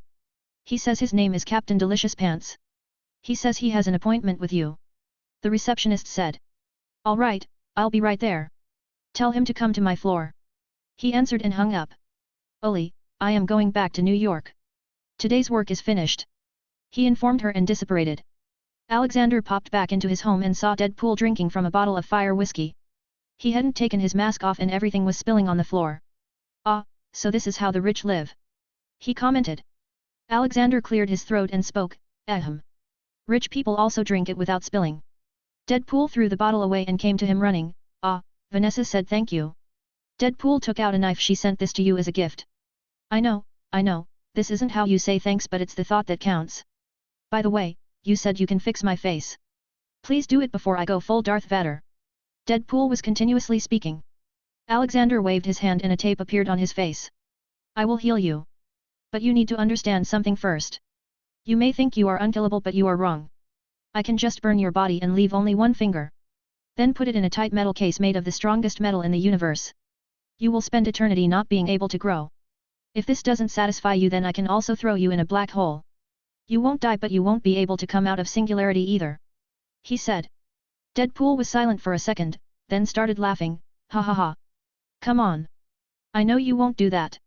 Alexander smirked. He touched his shoulder and operated near a black hole. Look, that's a black hole.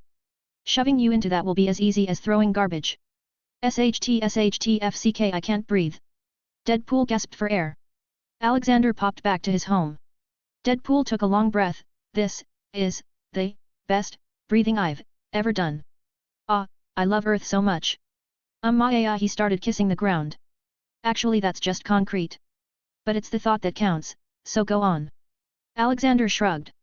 He continued, so, you just experience how your body would react in a vacuum. You'd surely not die but would fall unconscious due to a lack of oxygen. Someone would have to save you in order to wake you up. Why are you telling me all that, Colonel? Deadpool asked. Alexander ignored his naming. I want you to understand your limits. Remember, kid. There are beings in the universe stronger than that black hole. I am one of them, going in and out or straight up destroying that black hole is nothing for me. But then there are beings stronger than me too. Now imagine where you stand. Ooh. I just got goosebumps. I want you to work for me as Deadpool.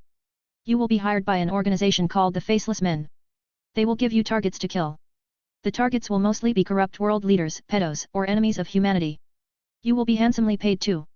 Alexander ordered him. Where have I heard that name, Faceless? Oh, SHT. It's that crazy assassin organization. They work for you? He asked excitedly. Alexander only nodded. Sweet, I always liked their name and wanted to join. But they were too religious for my taste. So, I kill some bad guys and you make me look good. Deadpool confirmed. Yeah, that's the deal. Alexander agreed. Awesome, let's do it. Alexander just waved his hand and Deadpool's suit came off. He then took out a vial and threw the potion on him. In a matter of minutes, his skin returned back to normal. Alexander then quickly rematerialized the suit on him. Wade took his mask off and went to look in the mirror. Holy sweet Jesus! I'm so sexy. Oh. Vanessa is gonna ravage me today. Then he looked back at Alexander with stars in his eyes. I am so happy right now that I wanna suck you dry. But Vanessa is already waiting for that. Wait, that came out wrong. No, Vanessa does not have a ding-dong. Alexander tapped him again and threw him out of his house. Sigh, a whole bottle of fire whiskey wasted. Alexander didn't know what kind of crazy fan he had just made now. Deadpool was going to go to crazy lengths for his presidential campaign promotions now. Deadpool had also fallen in love with Earth after being in a vacuum. He was surely going to mess with people polluting his new lover. Earth. Jane Foster was not Thor's girlfriend. She was just a friend now. She had come to check out the strange phenomenon happening. She then found the ether. Alexander had let that happen as he didn't know where the ether was originally stored. So after she took it and returned back to Earth, the police came in. This time no Thor was going to come so Alexander just teleported her away to Thor. Asgard. Rina and Golly had arrived on Asgard and had found Medusa. Medusa had told her that a huge feast was going to be held to celebrate convergence. The mention of a lot of food made them forget why they had come. They forgot to tell Medusa that Grandpa was angry and went on to have eating contests with Thor. Arg. Come on, how can you eat so much? What kind of sorcery are you using? Thor defeatedly asked. Ho ho. It's sheer talent. No sorcery involved, A&D. Rina couldn't complete speaking as a girl suddenly fell on the table. Whoa! I don't eat humans, guys. Rina interjected. Thor recognized her and quickly tried to touch her. But then a red energy wave threw everyone nearby away. Rina also fell down. What was that? Thor looked at Jane's arm and saw the strange red thing inside it. I don't know, sister. Father might know something. Can you levitate her and bring her along? Rina complied and levitated unconscious Jane. Let's go, Thor. Golly ignored everything as she was busy eating at another table. Soon Jane was put on an operation table and brought to Odin. Father, something has happened to Jane. I saw strange things flowing through her veins. Thor informed him. Odin didn't hold any hatred with Jane this time as Thor was already quite close with Sif now. Odin quickly went and checked her arm. He saw the ether moving in there. Sigh, he looked worried. Thor saw it and asked, what is it, father? There are relics that predate the universe itself. What lies within her appears to be one of them. The Dark Elves were after it for quite some time, then my father, Bor defeated them, Odin explained. Ah, the same story that mother used to tell us, Thor interjected and continued. The ether was said to have been destroyed, yet here it is. What if Dark Elves too? The Dark Elves are dead, Odin resolutely said. But I don't know how to get ether out of her. I might need to ask my friend. His knowledge of mystic is more than mine. Odin said and left. Jane slowly woke up and saw Thor and Rina standing beside her. Rina quickly ran to her and asked, hey, what did ether taste like? Was it tasty? Jane confusedly alternatively looked at them and finally, Thor explained it all to her. 30 advanced chapters are available on patreon.com/MisterImmortal. Special thanks to Joachim Johnson and Conrad. 177, 177. A certain heist continues. Odin went ahead and called Alexander for help. Alexander was already expecting the call, so he appeared at Bifrost soon. Welcome to Asgard, Elder. Heimdall greeted. Heimdall, good to see you, he replied, and just like always, gave the man a box of fire whiskey. Haha, thank you for your generosity, he happily accepted it. All-Father is waiting for you. Please go ahead, he informed. Alexander said his bye and walked to the palace. On his way, he saw Thor, Rina, and Golly having an eating and drinking competition. Golly was winning, after all, she was Galactus' daughter. He didn't disturb them and headed to Odin. While walking through the corridors, heard some noise. Okay, here's the deal.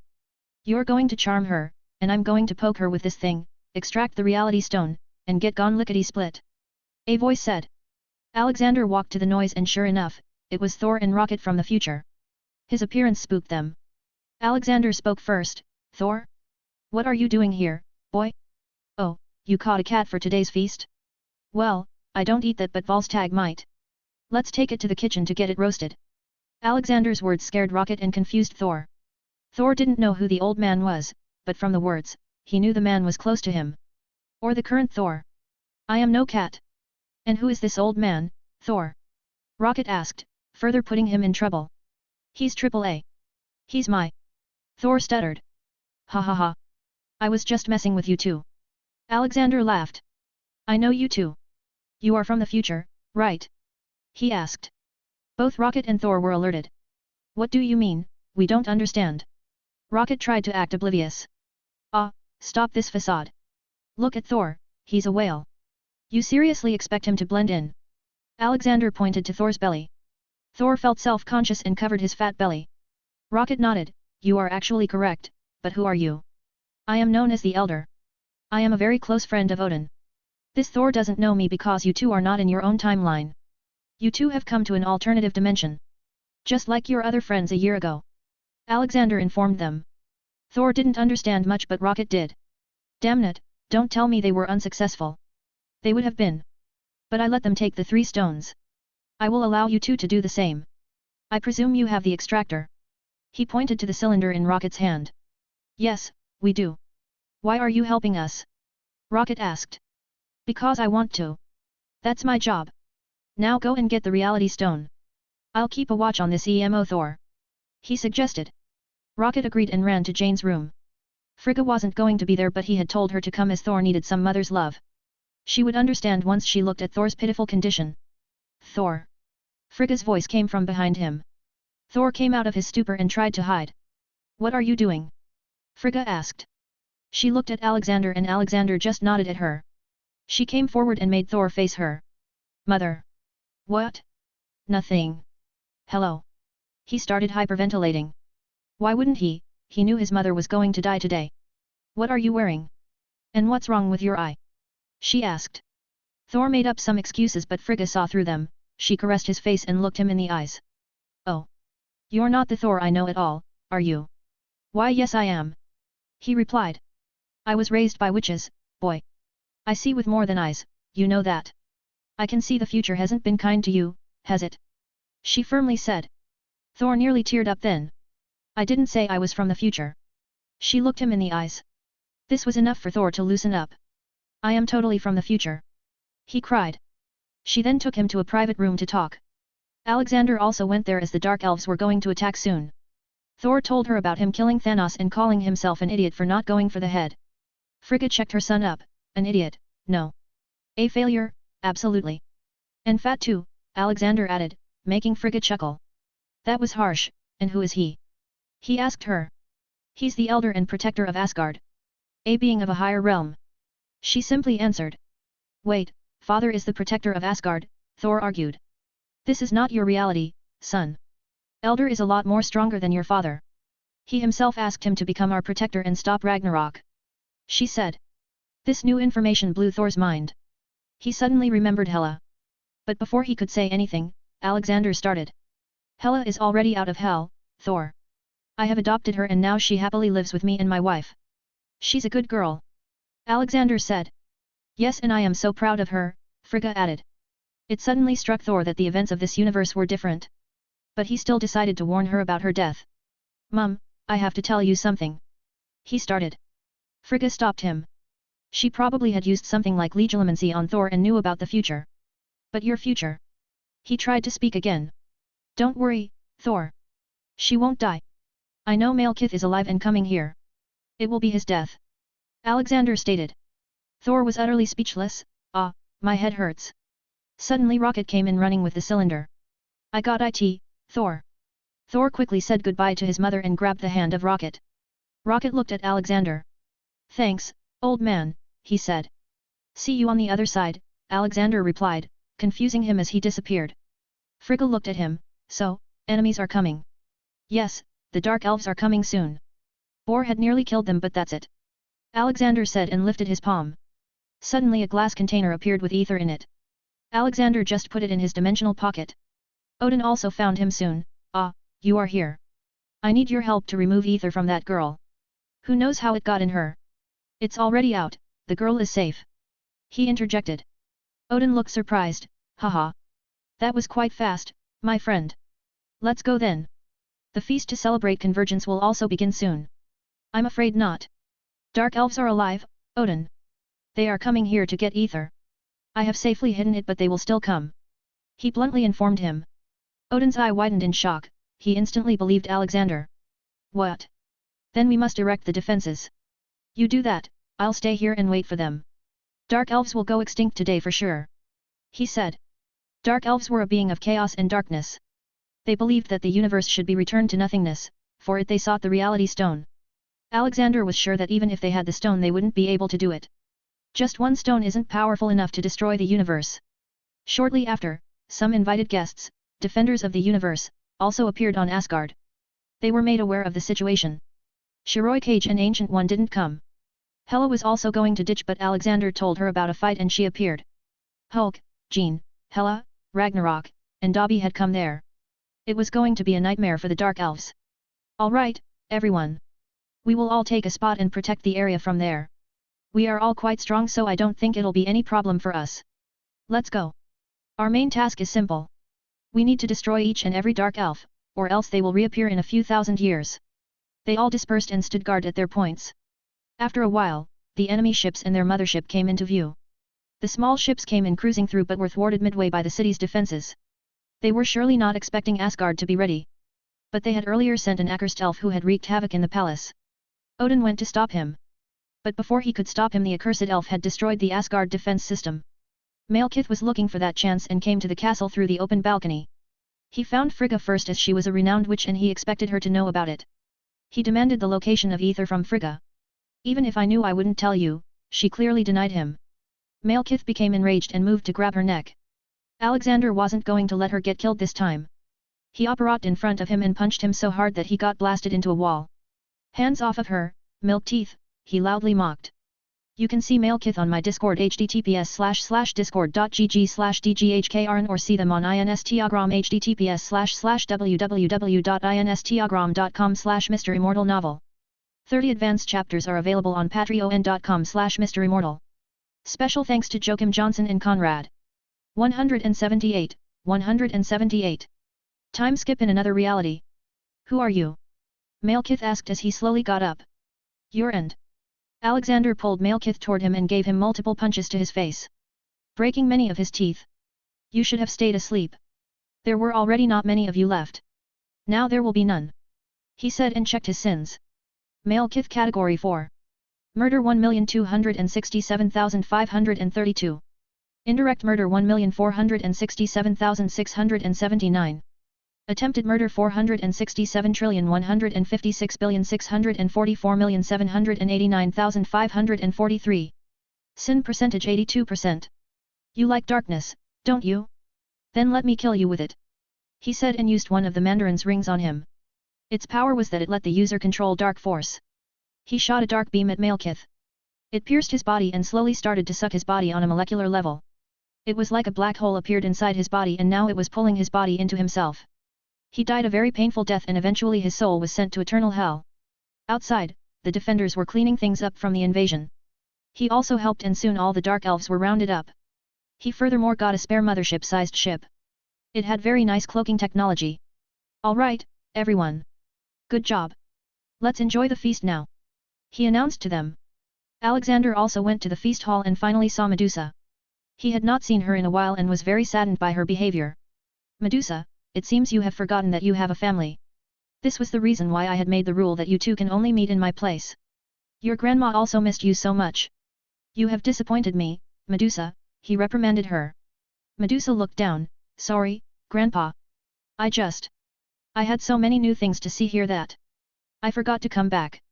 You will return to Fahim after this and apologize to your grandma. You need to learn to become responsible if you really plan on living with each other.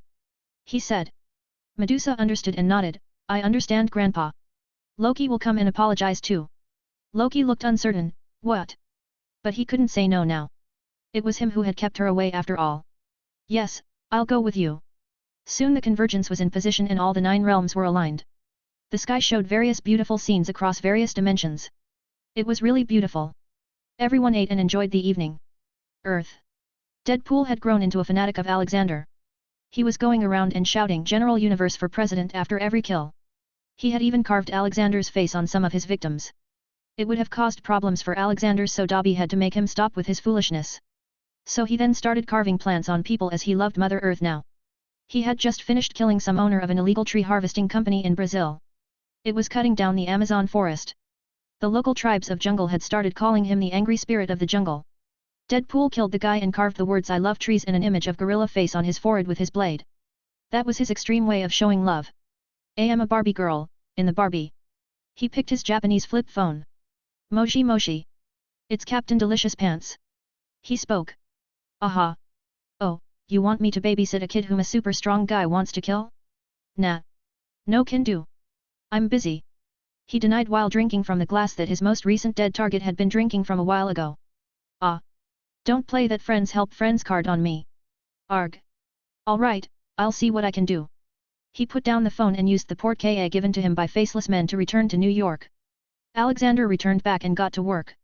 His medicine was selling well. Cases of mutant hate crimes had lessened as people couldn't tell if someone was mutant or not. He was sitting in the bar when suddenly someone talked to him. Remember, me. Alexander couldn't recognize the face but recognized the aura. What are you doing here, Lucifer? Ah. How did you do that? My disguise was so perfect. And I came here to have a nice drink. Lucifer clarified. I hope you don't have some hidden agenda, Alexander warned him. Oh, I am a changed man, sir. I drink and fuck. I mean, have fun. Good. Now seriously, tell me why you're here. Alexander asked. Haha. Nothing can be hidden from you, right? I just came to warn you that some hell lords are coming together to deal with you. I suspect some higher power controlling them but I don't know who. Lucifer revealed. And why did you come to tell me? He inquired. Because I can roam Earth freely now. I don't have to break out. I am satisfied with what I got. Besides, you let me live once, so I'm just returning the favor. Good luck. He stood up and left. Alexander looked at Dobby. Tell all the defenders to be on standby. Potterverse, the year 2401. It had been 400 years since the wizard god had left. But the strange magic still falls from the sky and kills any new Dark Lord who tries to come into power. Wizard god's heirs, Hermione Granger Firestorm, and Edward Firestorm did a good job for many years. The wizarding world truly flourished under them. But from their looks, no one would say that they were old wizards. It was all due to Alexander's blessings. Hermione served as the Minister of Magic for 100 years, becoming the longest-serving minister ever. While Edward kept on working in Universe Industries and introduced various world-changing things. He had also slowly influenced the Muggle politics to maintain peace and unity. He and Hermione had 2 children. 1 girl and 1 boy. They too grew up and had started their own family. Finally, Edward passed on his mantle of CEO of Universe Industries after one of his grandchildren successfully passed all the tests put in place by Alexander. Edward and Hermione then left the public world and stayed at an undisclosed location. From there they influenced the world from shadows. Their first biggest achievement was the formation of world government, and the second was the opening of the first magical habitat on Mars. But they both knew that they missed their grandpa the most. They missed their goofy old man. Dumbledore and Grindelwald had happily passed away some 100 years ago. They had a small regret of not being able to meet Alexander, but Dumbledore had told them to tell Alexander to summon them through Resurrection Stone later. Hermione and Edward spent the rest of their life studying the time and space, the boundaries of realities. It took them more than 200 years to reach the level they currently were at. Hermione, we'll only get one chance.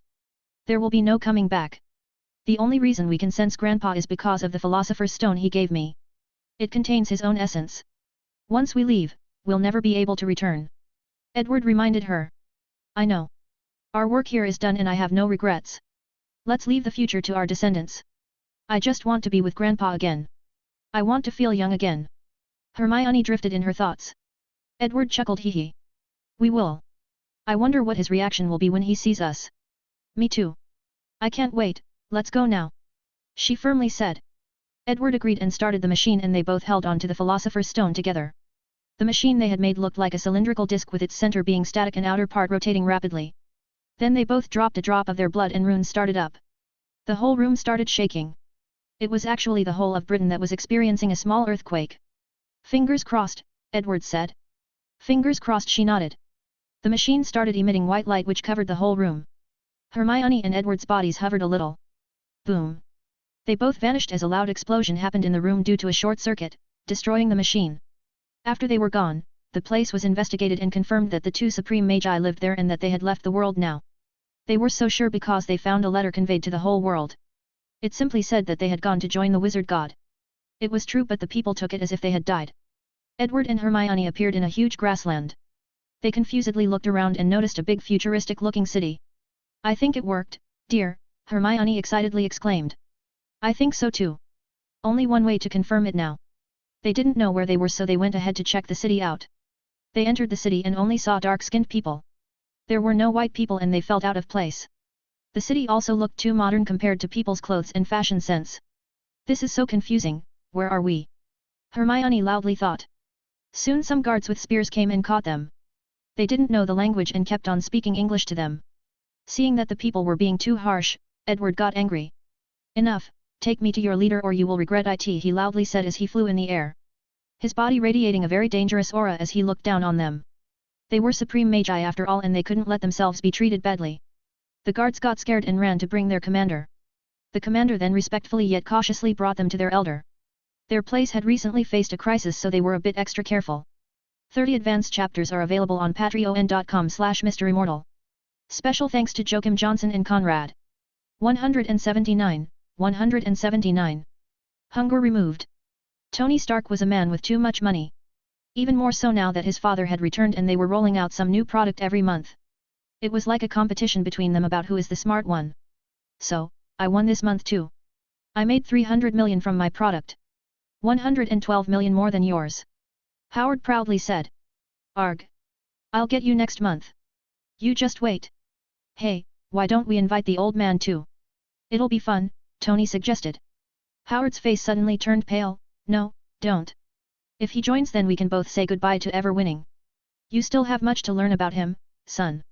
He's the most intelligent person I've known in my life. He even decoded the enigma in World War in his mind. He also built stuff so fast that by the time we'd completed one project he'd have completed 10 and would be eating pizza in front of us to piss us off. Tony just silently heard everything. Father and son moments never used to happen before, but now, Howard had changed so much and they build stuff together. Then I guess it'll be just us. Tony agreed. Jarvis suddenly spoke, Sir, I received a message from Ghost, a car is waiting for you too. You both are invited to Universe Tower. Howard scoffed, send the car away. The building is just adjacent to this. Why would you need a car? No sir, Mr. Universe insisted that you come in the car. I can't deny him, sir. Jarvis said. Tony got suspicious. Why do you sound scared?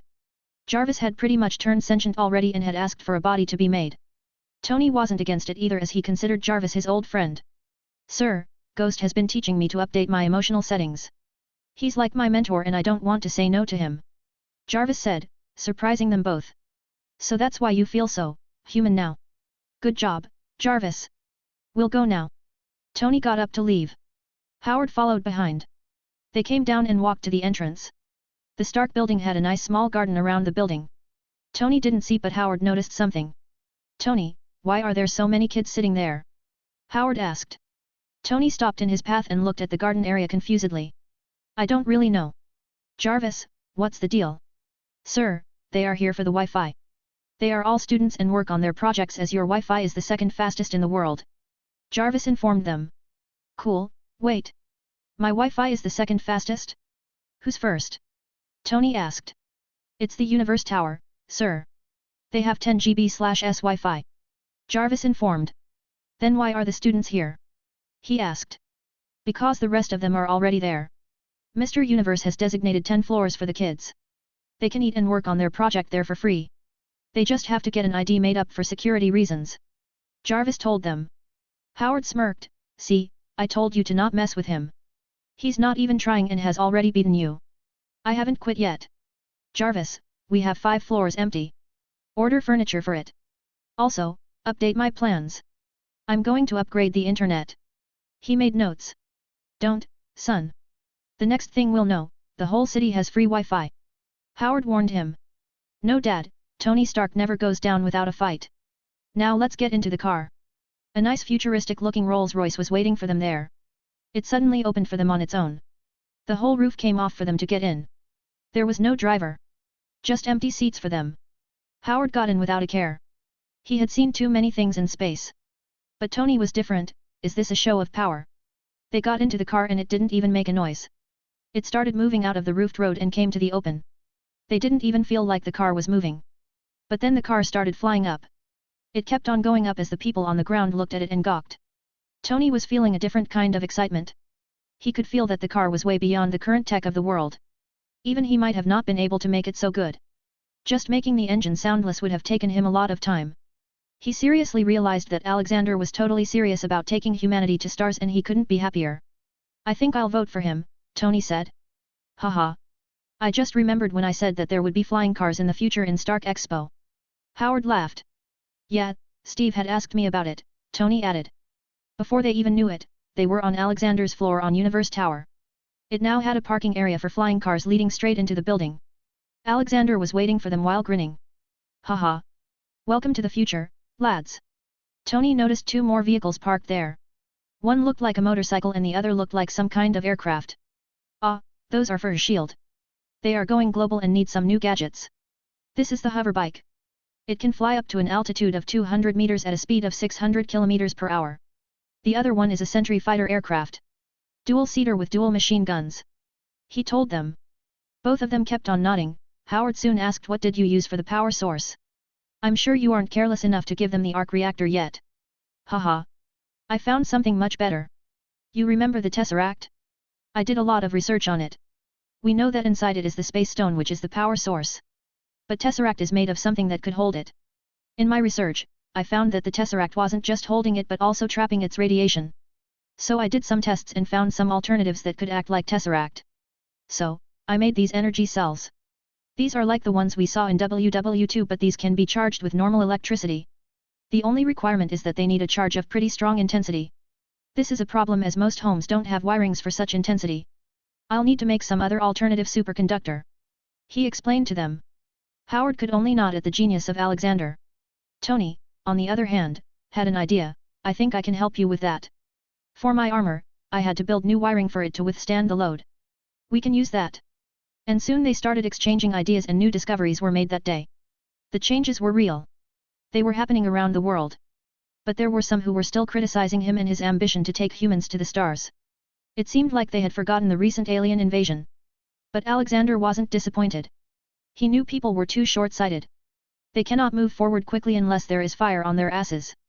This was the reason he was trying to bring out some new stuff to show everyone that he was serious. But this was not enough and he knew it. So he was on his way to the Sahara Desert. He had a whole entourage of people with him. Many of them were Avengers as they wanted to witness the magic he was going to perform. There were some journalists too, handpicked by him. Alexander lowered the aircraft onto a sand dune and let everyone get down. Among the superheroes, Tony, Black Widow, Leonidas, Steve, and Bruce had come. Alexander looked at everyone. So, you all must be thinking why I brought you here, right? Well, we all know that our planet is still plagued by malnourishment and hunger. Today, I will remove that problem. If the governments around the world won't focus on such problems, then I'll have to do it. My motive is nothing but to remove hunger from our planet. This is one of the prerequisites if we want to become a space civilization. I have bought 30% of the Sahara Desert for this purpose. Now, just watch. He said and looked towards the endless desert. He took out his Dragon Slayer sword, which was made of God's metal, and changed it to be a staff. Then he placed the reality stone in it. From this day onwards, no one shall die of hunger. No child will ever cry for food. He loudly announced, and soon the sky turned cloudy and started to rain. Alexander waved his other hand and umbrellas appeared in everyone's hands. You can see the car and other things on my Discord, https://discord.gg/dghkrn, or see them on Instagram, https://www.instagram.com/MisterImmortal novel. 30 advanced chapters are available on patreon.com/MisterImmortal. Special thanks to Joachim Johnson and Conrad. 180. The fourth host. Everywhere the raindrops fell, grass grew. Somewhere trees grew. The next drop made them bigger while enriching the soil. In just a few minutes, a lot of different plants grew up. He had changed the geography of some parts of Sahara with the reality stone. Everyone just looked at it all with their mouths agape. Journalists took videos of the whole scene. Natasha elbowed Leonidas. Can all wizards do this? No, only him. I've yet to see someone as strong as him in wizardry. He replied. What about you? She asked. I am a long way from reaching that level. But I will surely reach it someday. He stated. They had both been on many missions together and had grown pretty close. Though they were still not officially a couple, but everyone already treated them like they were. Natasha suddenly remembered something. You remember I told you about my home in Russia once? Well, I'll be going there. Would you like to come with me? She stuttered like she was hiding something. Leonidas understood and simply nodded, showing his kind smile. Of course I'll go with you, Nat. Their focus was brought back as the rain stopped and the sun was back again. Smooth calm wind touched their faces, making them smell the scent of the plants around them. Alexander looked at the cameras and spoke. I advise all the countries in the world to not impose import duties on all the food I'll be sending. It will only be distributed by kind heart to all the poor people at a low price. Remember, I am not doing this to fill your coffers. Thank you. Then he opened portals to various countries from where he had hired workers to work in the farms. He made various towns besides farms in some distances. He was generating jobs while feeding people, and nothing could be better than this. A Seraph would be keeping an eye on all the dealings there as well. Feeling satisfied, he looked at everyone. Guys, the work here is done. Let's go back. The plane came down from the sky and opened its hatch in front of them for them to get on. Steve came to Alexander. Thank you for working so hard, sir. This is my first time seeing someone seriously thinking about people without looking at their nationality or race. You just look at them as only human. Steve, once you look at Earth from space, you only see one small blue marble and no borders. It's the borders that differentiate us. But no matter what we do, in the end, we will still have the same DNA and red blood. Remember, in the eyes of the Creator, all are born the same. Their deeds are what decide whether they are good or bad. He gave his 2 cents. Some journalists recorded his words. Alexander then looked at Natasha and Leo. What about you lovebirds? What have you been up to? His words made both of them blush in embarrassment. Nothing, Dad. Just the usual work. By the way, the director wanted to have a word with you. He said they found some strange house with a book. It has something to do with dark magic. Alexander recognized his attempt to change the topic and let it go. I'll go and check it out. I probably already know what it is. Tony was surprisingly calm the whole way. Unknown to everyone what was going on in his mind. Old man is doing so much for the world. I should too. He has already taken care of the food. I think I should start working on a large arc reactor. Maybe create my own energy company and give electricity at a very cheap cost, he thought. Soon, the plane landed back in New York and the journalists ran towards their offices to upload the footage first. Asgard. Odin was happy with his life. His 2 sons had not made any trouble in a while. His daughter was living a happy and good life. His other children behaved well. The Asgard was safe. So he usually went into his Odin sleep to just relax and watch over the 9 realms. But today, he saw something that he never wanted to. Something so dreadful that his eyes opened with an already bloodshot red color. His breathing became hard. He loudly shouted while looking at the ceiling like he saw something else. Godheads, the 4th host is arriving. Prepare to defend. It was known that the Celestials had their involvement in the creation of humans and other branches. The hosts were nothing but Celestials going to worlds they worked on at various intervals to pass the judgment of whether the species should be left alive or be annihilated. It was like a test. What they looked for was a new evolution. To see a species stand out to become stronger. Their 3rd host came 1,000 years ago. At that point, all the godheads united under the leadership of Odin, Zeus, and Hindu god, Vishnu. They confronted the 3rd host, but the Celestials threatened to seal off the interdimensional passages between the gods' realms and Earth unless the gods did not interfere with the Celestials' activities for a millennium. Acting on behalf of Earth's gods, Odin, Zeus, and Vishnu agreed with their terms, but Odin already began making plans for the 4th host, which would arrive about a millennium later. I should inform Alex about this. Maybe he can stop them, he thought. Alexander was currently on his way to S.H.I.E.L.D. headquarters. Fury had come back down from helicarrier as he got bored with it. It hindered his maneuverability. Reaching the place, he saw some guards patrolling on his hover bikes. It was still in the testing phase though. Glad you came so soon. Right this way, Fury appeared with his regular plain face. What's going on? He asked. I sent Agent Carlson on a mission to track down a scientist couple. He got into the house and found a strange book. He touched it and nearly got possessed by it if not for your mind protection amulets. We suspect it's something magical. On a darker spectrum. Fury briefed. Did you bring the book? He asked. No, we couldn't. We thought of using robots to pick it up and bring it back, but all electrical appliances don't work near it. He said. Alexander nodded. Magic and tech never go hand in hand. All right, give me the address, I'll take a look. Fury did give it but also gave a word of caution. Be careful, sir.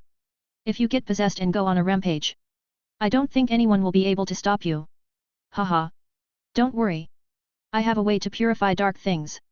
Where did Carol go, by the way? He asked. She went back to space.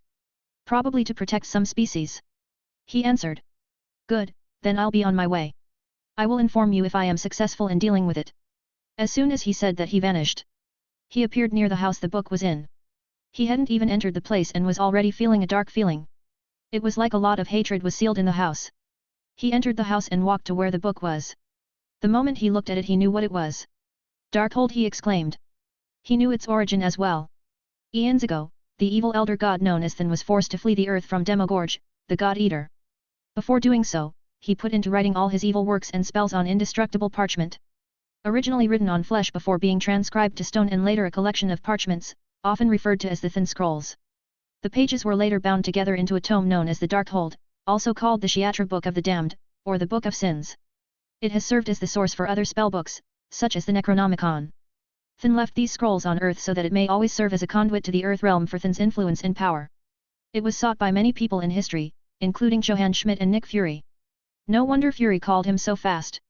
If the book had gotten into someone evil's hands, then it would have been cataclysmic. Can I purify it? He thought and walked to it. Come to me. The secrets of the world are in front of you. Just open, and red whispers started to come from the book. Why the hell do all the bad guys include this feature in their dark accessories? Any sane man would get alerted with these voices. He thought. He opened the first page and on it was Thin's image. It felt so real. Mostly the eyes. Then he felt like his occlumency shield just got attacked. He realized that the book was trying to possess him. So he closed it and put it in his dimensional pocket. You can see the fourth host on my Discord https://discord.gg/dghkrn or see them on Instagram https://www.instagram.com/MisterImmortal novel. 30 advanced chapters are available on patreon.com/MisterImmortal. Special thanks to Joachim Johnson and Conrad. 181. 181. Do you love me? Alexander again took the book out and opened the first page. But to his surprise, not much changed. Only the mind attack disappeared, but everything else was the same. The book gave the same dark aura. He hypothesized that the book must be like a living entity. For example, you cannot purify a hell demon to become good as he was born that way. The book must be the same. Its initial nature while its creation was dark. The evil energy left in the book by Than was the only thing that got purified.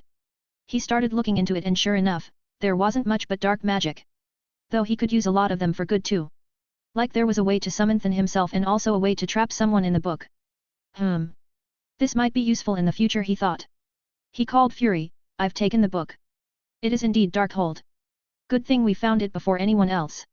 I will keep it with me. Normal humans cannot ward off its corruption. Good thing then. I will put its details in the top secret category. Fury said. Alexander agreed and hung up. Russia. Leonidas was having an awkward lunch with Natasha's small fake family. It was just her fake dad who was in no way related to her. Natasha was an orphan and ended up in the Red Room. After Alexander had saved her and trained her, she returned to Russia for a while. Due to her being a pretty good assassin, she was immediately put on missions. She was given a fake family as a cover.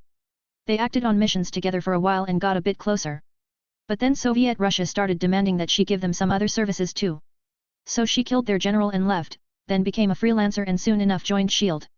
So, you two are a couple? I didn't know you liked cute boys. I thought you'd look for a man. Alexei Shostakov aka Red Guardian said to Natasha. Leonidas just rolled his eyes and kept on eating. But Natasha defended, you should know, if he wants he can destroy this house with a flick of his finger. Oh really, then why does he need you to defend? He's a child, Nat. He taunted him. Leo just waved his hand and Alexei's body flew up and got stuck to the ceiling. I told you not to mess, Natasha shrugged and ate her food. Ha ha ha. Good lad. You have mystic powers, ha. You chose a good man, Nat. Now let me down. He laughingly praised. Suddenly the magic disappeared and he fell down on the floor face first. But he just stood up while laughing as if nothing happened. Leonidas felt a bit good that at least Natasha didn't deny that they had a thing. He was honestly conflicted about deciding whether she liked him or not. It was just too hard to read her. But her actions say otherwise.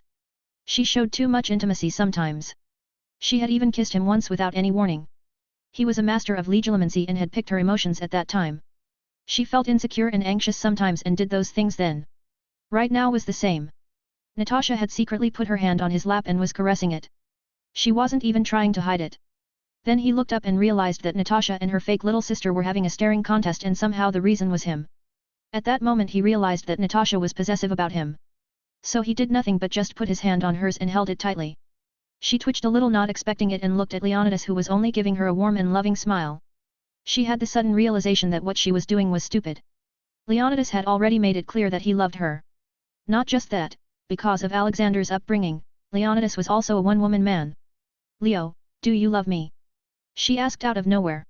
Her question ensued a pin-drop silence. Alexei stupidly looked at Natasha and Leonidas. Yelena, her fake sister, dropped her spoon. But that noise didn't bring the two out of the trance. Leonidas and Natasha were looking at each other's eyes. At that moment, Leonidas felt like screaming. Yes, yes, I effing love you. Out of the blue, Natasha jumped on him and they both fell down from the chair. She kissed him and he kissed her back wildly. Whoa. Whoa. Calm down kids, we may be fake parents but still. Alexei shouted. But the two were too busy loving each other. Natasha tried to pull his shirt. Leonidas suddenly realized that this was not going to end soon, so he operated with her to their hotel room. They both fell in bed and started making love. Leonidas had very good control over his head, and even though he was occupied by the current situation, he was still aware of his surroundings. His senses told him that something was going on. He suddenly felt a distortion of space around him, and before he knew it, the whole bed disappeared. The next thing he knew, he was in a transparent glass cube with unconscious Natasha on him. He tried to apparate out but couldn't. He still had his magic though and used earth-shattering magic to get out. But he couldn't break it. Haha, it won't work. The cage is made of glass used in an ancient celestial's body. A man appeared. Who are you and what do you want? Leonidas calmly asked. Oh, my bad. Let me introduce myself. I am Druig, Lord of Flames, and Nightmares. Getting my hands on your father was too tough, so I had to take you. Your father's feats are quite popular around the universe, you know. Soon I will have that same power. Druig nearly salivated. Druid was an ancient eternal. He was a power-hungry schemer and wanted to rule Earth. He was against the normal Eternals who just wanted to live in hiding on Earth. He was instead more sympathetic to the cause of the Deviants. Eternals, humans, and Deviants were all genetically engineered products of the Celestials. The true purpose of Eternals and the Deviants was to cultivate humankind, since the first host of Celestials, when Celestials first came to Earth, allowed humanity to thrive because they saw in their genetic makeup the potential to act as antibodies against the Horde. The Horde are a species of insect-like beings. They can infect Celestials and turn them mad. The Eternals and the Deviants didn't know all this and kept on fighting. Eternals were genetically made to look beautiful and very strong, while Deviants were made to look ugly with very high mutation rates, and they didn't have many superpowers either. They once ruled the Earth but now stay in hiding and plot against the Eternals. You know, my father won't let you go now. A celestial made glass won't be able to stop him. Leonidas warned him. Ha ha ha, maybe that's true. But how are you going to contact him? Your psionic powers won't work in there. Druig replied and went to the testing table to prepare for his experiment. Seeing that Druig wasn't looking, Leonidas smirked and sent his patroness to his father. Polaris, now known as Serbia. The Eternals had a city there. The Prime Eternal, the leader of the Eternals and the one who could summon a uni-mind, ruled the city. His name was Icarus. Prime Eternal, we have completed the new city of Olympia. We can move there now. Another Eternal informed him. There weren't many Eternals to begin with. Only 1,000 or so. That was the number Celestials had decided to make. Tell all the Eternals, it's time to go. Any news about Druig? He asked. Druig was Icarus's step-brother. Yes, he is still scheming things. Recently he has abducted Leonidas Maxim Universe, the son of that pretense god. He informed. Icarus suddenly stood up and his eyes widened. You fool! How long has it been since he abducted him? Just an hour, Prime Eternal. The Eternal replied. Icarus was thousands of years old and had met many gods. He had also felt the presence of a new higher being on Earth many years ago. He had secretly confirmed it as well. He didn't know who Alexander really was, but he just knew that he shouldn't mess with him. The aura of Alexander was even more dangerous than Celestials he had seen in his life. Tell the fighting team to get ready. We need to go out and stop Druig before he makes the biggest mistake of his life and dooms us all. He ordered and wore his armor. You can see Druig and 3 species on my Discord, https://discord.gg/dghkrn, or see them on Instagram, https://www.instagram.com/MisterImmortal novel. 30 advanced chapters are available on patreon.com/MisterImmortal. Special thanks to Joachim Johnson, Conrad Douglas Flower. 182. Dealing with demons. Alexander was in his workshop working on a new water treatment machine which could make ocean water drinkable. This was the second step in removing world hunger. Mainly in the African and Arabian countries, where water sources were scarce. He was already dealing with the terrorists there with his faceless men killing any terrorist that shows his face and shield sweeps whatever's left of them. As he was working, a blue patroness in the shape of a phoenix appeared. Alexander thought that this was also one of his kids' pranks. Dad, I'm in trouble. Some guy named Druig has caught me and Natasha in a cage made of celestial armor. I'm not able to get out. He wants to experiment on me and take away my powers. Leonidas' voice came. As soon as Alexander heard the word trouble, his armor materialized on him and the Demon Slayer sword came into his hand. He took out the anywhere door and set the destination as Leonidas. The cage may have stopped the regular means of teleportation, but the anywhere door was totally something else. Even he hadn't been able to figure out how it works. Sir, should I notify the defenders? Ghost asked. No, no need. This is just a small matter. He said and went to the other side. On the other side, he came into the cage. Hey, son. It seems you are afflicted by the curse of this world. Natasha had woken up and wasn't very worried as she knew Leonidas had sent a message. She looked at Leonidas. What curse? Haha, Dad says that as long as you live, trouble will always find you no matter how hard you try to stay away from it. He told her. Then I guess we all are cursed. She contemplated. Druig noticed the new arrival in the cage and laughed. Haha, welcome, General Universe. I was waiting for you. He pressed a button and some kind of force field covered the cage. I knew you would come somehow. Call it a hunch maybe. Alexander just looked at him with a plain face. I am finding myself troubled in deciding whether you are a fool or just stupidly brave. You should know that things like celestial armor cannot stop me. Alexander pulled back his sword as he aimed at the glass. Then made an extremely powerful slash at the seemingly indestructible glass wall. It shattered into thousands of pieces on impact. Druig realized he messed up and thought of running away and knew he couldn't win. Eternals had powers like Shinik abilities, enhanced strength, and cosmic energy firing from their hands and eyes. It was nothing when compared to Alexander. Alexander teleported in front of running Druig. He held him by the neck and used legilimency to see why he targeted him.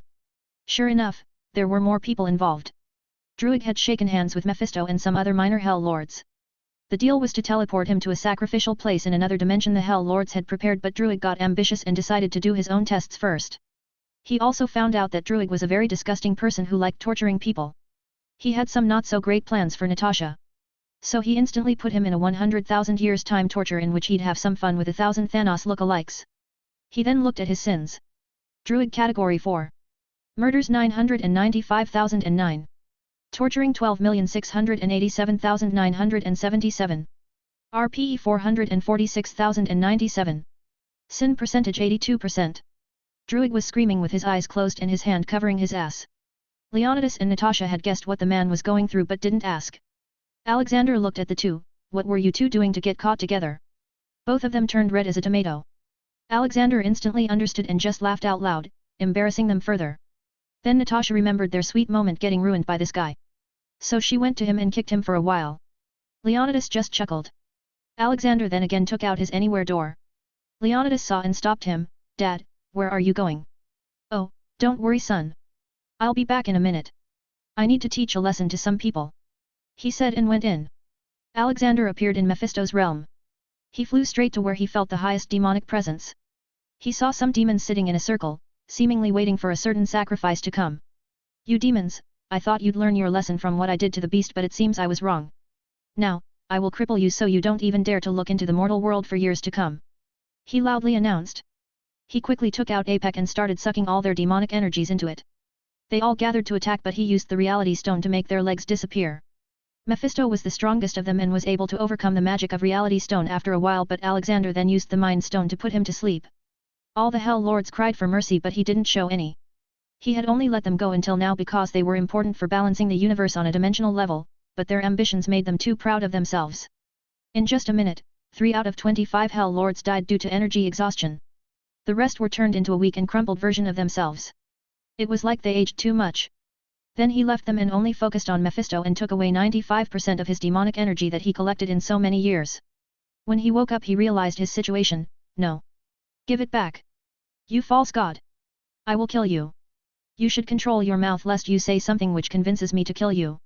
I am also putting a curse on all of you. For the next 1,000,000 years, none of you will be allowed into the mortal world in any shape or form. If you still do, then it will be your death. Goodbye. He walked back to his anywhere door and went back. As soon he disappeared, all the Hell Lords started fighting among themselves to kill the other and get each other's energy. Alexander had thoroughly crippled them for a long time to come. When he came out to the other side, he saw that Leonidas and Natasha were fighting some people. There were 3 and they were flying around and shooting lasers from their eyes and hands. Their leader seemed to be the blonde boy. Stop, he loudly ordered everyone. They all stopped seeing him in the room. Icarus recognized Alexander. What have you done to Druig? He asked. I have passed the judgment. Right now he's going through torture and will soon die. He stated. You have no authority to judge him. Only the Prime Eternal can do that. He argued. Boy, I hold the authority to judge every living being in the universe. Icarus, Prime Eternal. Sin percentage 49%. You are just 2% away from death punishment. And don't you dare to talk about judging him. Wasn't it your job to kill any Eternal who goes mad like Druig? You have not done your duty correctly. All the deaths caused by Druig are also on your hands, Alexander lectured him. Icarus wasn't really a bad person, he had a sense of justice like Superman, but even he makes dumb mistakes sometimes. I. Who are you? He asked politely. I am what you would call God's advocate. I am the judge and I am the executioner. Appointed by the big creator himself. You won't understand any of this, so don't worry. But one thing is clear, this man will die. He announced. Icarus nodded as he was going to kill him too, and creating senseless fight wasn't worth it. Alexander moved to unconscious Druig and simply disintegrated him. Now, let's officially introduce ourselves. I am Alexander Maxim Universe.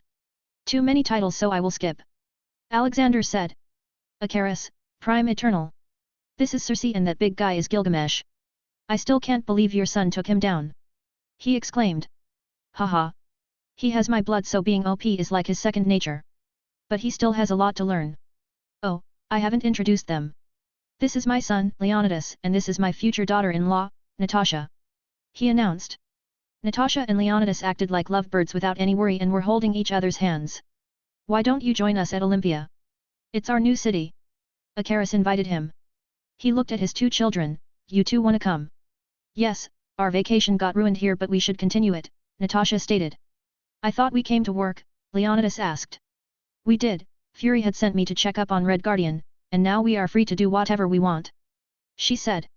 Leonidas was sure it was some scheme of hers, but who was he to complain? He was enjoying her company. Alexander laughed, haha. All right then, let's go. You can see Mephisto and Icarus on my Discord https://discord.gg/dghkrn or see them on Instagram https://www.instagram.com/MisterImmortal novel.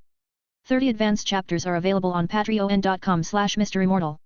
Special thanks to Joachim Johnson, Conrad Douglas Flower. 183. Preparing for war.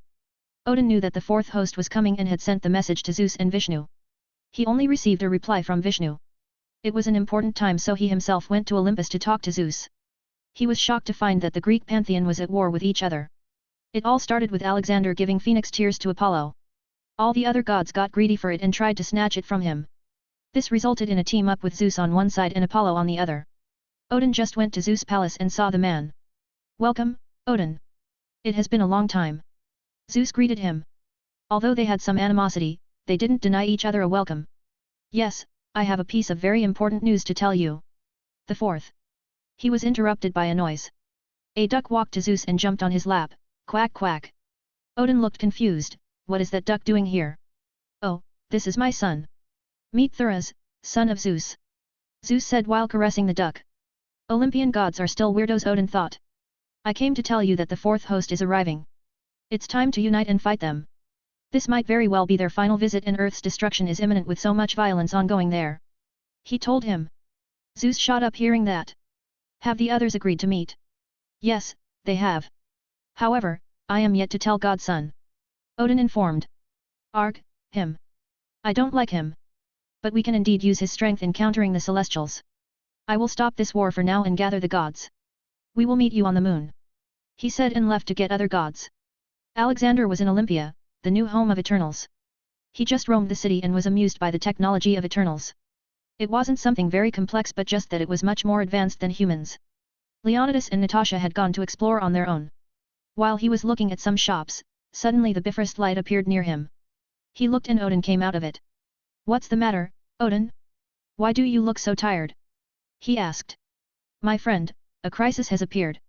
The fourth host is coming to judge the Midgard. They will destroy everything if they aren't stopped. Odin informed him. Alexander fell into contemplation and remembered what the whole deal was. He remembered that in the end the Celestials were warded off after Frigga and Gaia came and showed them some new gods from the earth. He didn't know if they would do it now too. But he wasn't going to help them a lot, at least not yet. He'd let them fight first. They needed the experience, as he would someday leave. Don't worry, Odin. I understand your worries.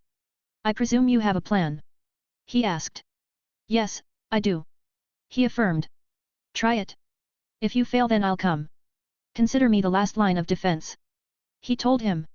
Odin felt a bit relieved, but he still had worries. Can you deal with the whole bunch? Trust me, I can. However, I hope it doesn't come to me fighting, as it might force Fulcrum to come. Alexander stated. Fulcrum? Now who is that? Odin asked. Icarus also came and silently listened. Do you know about the Horde? He questioned. They both nodded. Yes, they are the insects that can devour the world and even Celestials. Yes, and you can consider them to be representatives of destruction. Meanwhile, the Celestials create life.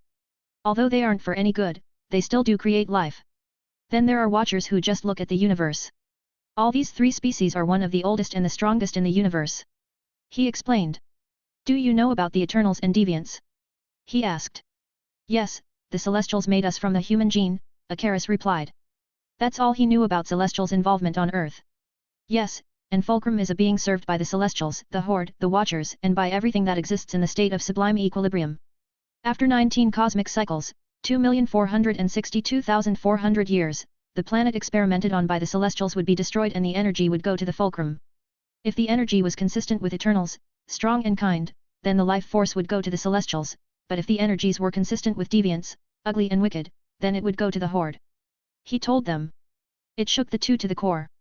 This meant that the existence of humanity, Eternals, and deviants was to just get devoured in the end? Alexander knew that the Eternal people had a problem of Multiverse, also known as the secret curse of the Eternals, the madness. Alexander didn't want that to happen. He could already feel Icarus losing his mind. In the comics too, he lost his mind after finding this truth. He took out a vial and told him to drink it, it can remove Multiverse from your body. I could already feel you going mad. Icarus looked at the blue liquid in the small vial. Is what you said true? Are we supposed to be just food for them? Sigh. Odin, grab his arm. I need to put the potion in his mouth, Alexander mentally told Odin. Odin nodded and smoothly snuck behind Icarus and grabbed his arms. What? What are you doing? Icarus tried to get away. Saving you, Alexander forcefully opened his mouth and poured the potion. Haha. You are very lucky, young man. Odin added and released him. Icarus fell down while coughing as he understood the changes happening in his body. I feel better. Here, take these and give them to each Eternal. Only after that tell them the truth. He handed him a bag full of vials. Icarus looked at it gratefully, thank you. I will not forget this kindness. You're gonna need it if you want to fight the fourth host. He said and sent him away.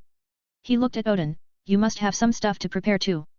I'll also go and gather some stuff that might help if the worst came. He was serious.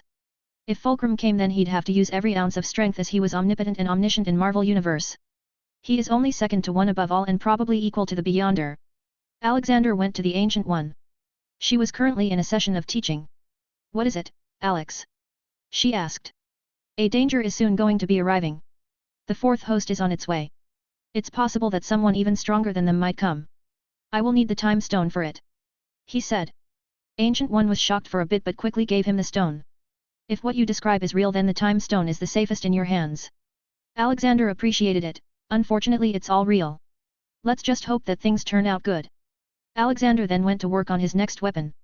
After a long time, he was going to create a weapon again. He was going to combine the 4 stones and the M'Kron crystal and make something that could kill pretty much anything. The white hot room of Phoenix will be transferred to Fihaim. He was sure the Phoenix wouldn't mind it. While a huge crisis was coming towards Earth, a new person arrived in New York with hopes of joining the Avengers. Doreen Green, an 18-year-old girl from Los Angeles. She was not a mutant but due to her squirrel-like tail, she thought as such for most of her life. That was until doctors tested her blood and it was confirmed that she wasn't a mutant. When she was 10 years old, Doreen discovered she could communicate with squirrels after overhearing one of those rodents in her window. She subsequently saved that squirrel from being chased by a dog, and they became friends. The squirrel named Monkey Joe encouraged her to do good. Ever since then, Doreen began to fantasize about becoming a superhero. She saw the New York invasion and all the superheroes protecting everyone on TV. She felt envious and wanted to join them too. So she ran from her college hostel to New York, intending to become an Avenger. You think I will succeed, Monkey Joe? She asked her squirrel. Monkey Joe climbed to her shoulder and made some sound. Haha. Yeah, we both will succeed. She cheered up. You can see Fulcrum and Doreen on my Discord https://discord.gg/dghkrn or see them on Instagram https://www.instagram.com/MisterImmortal novel. 30 advanced chapters are available on patreon.com/MisterImmortal. Special thanks to Joachim Johnson Conrad Douglas Flower. 184. The debate. Doreen got off the bus near the Avengers Tower. She headed to the building and asked to meet Tony Stark. Obviously, she was denied. She sadly turned around and decided to come the next day. She had just left the building when she heard someone call her, BSSHIS, Big SHIS. Doreen turned around and saw a cute little chubby girl running towards her. Doreen waited for her to come. What can I do for you, little lady? She asked. Is your tail real? And can I touch him? She pointed to Monkey Joe on Doreen's head. Sure, but what's your name? Doreen asked. I am Tina. Oh, Big Brother said to tell people my full name. My name is Antonia. She proudly answered. Doreen didn't know who she was and just played with Tina for a while. When she prepared to leave, Tina requested to play with her tomorrow as well. Not finding a way to say no, she agreed. Okay, I'll meet you here at the same time. Bye, Tina. Tina waved her hands while longingly looking at the leaving Doreen. Ah! I want a squirrel too. Alexander had too many things to do other than worry about the soon-to-be appearing crisis. Today was the day he was going to have a debate with Barack Obama and Donald Trump. Trump wasn't supposed to run for president, but God knows why he decided to do it now. A nice big stadium was booked for it and a lot of people swarmed in. The shield was there to secure the perimeter. Not because of Alexander but because someone might try to harm people in order to harm him. Tony also came to support him for some reason. Alexander could also see Deadpool lurking at the back. Olivia was busy and could not come. So for today, his only company was Glutton, Rena. Alexander was in his best suit. It was white-colored with a white tie. With his white hair and big stature, he looked like a god from some Hollywood movie. Soon the debate started. The first topic was the economy. How it can be made better for all and how the income gap could be decreased and how people living under poverty can be lifted. The first one to speak was Obama. He told everyone about his plan for moderately increasing taxes on higher income Americans and fund healthcare reform, reduce the federal budget deficit, and decrease income inequality. He couldn't explain any solid plan though. Then it was Trump's turn. I believe that this great nation needs to unite to fight our enemies. Trump gave his 2 cents, which were not even related to the topic. Then it was Alexander's turn. He cleared his throat and took out a 1,000-page book. What you are seeing is a brief plan of how I will make our country stronger both in military and economy. How I will uplift the poor elements of our society. This book will become public after this debate. Now to the main point. The first thing I'm going to do is bring some tax reforms. According to our tax laws, all those big companies need to pay 35% income tax, but none of them do. Hell, I run a multi-billion-dollar company and I can tell you that there are ways through which I can even make my company pay zero taxes. But that's not true. I just paid $170 billion last year in taxes. Now to the next part. My first point will be enough to gather money to create more jobs and uplift people. A government-sponsored job sorting agency will be opened that will get you jobs. From the lowest to the highest. I have also seen that the number of college graduates in our country is steadily dropping due to crazy high fees. I seriously don't understand why education is so costly. It should be our basic right. So, I will reform the education industry too. When people are educated, companies are paying taxes and everyone has jobs. Things will automatically become better. We just have to take the first step and the rest will follow automatically. As soon as he ended speaking there was thunderous applause in the arena. He noticed Deadpool using loudspeakers for shouting and booing on the other 2 participants. Then the next topic was about mutant equality and how they were planning on tackling it. Obama's plan was simple. He rounded up the speech and gave the same answers he did before.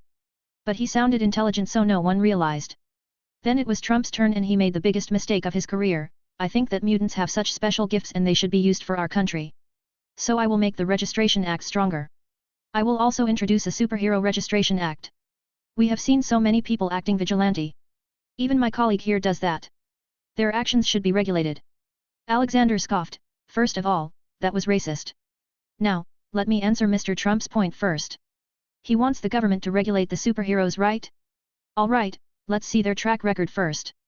General Ross did experiments and made Hulk an abomination. Another one did state-funded research to make mutants killer robots. And how can we forget the nuke sent to New York? Obama nearly hit his face as all that happened under his term. Alexander then continued. Time and time again we have seen that people who haven't worked in the field of superheroes are incapable of making decisions for those who do. The same is true with superheroes. Let me tell you one more thing, Hitler was also trying to experiment on mutants for their powers. He didn't even spare little children. And I don't want to see that again in my own country. I don't want more Hitler. One was enough. For equality, I will be proposing a law that will give the same rights to mutants/enhanced as any other citizen. The Mutant Registration Act will be scrapped as it violates our First Amendment. Now that we know that some of them are problematic, we will induct enhanced people into the police as well. Just imagine how many cases can be solved if you have a psychic in your team. Now about the superheroes, I will create a self-registration platform where they can register. Missions will also be posted on it which the heroes will be able to take according to their ranking. His words were too powerful and resonated with the hearts of many people. He not only told them the reason. His Hitler comparison also pained some people. Adding Alexander's godly aura that he was releasing. He became people's favorite. The arena looked more like a rock concert than a debate. There was so much cheering. Mr. Universe, please make me your BTCH. Deadpool was shouting on loudspeaker with a big banner in his hand with a poster of a gorilla in a sexy pose. The debate went on for a bit more before it finally came to an end. He was obviously the winner. He had shut both his opponents. You really have some crazy fans, old man. Tony came to him. He was talking about Deadpool. Sigh, he's not just crazy, he's brain dead. Let's go to our press conference now. Let's announce our inventions to the world. Alexander said. Yeah, I can't believe we are doing this. The whole world is going to change with this. Tony added. They all got into the car. Rena followed behind him. Grandpa, taste this. She handed him a donut. Alexander smiled at her sweetly and took a bite. But he stopped after chewing it once. He looked at the donut and confirmed that it was normal. Why am I tasting spaghetti? He commented. Hee. I found a new magic, Grandpa. I can make food taste like whatever I want. Here, taste this chocolate. You should try it too, Tony. Alexander did it and nearly spat it out. It tastes like sand. Tony had taken a big bite so he had to spit it out too. Oh wah. I hate chocolates now. Ha ha ha.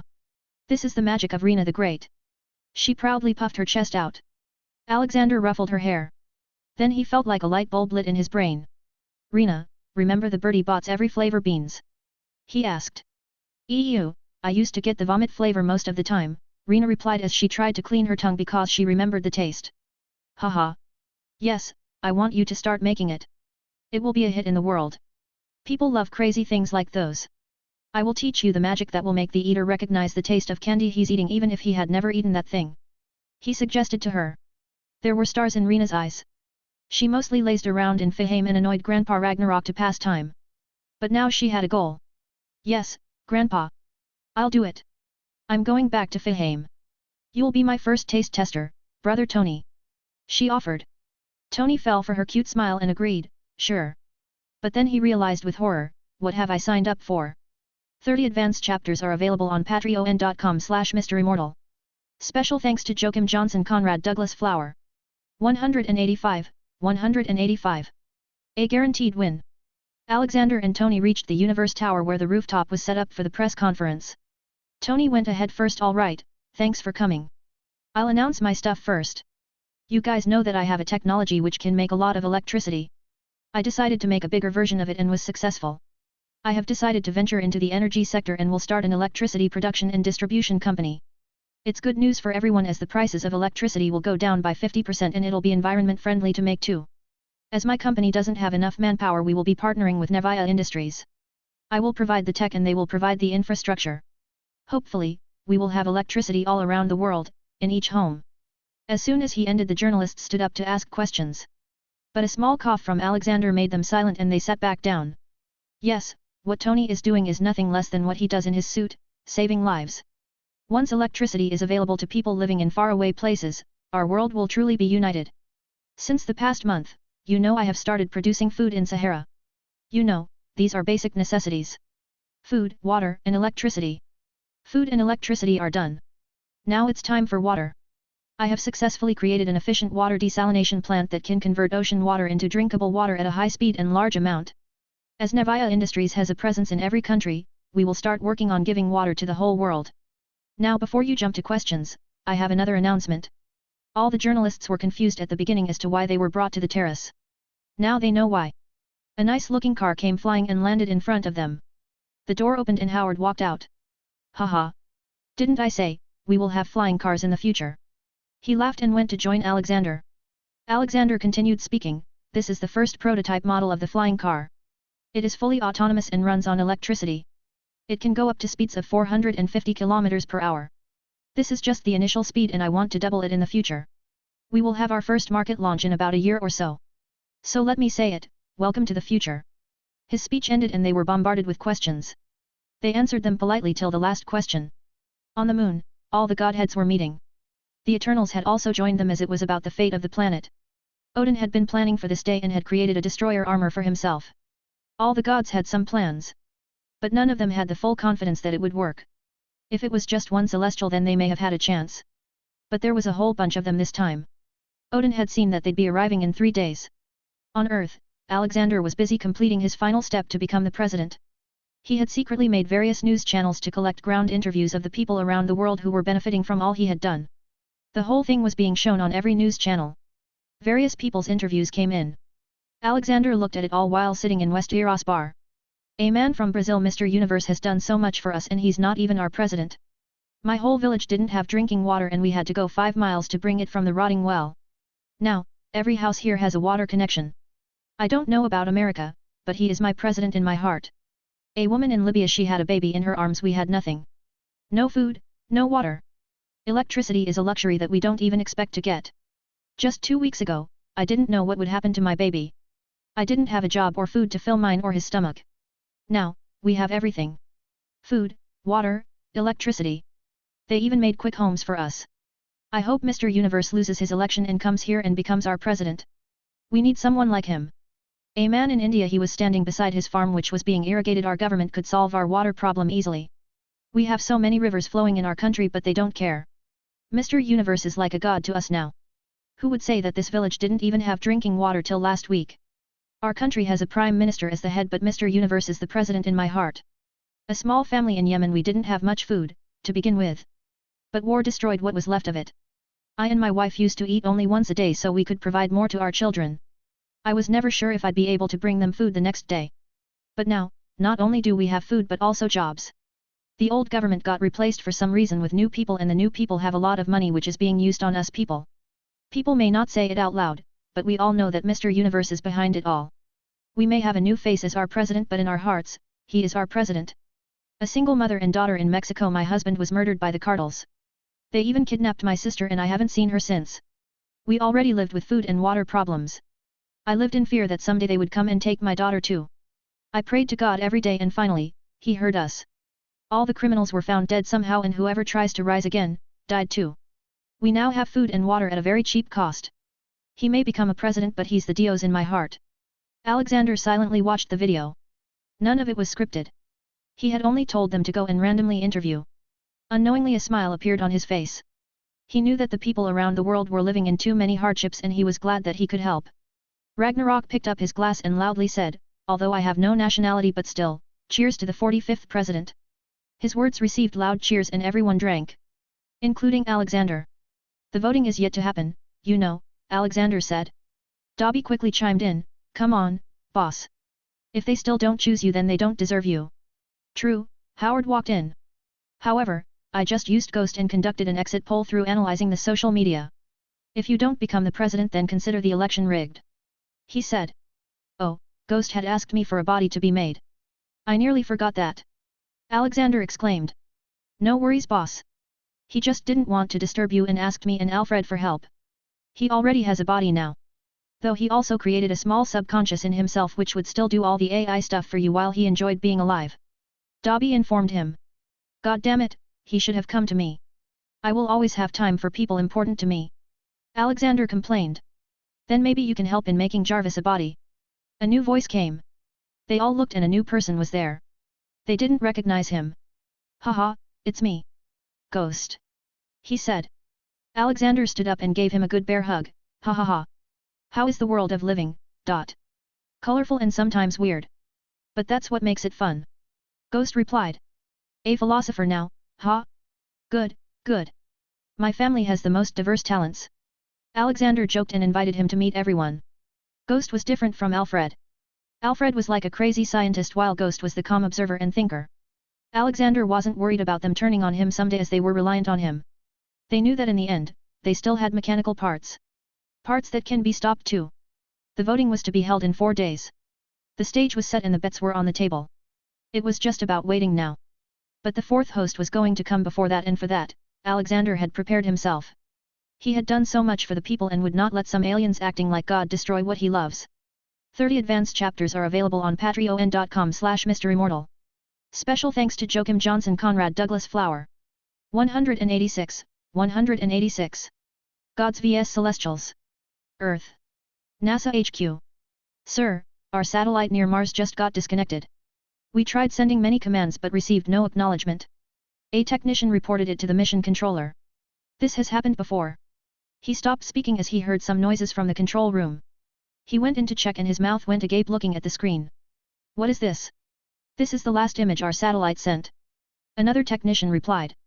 On the screen, various humongous humanoid people were seen. An even bigger spaceship was following behind them. Get me the president on the line, fast. He shouted. Someone had released the image on the internet and people were saying it was fake as it didn't come from the official channel. People knew aliens existed, but it was hard to believe that aliens bigger than skyscrapers could exist. White House, Oval Office. Obama was at a joint meeting with NASA and S.H.I.E.L.D. Director, you have better tech than NASA. Can you tell me more? The president asked Fury. Yes. We've known about them for a while now. They are an alien species older than our universe. We used to pray to them as gods too. Fury said. You mean like the Asgardians? Obama asked. Yes and no. Mr. President, these new aliens are way older than the Asgardians and way stronger than them. They were the ones who made us humans from chimps and also gave the X gene to mutants. We are like lab rats to them and they are coming to see results. If they don't like it, they'll destroy the Earth and rebuild it to continue testing on the next life. Fury bluntly explained. He had received a green light from Alexander to terrify the president. Do we have any way to counter them? He asked. No sir. We are simple and weak little humans. The population that had superpowers was oppressed by us for a long time and I'm sure even they won't be of any help. I have received word that various gods from different pantheons have joined hands and will try to stop them. But even if they lose, then we have the last line of defense. Fury answered. Who is this last line of defense? Obama asked. It's General Universe, sir. He replied. Is he stronger than these gods? He inquired. Stronger than Asgardians and others? Yes. Stronger than the Celestials? I don't know. We can only hope that he is. Fury said. Yes, we can only hope. Outside, it was nighttime with a clear sky. The moon was clearly visible. But the moon wasn't the only thing visible that day. People were pointing at the sky and talking in horror. Multiple big figures could be seen near the moon. The big people were looking at the moon like they were talking. The people knew it was aliens and ran to their home with the hope that the fight wouldn't be near them. The Avengers were alerted, but they were too weak to meddle in this situation, so they were only deployed to keep the public calm. On the moon, the fourth host had arrived and was talking with the various gods. There were 11 of them in total. Arishem the judge. Arishem was the first celestial to visit the planet when the time for judgment occurs. If he decides against a race, he summons Exitar to destroy the race. Arishem has in his palm the formula he uses to decide whether a race will live or die. Eson the Searcher. Eson is the first celestial to visit a given planet. He arrives when life there has yet to evolve into intelligence. Eson possesses the skills to locate life forms that have the potential to be modified by the Celestials. Exitar the Exterminator. Exitar is an enormous celestial, some 20,000 feet tall compared to the standard 2,000 feet for a celestial, that appears on a world if Arishem has condemned it. After a short period to gather his energies, Exitar acts. First, he throws a force field around the planet, then he exterminates the condemned race. Once that is accomplished, he cleanses the world and rebuilds it in order that other life may flourish there. Obviously, Exitar's destructive power goes far beyond the scope of any one planet, as does all celestials, and it may be possible that he has and does perform his function on a much larger scale. While Exitar appears to be the most powerful known celestial, he simply acts as any another member of the host performing his specific function. Gaminon the Gatherer.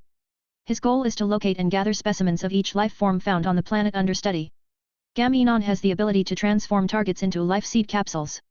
He stores these blocks on the end of his rod. Living organisms thus transformed remain in suspended animation until the capsule is retransformed into those beings' original shapes. Harjan the Measurer. Harjan appears alongside the rest of the celestial host.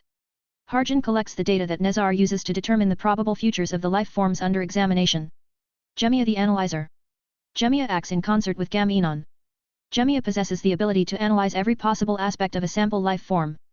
Nezar the Calculator. Nezar appears alongside Gaminon and Harjan. Nezar is able to use Harjan's data to determine the probable future of the life forms under examination accurately. One above all. This celestial acts as the coordinator for the rest of the host. He remains on their base ship while the rest of the host roams the planet below. Oneg the Prober. Oneg appears along with the rest of the celestial host. He explores the actual planet itself rather than the life forms there. Tefril the Surveyor. He studies the surface features of the planet under examination, including the structures built by the dominant race. Zyron the Tester. He studies the actions of the chosen race, especially their reaction to the Celestials' presence. Arishem the Judge was supposed to preside over the fourth host. The other Celestials were waiting in the big spaceship. Didn't you learn your lesson the previous time? We will surely destroy your dimensional bridge between Terra and you this time. Arishem loudly said. Odin was the first to speak from God's side. We've had enough of you. You have no right to judge any species or destroy it. We were unprepared the last time. But this time we will not back down. Then we will teach you what it means to disobey us, Arishem announced, and the other Celestials also got out of the spaceship. All except Exitar the Exterminator, as he was just too OP. Odin quickly got into his destroyer armor, which was as big as a normal celestial. He also picked his enlarged Odin sword. Zeus also had some kind of armor. All the other gods took out their best weapons. The Eternals also got ready to fight. Icarus had already prepared to summon the Uni-Mind if things go out of control. Alexander watched everything turn out on the moon as he walked to his armory in Fihame. "Alfred, is my armor ready?" he asked. "Yes, boss. The God Killer is ready. I have made it stronger with the Infinity Stones, M'Kron Crystal, and Apec. I'm pretty sure the Celestials won't be a match for it," Alfred revealed. "Haha. Good job. It will soon be my time to come out. I don't think they can take on all the Celestials alone," he said, and walked to the God Killer and stored it in his personal pocket space. "Alright, I'll go out and check how people of the world are doing," he said, and left. Outside, most things were normal. Except for one group. The deviants still prayed to Celestials and thought that they'd be given blessings. The fools didn't know that their whole curse of bad genetics was their gift from Celestials. The countries which had monitoring satellites near the moon were looking at the fight secretly. Though many people had started live streaming with their telescopes. It wasn't high quality, but they could see that something was going on. Most of the streets were empty as people hid themselves in their homes. Some had even started praying to gods. The same gods who were fighting for them on moon. Extra because it's my birthday. Earth Real World. A certain runaway gorilla from the zoo was happily writing chapters for his fan fiction. It was his birthday that day, so he decided to write early and party in the evening. "Ah, those banana vendors haven't returned since Corona-chan got one of them. I miss bananas," he sadly sighed. Ding dong. Gorilla heard the bell and opened the door. He wasn't expecting what he was about to see. As soon as he opened the door, someone released confetti cannon straight to his face. It hit him on the head at point blank and Gorilla fell unconscious. Arg. What the hell was that? He slowly got up. He found himself on his bed, thinking it was a dream. He thought of getting to writing. But then he looked at his side and shouted like a little girl. He saw a man in a red and black Deadpool costume covering his whole body. And on that, he was also wearing a banana costume. "Happy birthday, Gorilla. You can eat me, all you want," Deadpool said with a sultry voice. "Who are you?" Gorilla fearfully asked. Refusing to accept that this could happen. Deadpool slowly crawled towards him. Gorilla also receded into a corner. "Oh, don't you remember me? It's me. Captain Delicious Pants. I came just for you. Now, come and eat me." He jumped on the scared gorilla. After that, only loud cries of a gorilla could be heard from that house for the next few hours. Neighbors thought it was someone watching Animal Planet at high volume, so no one came to check up on the poor friendly neighborhood gorilla. 30 advanced chapters are available on patreon.com/MisterImmortal. Special thanks to Joachim Johnson, Conrad Douglas Flower. 187, 187. The fight begins. Odin and the gods were bravely fighting the Celestials. Thor was there too. He was using Mjolnir to try to hurt the Celestials. But his attempts were for naught. Odin used the Odin sword and destroyer armor, but once again the Celestials prevented the offensive and melted the destroyer armor into slag. They had not been able to take down even one of the Celestials. The Eternals were fighting at the same time.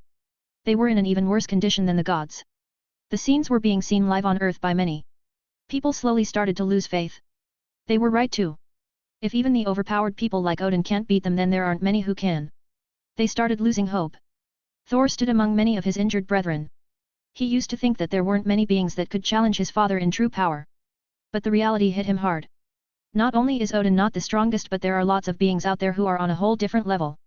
The thought was overwhelming. Your resistance is futile. I can still let you live if you sever ties with Earth for eternity, Arishem the judge said. But no one replied to him. Everyone had the same fearless eyes. Full of conviction.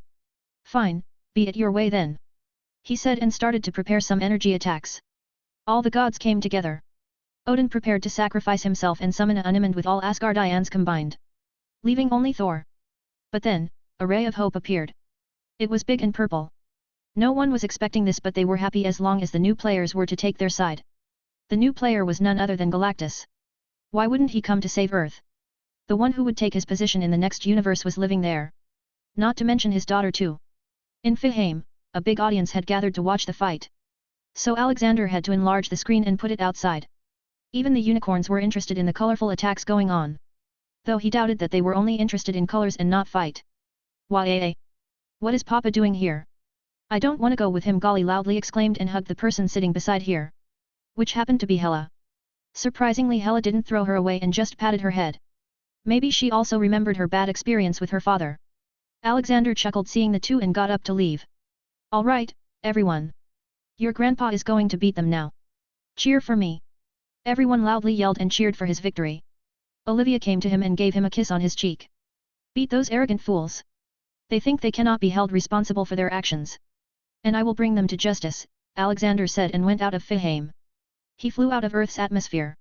Luckily or conveniently, a certain satellite belonging to a certain company started showing him on live television. He went straight to the moon where Galactus and Celestials were talking. Why do you interfere with us, Galactus? Arishem asked. I like this planet. That's a good enough reason. Galactus replied. Ha ha ha, how are you, Galactus? A new voice came. All the gods looked and saw Alexander arriving. They felt a bit more relieved now. Galactus acknowledged him. How is my daughter? She is happy and enjoying her life with my daughters, Alexander replied. Galactus felt good. He would never accept it, but he did feel worried about his daughter. But he was busy most of the time looking for food to sustain himself, so he couldn't put all his thoughts on her. Who are you, human? Why do I feel strange spatial fluctuations from you? Arishem the judge asked. Because I'm not from this reality. That is not the problem here. The main point is that you and your runts need to leave this place or your existence might come into danger. He warned them. Ha ha ha. A small human threatening us? This is not how you should treat your maker. Arishem laughed. But Alexander ignored him and talked to Galactus. You look weak, Galactus. Because of our bet, I haven't eaten any energy-rich planet, Galactus replied. Alexander realized that if things went on like this, then someone might really kill him when he's weak. So he lifted his right hand, on which his ultimate weapon was in the form of a bracelet. The bracelet was permanently attached to his skin so no one could take it.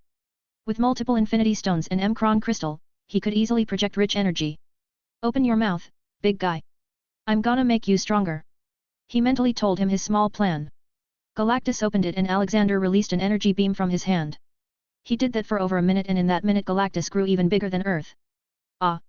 So much energy! I don't think I've even been this full in ages. I won't have to eat anything for at least 500 years now. Galactus commented. Haha, good. Now let's deal with these self-proclaimed gods. He turned to look at gobsmacked Celestials. In all seriousness, Alexander and Galactus were real gods. Alexander was self-explanatory and Galactus was keeping the world in order. He was on the same level as Eternity and Infinity, who were the embodiment of space and time. While the Celestials were nothing but an old alien race who was too strong with too much free time. Earth wasn't the only planet where they experimented either. Not just that, they didn't do it due to some duty or survival need like Galactus. They did all that because they were bored. Arishem the judge. Now it's your time to be judged. He looked at his sins. Arishem Category 4. Murder 23,788,544.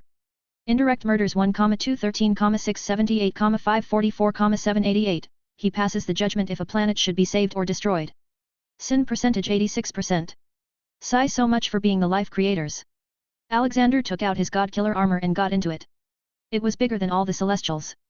Arishem, you have been found guilty of murdering millions of innocents and helping kill trillions with your false judgment. Your whole group is sentenced to eternal hell. Arrogant Arishem and the Celestials charged at him. Alexander just stood there without worry and slapped all of them like flies. They were all thrown away from the impact.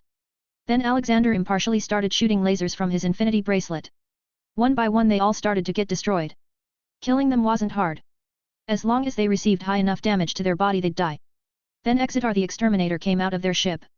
Exeter was the strongest of them and was 10 times bigger than others.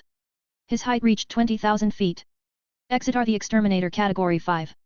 Murder 1,213,678,544,788. Sin percentage 96%. The final boss is here then. He said and sent his infinity beam. But Exeter just stopped it with his palm. So it's going to be the old way, now. He exclaimed and took a fighting stance. He went ahead and started his fist fight with Exeter. The fight was being shown on Earth and everyone was jumping and cheering. In the Avengers Tower, all the superheroes saw it. But they had something else on their mind. To think that such beings exist out there, Tony commented. And they aren't even the strongest ones, Howard added. It was really a horror for them to imagine how strong the strongest can be. Until now they had thought that the strongest were the Asgardians, but they were wrong. Space is too big and harsh, Steve exclaimed. Everyone nodded at his evaluation. But they were going to see the pinnacle of strength that day. They were going to witness the power of two omnipotent beings soon. Alexander was raining hard on Exitar. He dodged every attack and returned with precise and powerful counters. Each of his punches had infinity power in it. Exitar was slowly losing. His metal body had too many dents. This ends now. Alexander threw the strongest punch until now at his head, hoping to destroy it. But before his fist could connect, a small human appeared and stopped his punch with his little fist. Then suddenly Alexander's god-killer armor got shredded into pieces. No, not yet. The new arrival said and threw Alexander away. He waved his hand and all the killed Celestials revived again. One by one they all started standing. This is just the beginning, the man proclaimed. You can see defeated Thor, Galactus, Exitar, and God-Killer armor on my Discord https://discord.gg/dghkrn or see them on Instagram https://www.instagram.com/MisterImmortal novel. 30 advanced chapters are available on patreon.com/MisterImmortal. Special thanks to Joachim Johnson, Conrad Douglas Flower. 188. 188.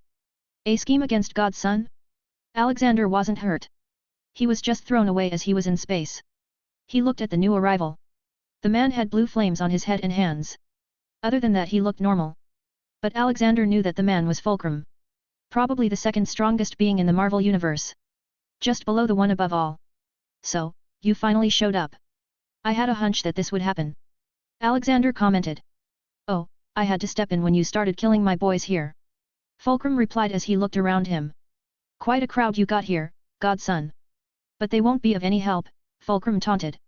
Alexander waved his hand and everyone on his team got healed to perfection. He looked at Galactus. My friend. Can you help them deal with the Celestials while I fight him? I do want to try my strength. Let's see how many Celestials I can kill. Galactus said and looked at the Celestials like a hungry lion. Alexander looked at the man in front of him. Let's see how strong you are, Fulcrum. Fulcrum flew towards him at a high speed and started exchanging blows with him. They were so fast that their hands looked invisible. But somehow neither of them planted a nice punch at each other. Ha! You do know that I am omniscient. I know what you are going to do next before you even know it. Fulcrum said. This too. Alexander interjected. He suddenly vanished and a punch directly appeared on Fulcrum's face. Obviously, he can't look into my pocket dimension, he thought. By the way, I can see the future too. He instantly went for a punch. Then suddenly sidestepped and changed his direction. But in that split second, he also went in and out of his pocket dimension. Fulcrum couldn't see where the punch was going to land and finally it landed on his face. Tell me, Fulcrum. What is the reason for your existence? Do you commit such atrocities for a reason or just for fun? Alexander asked as they again started exchanging blows at lightning speed. I exist because I want. I don't need some foolish task to decide what I need to do. Fulcrum annoyingly said. Then the judgment shall be passed soon. Alexander loudly stated. Fulcrum may be omnipotent but he was still bound by the rules of the universe. He wasn't one above all or Deadpool. Alexander had 4 infinite stones with him and they were the embodiment of the universe's rules. While Alexander was facing his foe, the Asgardians and Eternals were fighting alongside Galactus. Their techniques were simple. They would distract the Celestials so Galactus could grab them and eat them. And the technique was working. One by one, all of the Celestials were eaten by Galactus. Except for Exitar the Exterminator. He was too big and powerful to be distracted by them or eaten by Galactus. Hence the crazy battle started. Galactus fought Exitar's body while everyone else went for the head. Including Thor. Thor had continuously strengthened himself in this war. He was now at least as strong as the endgame Thor. Zeus and Odin were showing a rare moment of cooperation. Zeus's son, Thor the duck was also flying around and helping wherever it could. Sadly, his flappy feet couldn't do much damage. Alexander saw them in an unmoving standoff and asked Ragnarok to come out and help. Roar! Ragnarok came in his full dragon form. His height reached nearly as big as Galactus, who was currently a bit bigger than Earth. Alexander told Galactus that the dragon is a friend and they started shredding Exitar apart. His arms, legs, and finally, head were removed from his torso. In the final moments of victory, Ragnarok roared loudly with his magic releasing from his body acting as a medium of transmission for sound, shaking the hearts of everyone present. The sound was even heard on Earth. Ha ha ha. Now I know why I felt draconic aura from Ragnarok all these years, Odin exclaimed. Ragnarok then shrunk himself and joined every day in seeing Alexander's fight unfold. Anyone wanna make bets? Ragnarok asked. We all know who's gonna win, so what's the point? Thor denied. Oh, I wasn't talking about that. We'll bet on who will land the next punch. Ragnarok corrected himself. His new proposal received loud cheers and all the different gods took out gold to pay. Ragnarok had a wide smile plastered on his face.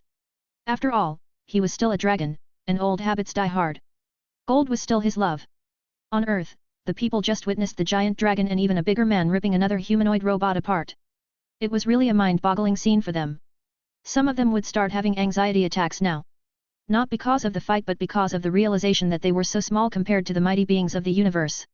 They started realizing that borders and nationality didn't mean SHT. If the aliens came for Earth then they would all be in the same boat. But they didn't know what to do with this realization. They knew how retarded most of the politicians were and they would still ignore the threats of the space. Then they all silently looked at their TV sets. One look at Alexander fighting the attacker made them realize that if someone can do something then it's that man. This was happening all around the world, but at least those in the US knew who they were going to vote tomorrow.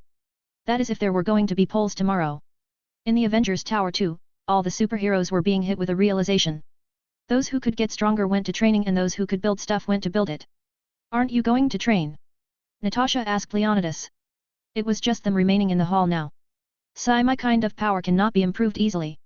I need to exhaust my body of magic to grow stronger. And I can only do that with Dada. If I did it here then I might end up destroying Earth. He replied. Whistle. Then why don't you join me? I'll show you some good moves. Natasha dragged him. He didn't know what kind of moves she was talking about but he was all in. Alexander had beaten Fulcrum bloody. His face was swollen by now. If it was the old Alexander then he might have lost but now he not only had Ego Stone which gave him perfect control over other Infinity Stones. He also had M'Kron Crystal. Not just that, he had another secret weapon. The Dark Hold, through which he had gained access to some energy-rich dark dimensions and had let his apex charge. Fulcrum, it's time to pay for your sins, Alexander announced. Ha ha ha. I'm not done yet, godson. I still have enough energy to go on forever. He schemingly said. Alexander was looking at Fulcrum's sins. Fulcrum? Category 5? Murder 126,678, 544, 667, 888? Sin percentage 100%? Alexander was confused. What were those question marks? Why was there a question mark near his name? These were the question he was having in his mind. He quickly delved into Fulcrum's mind. It was hard managing the intrusion for a while. But the glimpses he saw in the brain showed him that something was wrong. There were scenes from hell.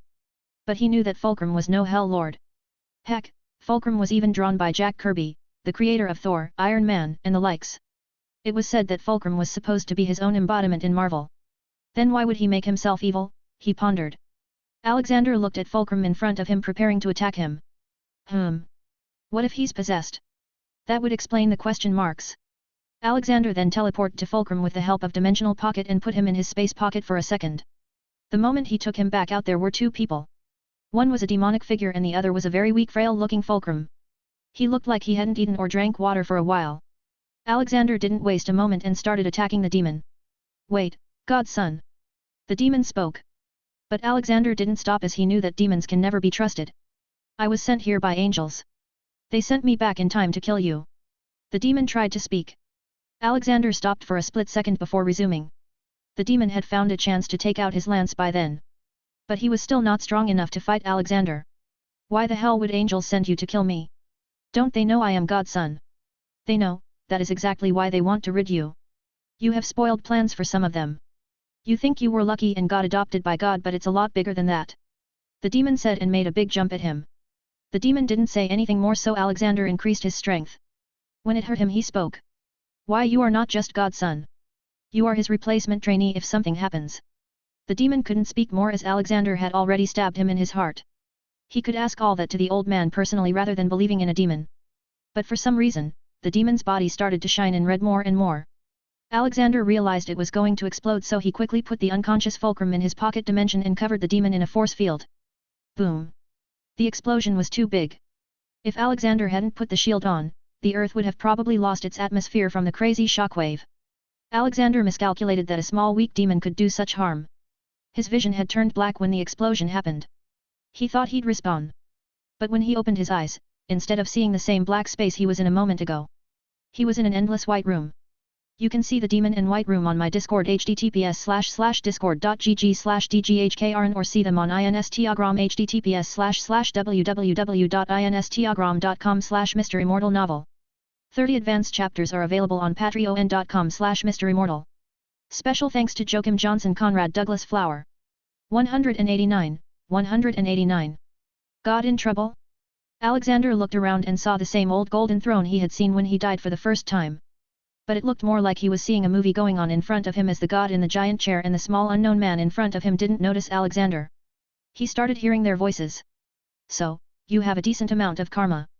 Barely enough to go to heaven. So, tell me. Do you want to reincarnate or go to heaven? God asked. What? What about 5 wishes? I saved that school bus from falling into the river. I deserve a wish. The man argued. Fine, only 2 wishes what you will get. God agreed. Okay, give me the powers to convince anyone to do anything for me. My second wish is that I want to be sent to the DC world, the man requested. It's done. Now you will be sent to DC world. God nonchalantly said and sent the man away. Suddenly all the scenes vanished and the old man walked up to him in human size. That was one of the biggest mistakes I made in the entirety of my existence. I had grown so arrogant and ignorant that I gave him all that without looking into his mind. The man went to DC and climbed the ladder of strength. The stronger he got, the stronger his all-convincing ability became. After 1,000,000 years, he was finally able to breach into heaven. There he acted like an angel but secretly made everyone his follower. The same he did with hell. He wants to overthrow me and take my godhood. Which isn't impossible but just too hard. And I am ashamed to say that he has come close. God showed an extremely rare expression of sorrow. Alexander was a smart man. It didn't take him long to understand the situation, so he went close and patted God's shoulder. And that is why you adopted me. So that I can grow stronger and help you. God looked at Alexander's eyes and didn't see any resentment. Even he was shocked by Alexander's selflessness. It had been too long since he had seen a human with that kind of nature. Yes and no. Zulrich still needs thousands of years to gather enough power to launch an attack. I know my end. I brought you so that one day you can get stronger and overthrow him and become my replacement. It's really amusing how both of you come from the same planet and yet are so different, God exclaimed. Alexander looked at God with determination. You call me son and I call you father. To me, those are not just empty words. When the son is in trouble, the father helps. It is also a son's duty to help his father when the time comes. Don't worry, father. I will get stronger and beat him up. If by the speed I am going I don't think it will take too long. Tell me, how close am I to your strength right now? Alexander asked. 11%, God answered. And I'm not even done with Marvel. There are a ton of other worlds where I can get stronger. You said we have a few thousand years, right? Don't worry, I'll be strong enough by then. He reassured. Ha ha ha, you really are a good son. God patted him. What about Jesus? Is he on our side? Alexander asked. Yes, he is. But he's mostly so busy with his Messiah work that he doesn't have time to do anything else. Alright, they all must be waiting. Go and get stronger, my boy. I have also sent you a gift. God vanished and suddenly the white room disappeared. He found himself back in black space.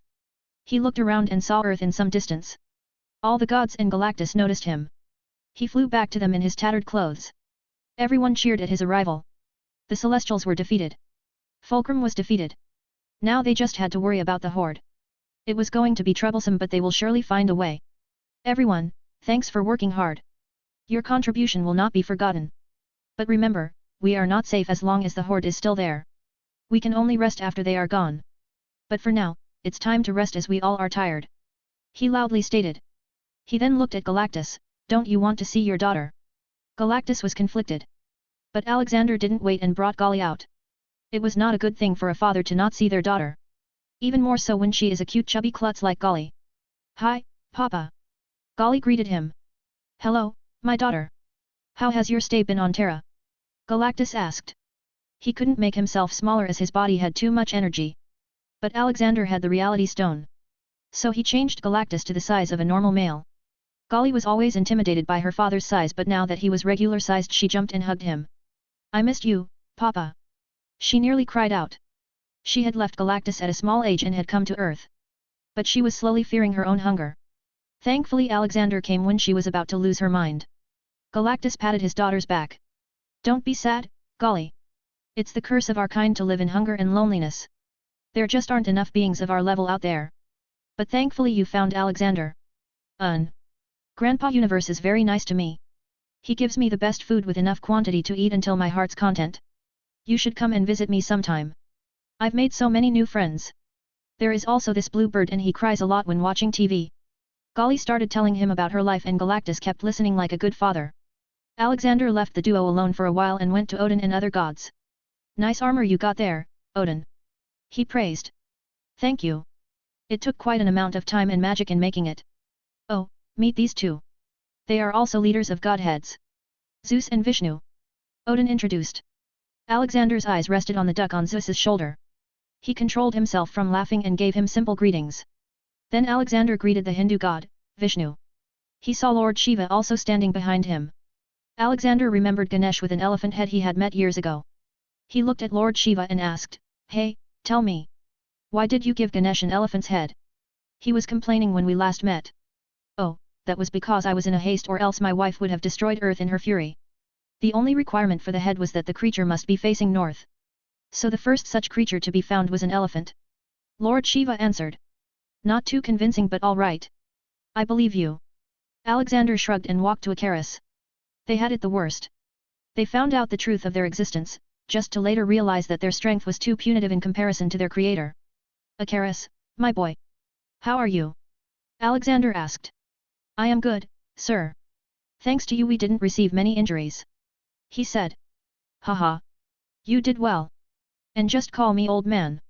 Sir is just too formal.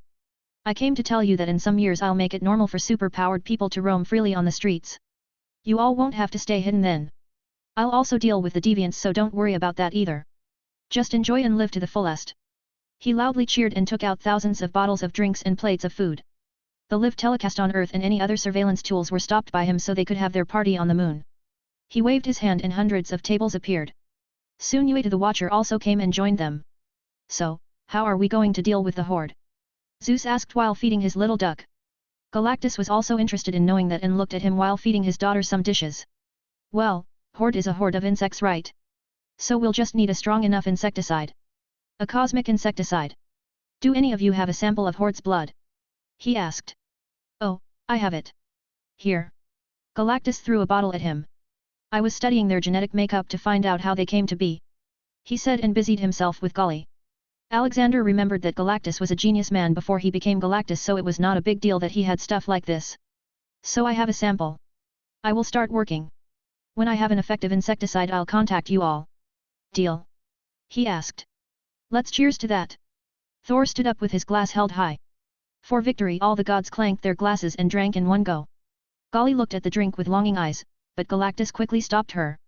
"Now my girl, that is for adults. You are still small. Here, drink this instead." He passed her a glass of juice. Alexander secretly smiled looking at the scene. Who'd have thought that Galactus would be such a caring father?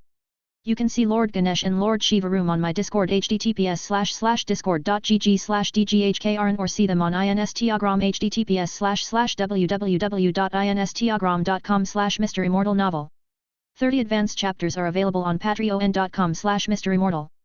Special thanks to Joachim Johnson Conrad Douglas Flower. 190, 190. Number Grandpa for President. On Earth, Alexander's safe return was broadcasted, hailing him as a savior once again. Most of them didn't know what really happened out there, but they knew that Earth was in danger. He arrived at Avengers Tower. All the heroes were waiting for him there. "Haha, how are you all?" Alexander asked as if nothing had happened. "Ah, we ordered a pizza. Want some?" Tony asked. Everyone looked at Tony with a questioning gaze. "What?" he exclaimed. "You guys should just accept the fact that all he does is normal for him. We are just some lowly beings in front of him." Tony shrugged. "Yeah, you're kinda right." Bruce agreed. "Aw come on. We just warded off an existential threat to Earth. Let's celebrate. But don't forget to sleep early. We'll be going tomorrow to vote for me," Alexander smugly announced. "All right then, Mr. President. Let's go and party," Tony shouted and started the music. Alexander was alone, so he looked into his dimensional pocket. He found the gift that God had mentioned. It was nothing but just a small watch with a screen. It showed 11% written on it. He quickly understood what it meant. It was a way for him to see how close he was to God's strength. The next day. Thankfully, the latest alien invasion was thwarted. So the voting wasn't postponed and polling started in various places. Nearly all of the mutants/enhanced were giving votes to Alexander for changing their lives for the better. They also thought that having him as the president would be good for them all. The voter turnout was great. Tony went in his Iron Man suit to cast his vote. The media surrounded him as soon as he came out of the polling station. "Mr. Stark, who did you vote for?" they asked. "Seriously? Obviously, it's America's old man. No one can be better than him in running this country and fixing all the problems. All right, peace out." He flew away. In Brooklyn, Steve went to a polling station. He was asked the same question by the journalists. "I served under General in the war. I have full confidence that he's the best our country can have." Saying that, he got on his bike and left. So many people came to vote, mostly because people wanted a change. And because Alexander didn't represent either party, many people didn't feel too conflicted in voting for him. Alexander was also confronted by them. But they instead asked him who his Secretary of State was going to be. "I will announce my whole cabinet soon. For now, I can tell you that Howard Stark will be the Secretary of Defense. Let's see what happens in tomorrow's results. Wish me luck," he answered. That evening, he and his cabinet met after Howard told him that he was going to be the president. The reason behind such confidence was because it had turned a trend on social media to upload a selfie after voting. And nearly all of them were putting #grandpa for president hashtag under their pics. Alexander doubted that someone in his family had done it. Just asking Ghost answered his questions. As it turns out, Amy had used her Hollywood friends to make celebrities start this trend. Amy was initially unhappy as they didn't use Glampa, but she had to make peace with it. Deciding that he'd punish her later, he went to have his meeting. Ting! The lift opened and a man in a suit slowly walked in. A little girl was holding his hand and looking around at everything excitedly. "Haha, come here. Jenny can play with Tina in the meantime." Alexander walked up to them. He dragged him to everyone and introduced him. "Everyone. This is Connor. He'll be my Secretary of State. He's pretty good at public relations and has vast knowledge about the current condition of the world." Ragnarok quickly approached him and patted him on his shoulders. "Welcome to the hood, kid. We got all kinds of weirdos here. And he's the biggest weirdo of us all," Dobby added. "Haha. All right. Let's start the meeting.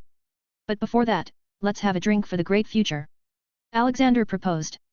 After a while, Connor came to him while he was drinking. "Sir, I want to thank you for making that medicine. I had tried to keep Jenny's mutant form a secret from her, but she took it off once while bathing. She cried that whole night. But then you announced the medicine the next day and sent it to me before it even reached the market. I don't know how to repay you, sir. Now you are making me your Secretary of State. I don't know why you are doing this. I'm just a small senator. But I promise to serve to the best of my ability," Connor firmly said.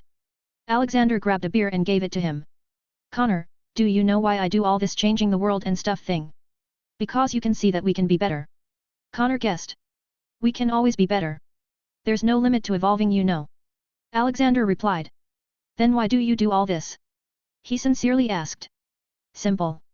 Because I can." "Tell me, why did Hitler kill so many people?" "Simple, because he could. No one was stopping him. When you have too much power and money, you can simply do whatever you want. Good or bad is just a matter of choice.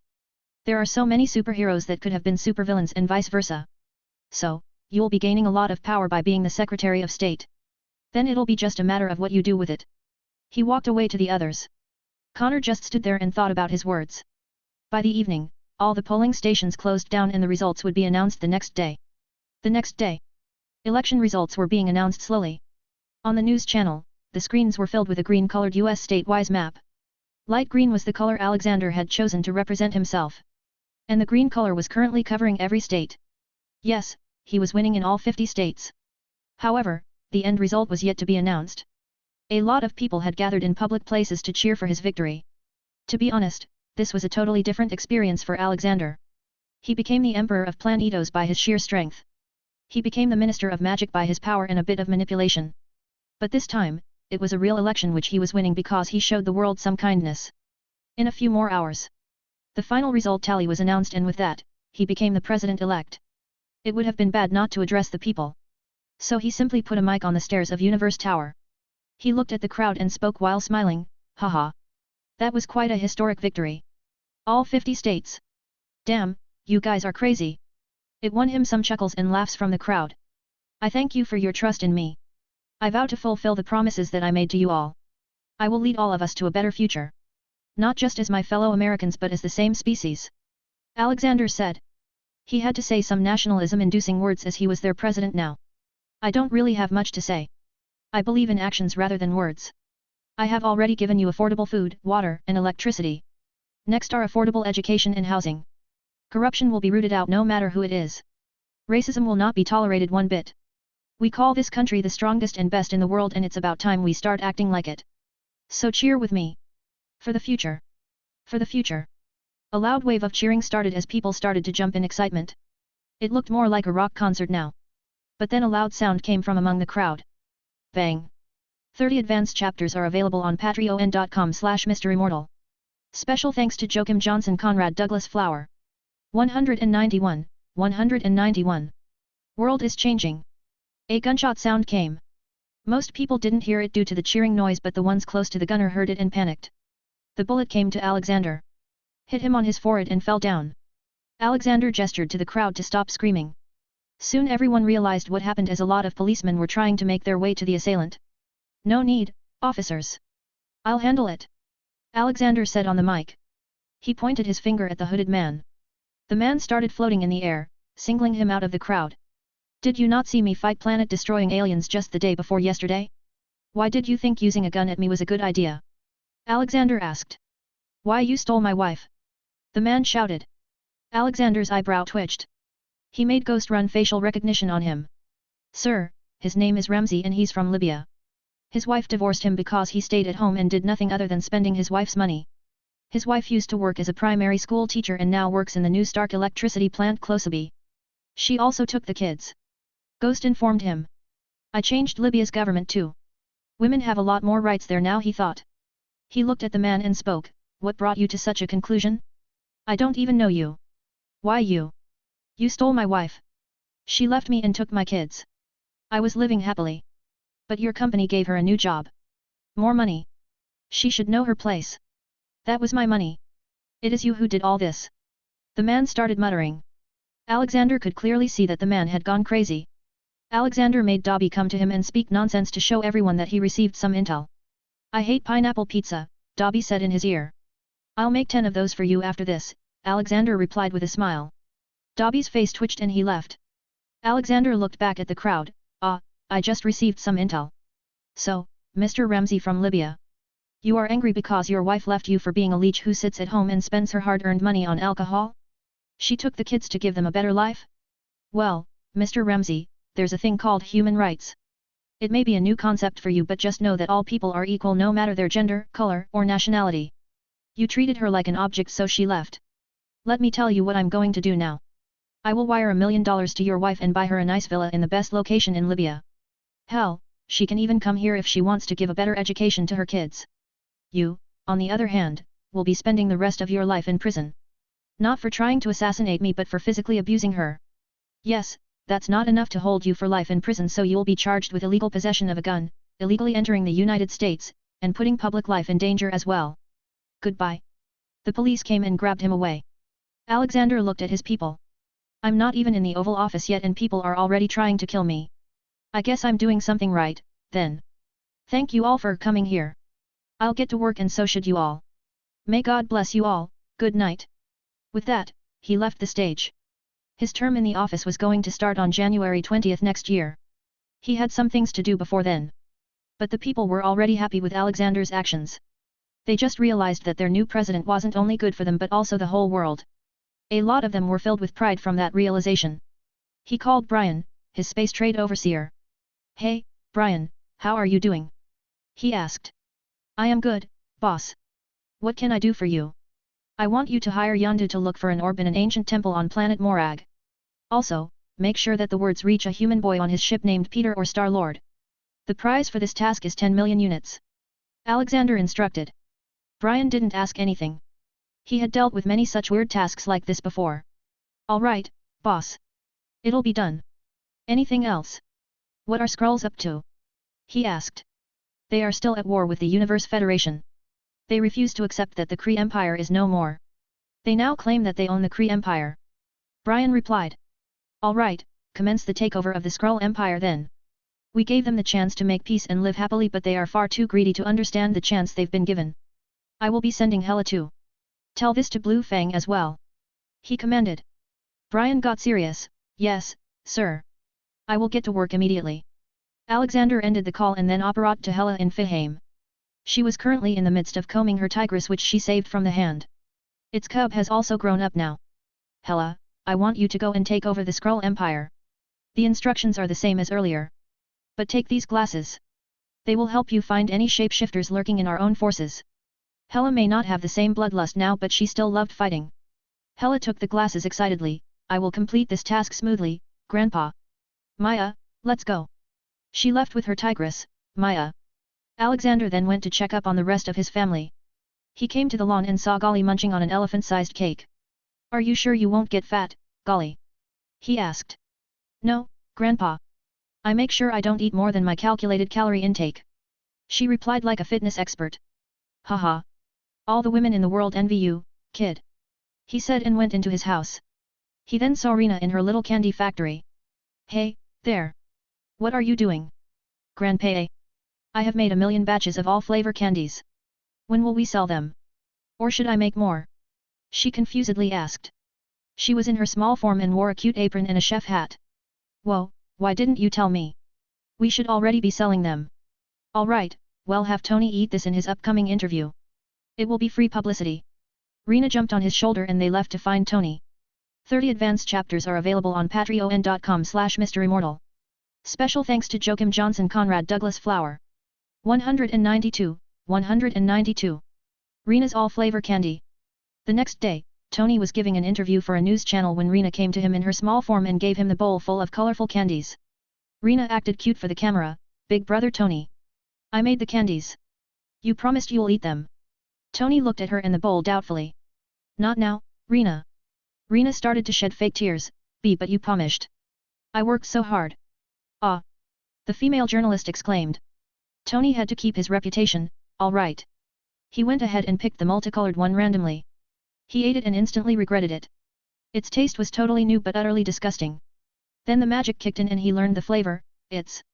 Rena beat him to it. It's unicorn vomit. Tony just swallowed it and didn't dare to pick another. But Rena urged him so he gave in. He picked up a black one. But this time his face was happy. It's cola flavor. Nice one. Excuse me, what is this candy? The reporter asked. Rena got into her professional mode. Oh, it's a candy I'm going to sell. Grandpa taught me the magic which I used to make it. These 100 candies have different flavors. Some good, some bad. There are orange, mango, banana, and also mud, ash, rotten cheese, and others. Every single candy is an exciting harmless risk. After you chew it for a while the magic will kick in and you will quickly know what the flavor is. Isn't it exciting, miss? Here, eat this. She gave it to the reporter.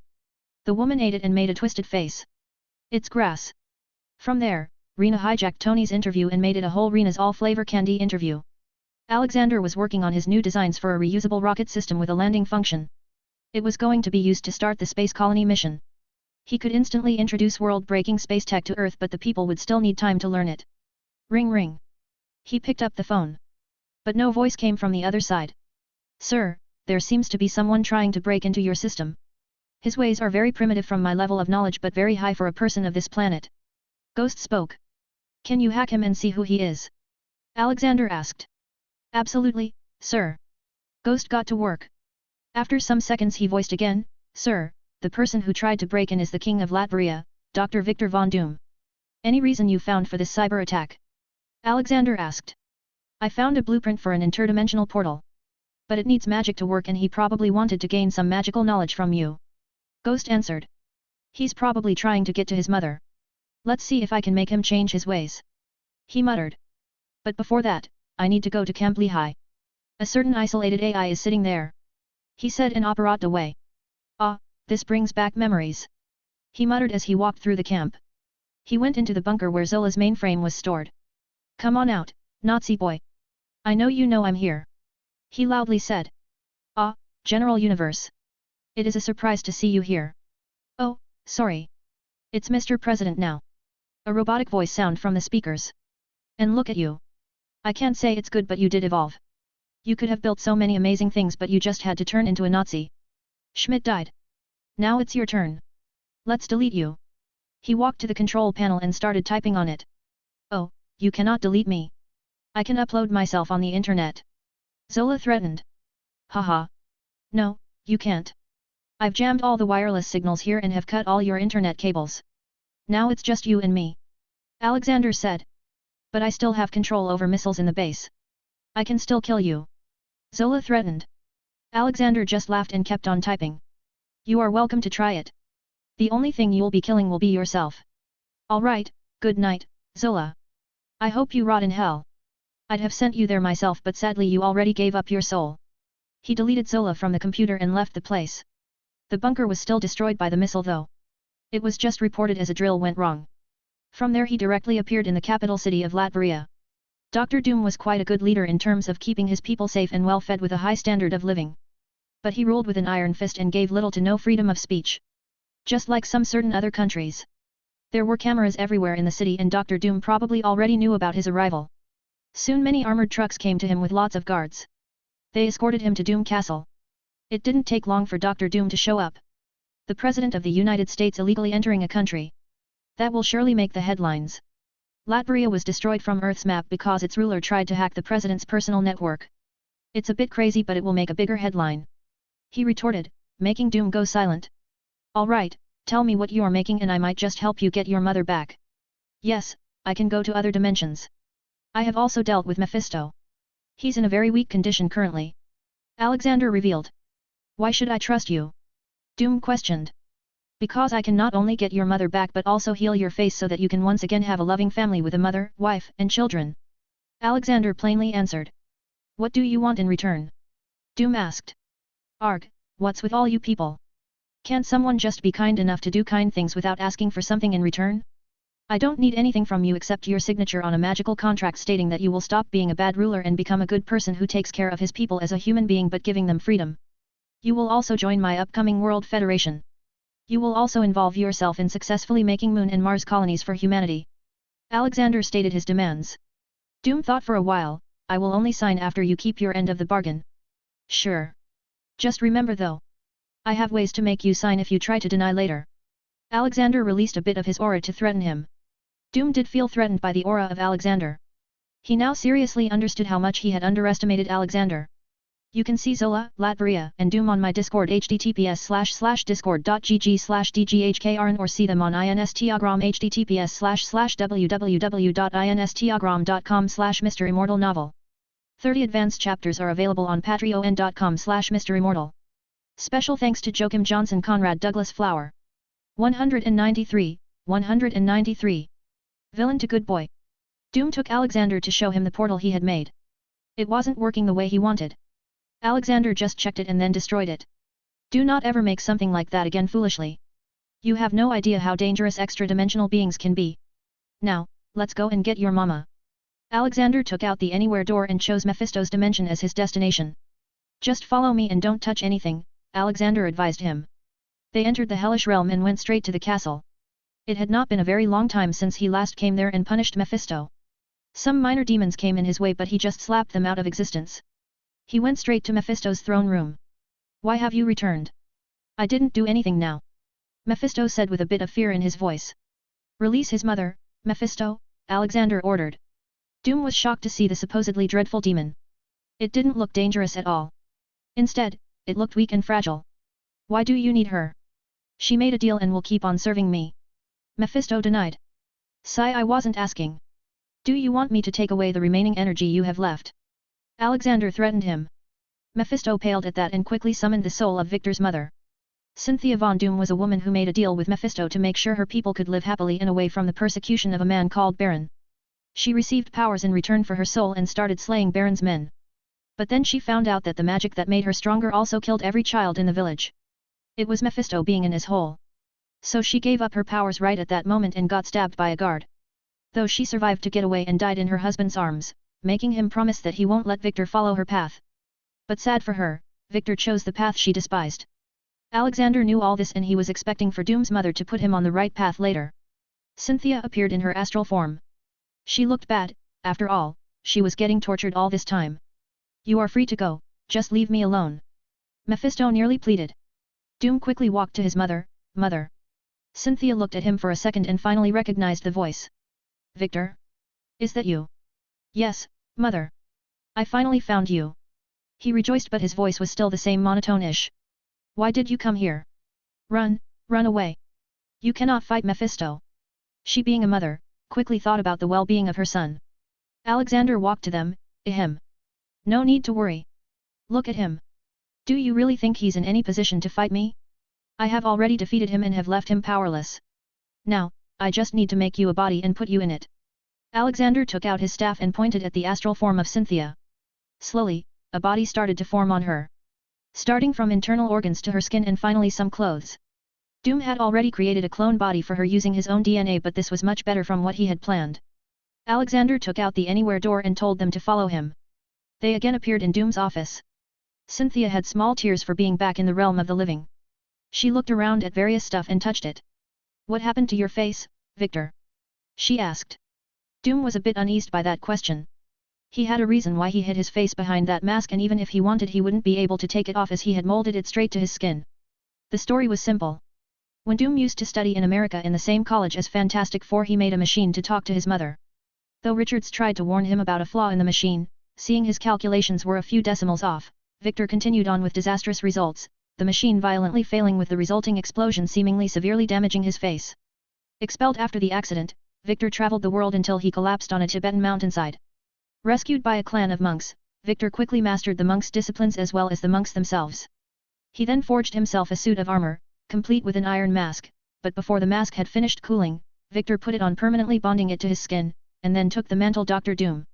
It was later revealed that Ben Grimm, a friend of Richards who despised Victor for his superior attitude, tampered with the machine. He would later blame himself for Doom's initial fall into villainy and rise to power, but never revealed this information to anyone. Alexander looked at Dr. Doom and smiled. Yet, why don't you take that helmet off, Victor? Doom looked at Alexander with hatefulness. He thought that Alexander was mocking his misfortune. But before Doom could say anything, Cynthia quickly approached him and tried to take the helmet off. It won't come off, mother. He told her. Snap. Surprisingly, it came off. Doom was shocked and covered his face with one hand. You look so handsome, my child. She exclaimed. Doom looked shocked. How can his hideous burnt face be handsome? Understanding his confusion, Alexander conjured a mirror in front of him. Doom looked at his own face in a daze. His normal face was back. There were no scars. I kept my end of the bargain. You'll find that bargaining with me is much better than doing it with demons. This brings us to our next topic. Alexander walked up to him and punched him directly in the face. It was so hard that he flew and got plated into the wall. Cynthia panicked. What are you doing? Wait, who are you? Now she sees me. Your foolish son made a deal with nether demons. That he would offer them something that is dear to him and can never be replaced, the only thing in the world he loved. In return, he would get absolute power and be able to harness magic like a sorcerer supreme. He's given up the love of his life. The girl who loved him from childhood. This is how he was going to pay Valeria back. Alexander angrily said. Cynthia was shocked and looked at her son. Is he telling the truth? Doom didn't answer. She understood the meaning behind his silence. She knew who Valeria was. She looked at Alexander. See, can you save her? Of course. But Doom needs to keep his end of the deal. Sign the contract to be a good boy. He threw a magical contract at him. Doom looked at it for a long moment and finally signed it. There was another clause added to it. That he would never deal with demons anymore. How will you save her? He asked. Just follow me, boy, Alexander said. They came to a small tribal village. It was Doom's old gypsy tribe. They had now formed a permanent village. All of the people looked happy and smiling. Kids were cheerfully playing around. The most surprising thing was that his presidential election posters were there too. He was not even on the American continent. He miscalculated his popularity and soon got surrounded by the people. They were all calling him God, Angel, or Messiah. It seems their lives got better from his food, water, and electricity work. Victor. A soft voice came from behind. They all looked back at a pretty woman in a red dress. Valeria. He called her. It's really you. Where were you all these years? She cried and jumped to hug him. Doom acted a bit reserved at first, but a fist to his head from his mother made him hug her back. Alexander felt the demonic aura rising from the ground under Valeria. So he sent everyone except him, Doom, Cynthia, and Valeria to Mirror Dimension. They are coming, Alexander announced. Soon the ground split open and a fiery red aura came out. A lot of skeleton-looking demons tried to crawl out and grab Valeria. You are not welcome to the world of the living. Alexander sent an extremely powerful frost fire spell into their demonic dimension. It started to slowly freeze everything to a statue, only to turn into dust a moment later. All the nether demons died that day. Valeria was unconscious at that moment, as telling her everything would make it all worse. What followed was a reunion between the two. Doom offered them all to come and live in his country. They all happily accepted it. Alexander decided to take his leave as his job was done. Thank you for your help, sir. Thank you, Cynthia shook his hands and thanked repeatedly. Haha. That's just what I do. Goodbye. Tell Victor to keep his promise. He popped away into Fahim because Fulcrum woke up. 30 advanced chapters are available on patreon.com/MisterImmortal. Special thanks to Joachim Johnson, Conrad Douglas Flower. 194, 194. Infinity Smoothie. Alexander came to Fahim because Fulcrum had woken up from his long slumber. Thankfully no one had to kiss him to wake him up. Rise and shine, princess. Care to tell me how the second strongest being in the universe got possessed? Alexander asked. Fulcrum looked at his face. Who are you? A higher dimensional being and the one who saved you from that demon. He said. Ah. Yes. Now I remember. I was possessed by someone a long time ago. I tried to break free but couldn't and gave up in the end. What happened to the demon?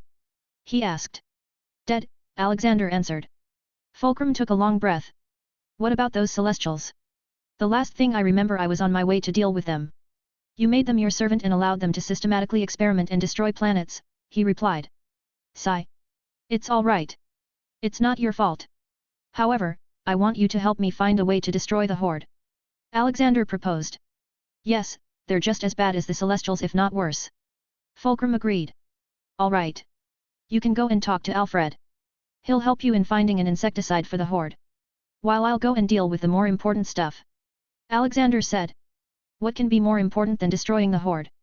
He asked. Saving a reality from collapsing. Just saying that, he popped out to Howard. Are you ready, Howard? Howard looked at him with excitement. Yes. I wonder how it will feel to not just travel through reality but also time. Easy now. We still have some time left for that. Get into Fahim now.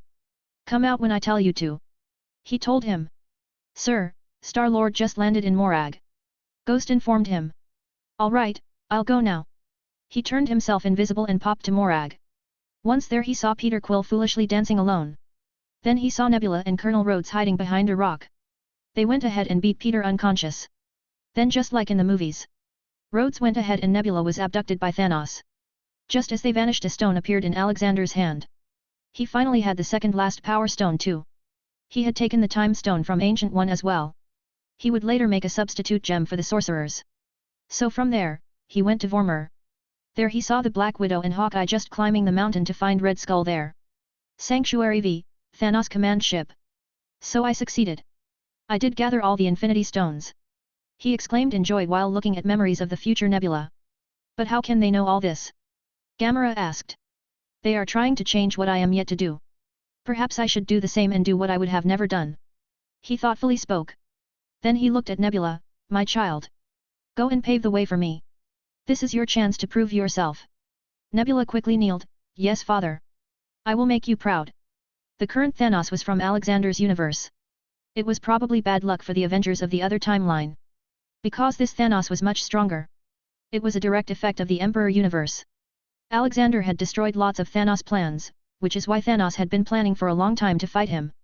But it seems his whole might will be used somewhere else. He now had 3 ships like the Sanctuary too. His main ship was so big that the 3 Sanctuary ships could be docked into it.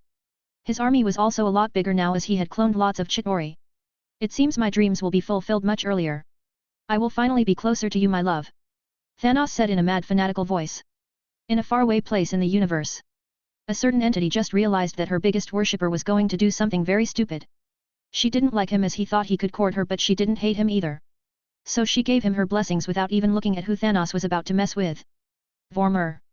In order to get the stone, you must lose what you love, Red Skull told Natasha and Clint about the price needed to get the Soul Stone. Natasha and Clint talked to each other. Both of them tried to convince the other that they should be the one to die. You have Laura and the kids waiting for you. It must be me, she said. Bam. Clint suddenly pushed her down and tied her with an arrow. Tell my family I love them. Do it yourself. Natasha quickly got up and blocked Clint. Soon they both jumped. Natasha tackled Clint in midair and shot her grappling line into the cliff. She quickly attached the other end of her grappling line to Clint's belt, saving his life. She slides down but Clint caught her. They hang there for a while but his grip starts to loosen. Let me go, Natasha yells at him. No, please no. Natasha kicks off the cliff wall, yanking out of Clint's grasp. It's okay. She falls down, Clint dangles from the grappling hook, staring down helplessly and screaming. Looking at Natasha falling down. Natasha just looked up and waited for the impact. But Alexander flew to her and caught her in his arms. Whoops, nearly lost you there, kid. Natasha, who had made peace with her death, was shocked. She looked up and saw an old kind face. Who are you and why did you save me? Let me go, she tried to fight him off. But Alexander didn't let her. God, easy there, child. You don't need to die for Soul Stone. I have another way to let you have it. Natasha still fought him but Alexander had already brought her back up on the platform. He put Natasha on the ground and looked at Red Skull. I'm not very happy to see you here, Schmidt, Alexander said. Likewise. Red Skull replied. Clint had gotten back up and was grieving but then the old man and Natasha flew back. He quickly went to her. Natasha didn't waste a second and aimed her weapon at Alexander. Clint followed her lead. Alexander laughed and put his hands in the air. Come on, kids. Don't be scared of this old man. I came here to give you an alternative. I have a way through which the both of you can live and still get the stone. That is impossible, God's son. Even for you. Red Skull chimed in. I wasn't talking to you. Alexander shut him up. Natasha and Clint were still on alert but they'd still like to hear about the option. What do you propose? And who are you? I am Alexander from Earth. I met your friends on Earth in Asgard. You all are in an alternate reality and not your own past. So I had to help them get the stones as events turn out differently here. Alexander briefed. How different? Natasha asked. Hydra has been thoroughly erased, I am the US President, Tony has a sister and you are currently dating my son. Alexander blurted. Both Natasha and Clint had their mouths wide open from the shock. Why would I date your son? Who knows? I don't know what you saw in him. Though he's a very kind gentleman so that might be the case. And you, Agent Barton? I had healed your hearing problem. He added. But I don't have a hearing problem, he argued. Exactly, this is an alternate reality. Now, let's get you the stone. He said. He walked to Red Skull and put his palm on his head. He erased all his memories and filled them with fake memories of Clint Barton. He made Red Skull fall madly in love with him. What are you doing? Natasha asked. You must lose what you love. It doesn't say your love needs to be very old. It can be new. He replied. Then he walked to Clint and made him madly fall in love with Red Skull. He chained Clint while Red Skull went ahead and killed himself for love. As soon as that happened, Clint recovered his memories. What the hell did just happen? He asked. I just made him fall in love with you so he killed himself, Alexander told them. Clint felt like vomiting then. Then the next thing he knew, a yellow shining stone appeared in Clint's palm. Ha ha ha. It worked. Who'd have thought Schmidt would be so helpful someday? Alright, make sure you send it back or my reality will have some problem. Okay. He told them. They both nodded their heads like obedient children. They stood up and went away to their time and space. Just when they were about to vanish, Alexander said something. See you on the other side.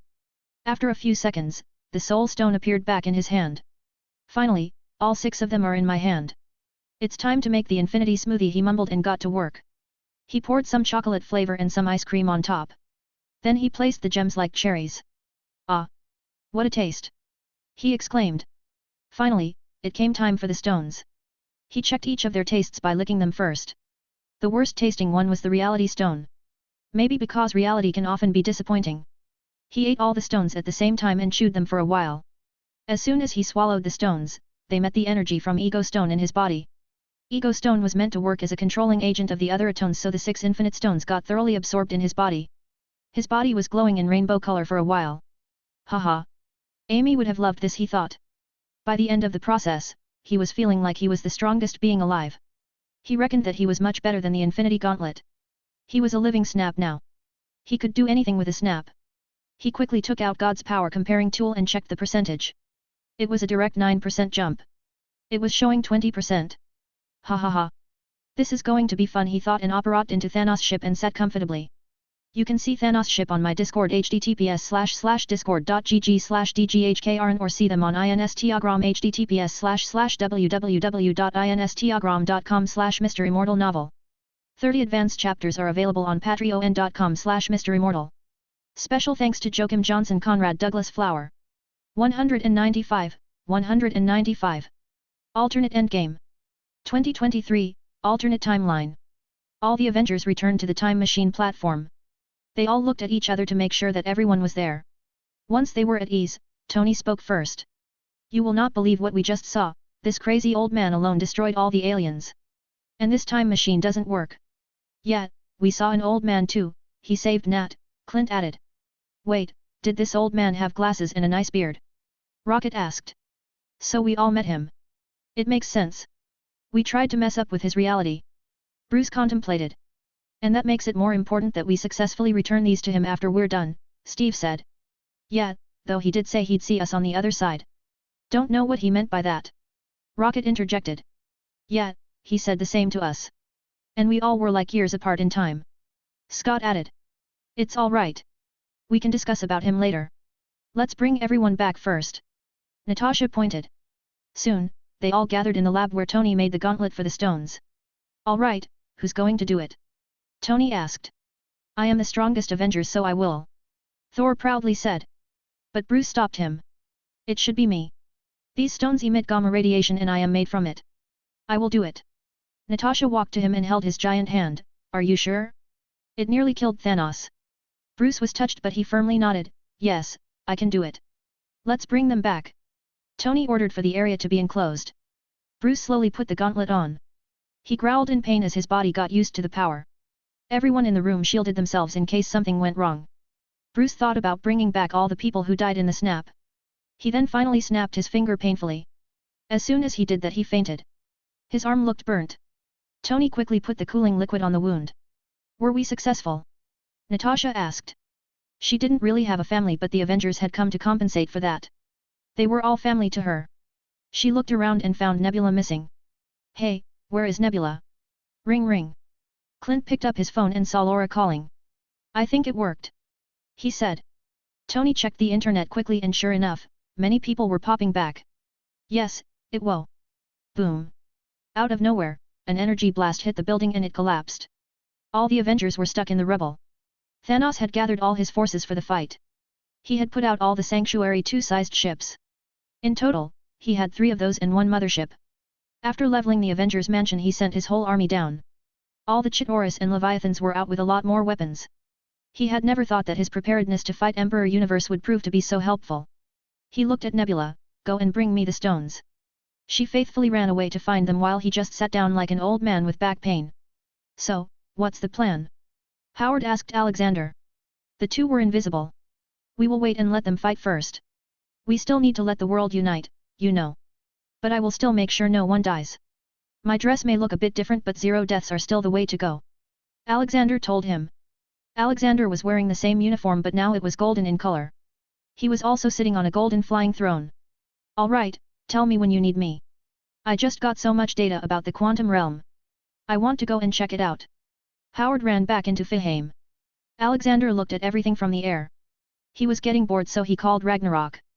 The old dragon was always up for a drink. Haha. So one reality wasn't enough for you, HA. Ragnarok said. If I can help, then why not? I can't let so many good people die when I know I can stop it. Alexander replied. Can't argue with that. So, do I get some action? Thanos is too weak. I will let Medusa handle him as she still has a grudge on him for messing with Loki's mind. He stated. Yeah, she's still quite mad about that. Wakanda. Edward and Hermione had been there for a while. They found out about the sad events that happened on Earth. That some mad alien destroyed half the life in the universe. Including the Strange Kingdom's king. They had no idea what to do after they looked for Alexander but couldn't find him. Their tracking machine was still pointing them to this universe. Unknown to them that their machine was right but it couldn't point through the mirror dimensions. They didn't panic and decided to live and work on their next plan. They learned about the world. That it also had magic but different from theirs. That the world had superheroes. It had been 400 years so it was normal for Edward to not realize but as soon as he heard the names of Iron Man and Captain America he knew they were in MCU. But he had died way before Infinity War so he didn't know anything about the recent events. Though today was a strange day. For some reason, people started reappearing from nowhere. Even the king returned for some reason. Both Hermione and Edward were invited by T'Challa. Why do you think all these people are returning, Ed? Hermione asked. I don't know. Maybe someone defeated the one who did it in the first place. He guessed. Soon they arrived in front of the huge royal palace doors. They had been living in the advanced city and helping them in managing the people. Helping them in making medicine and stuff. They appeared in front of the king, sitting in an inappropriate skin-tight jumpsuit. Edward knew it was the Black Panther. Edward was a proud man and refused to bow, so he didn't. The same was true with Hermione. In her mind, being king was too outdated. Thank you for helping my people in my absence.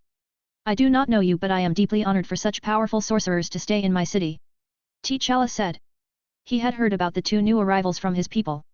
Oh, you flatter us, King T'Challa. We are just passers-by with some knowledge. We were happy that we could help people. Helping those in need is what the grandfather taught us. Edward replied. Then he must be a great man. I would love to meet him. T'Challa admired. We are looking for him too. Can you tell us what has been going on? How are people appearing out of nowhere? Edward asked. I'm afraid I do not know the answer to that, T'Challa said. I can answer you. Another voice came and a circular shining portal opened near them.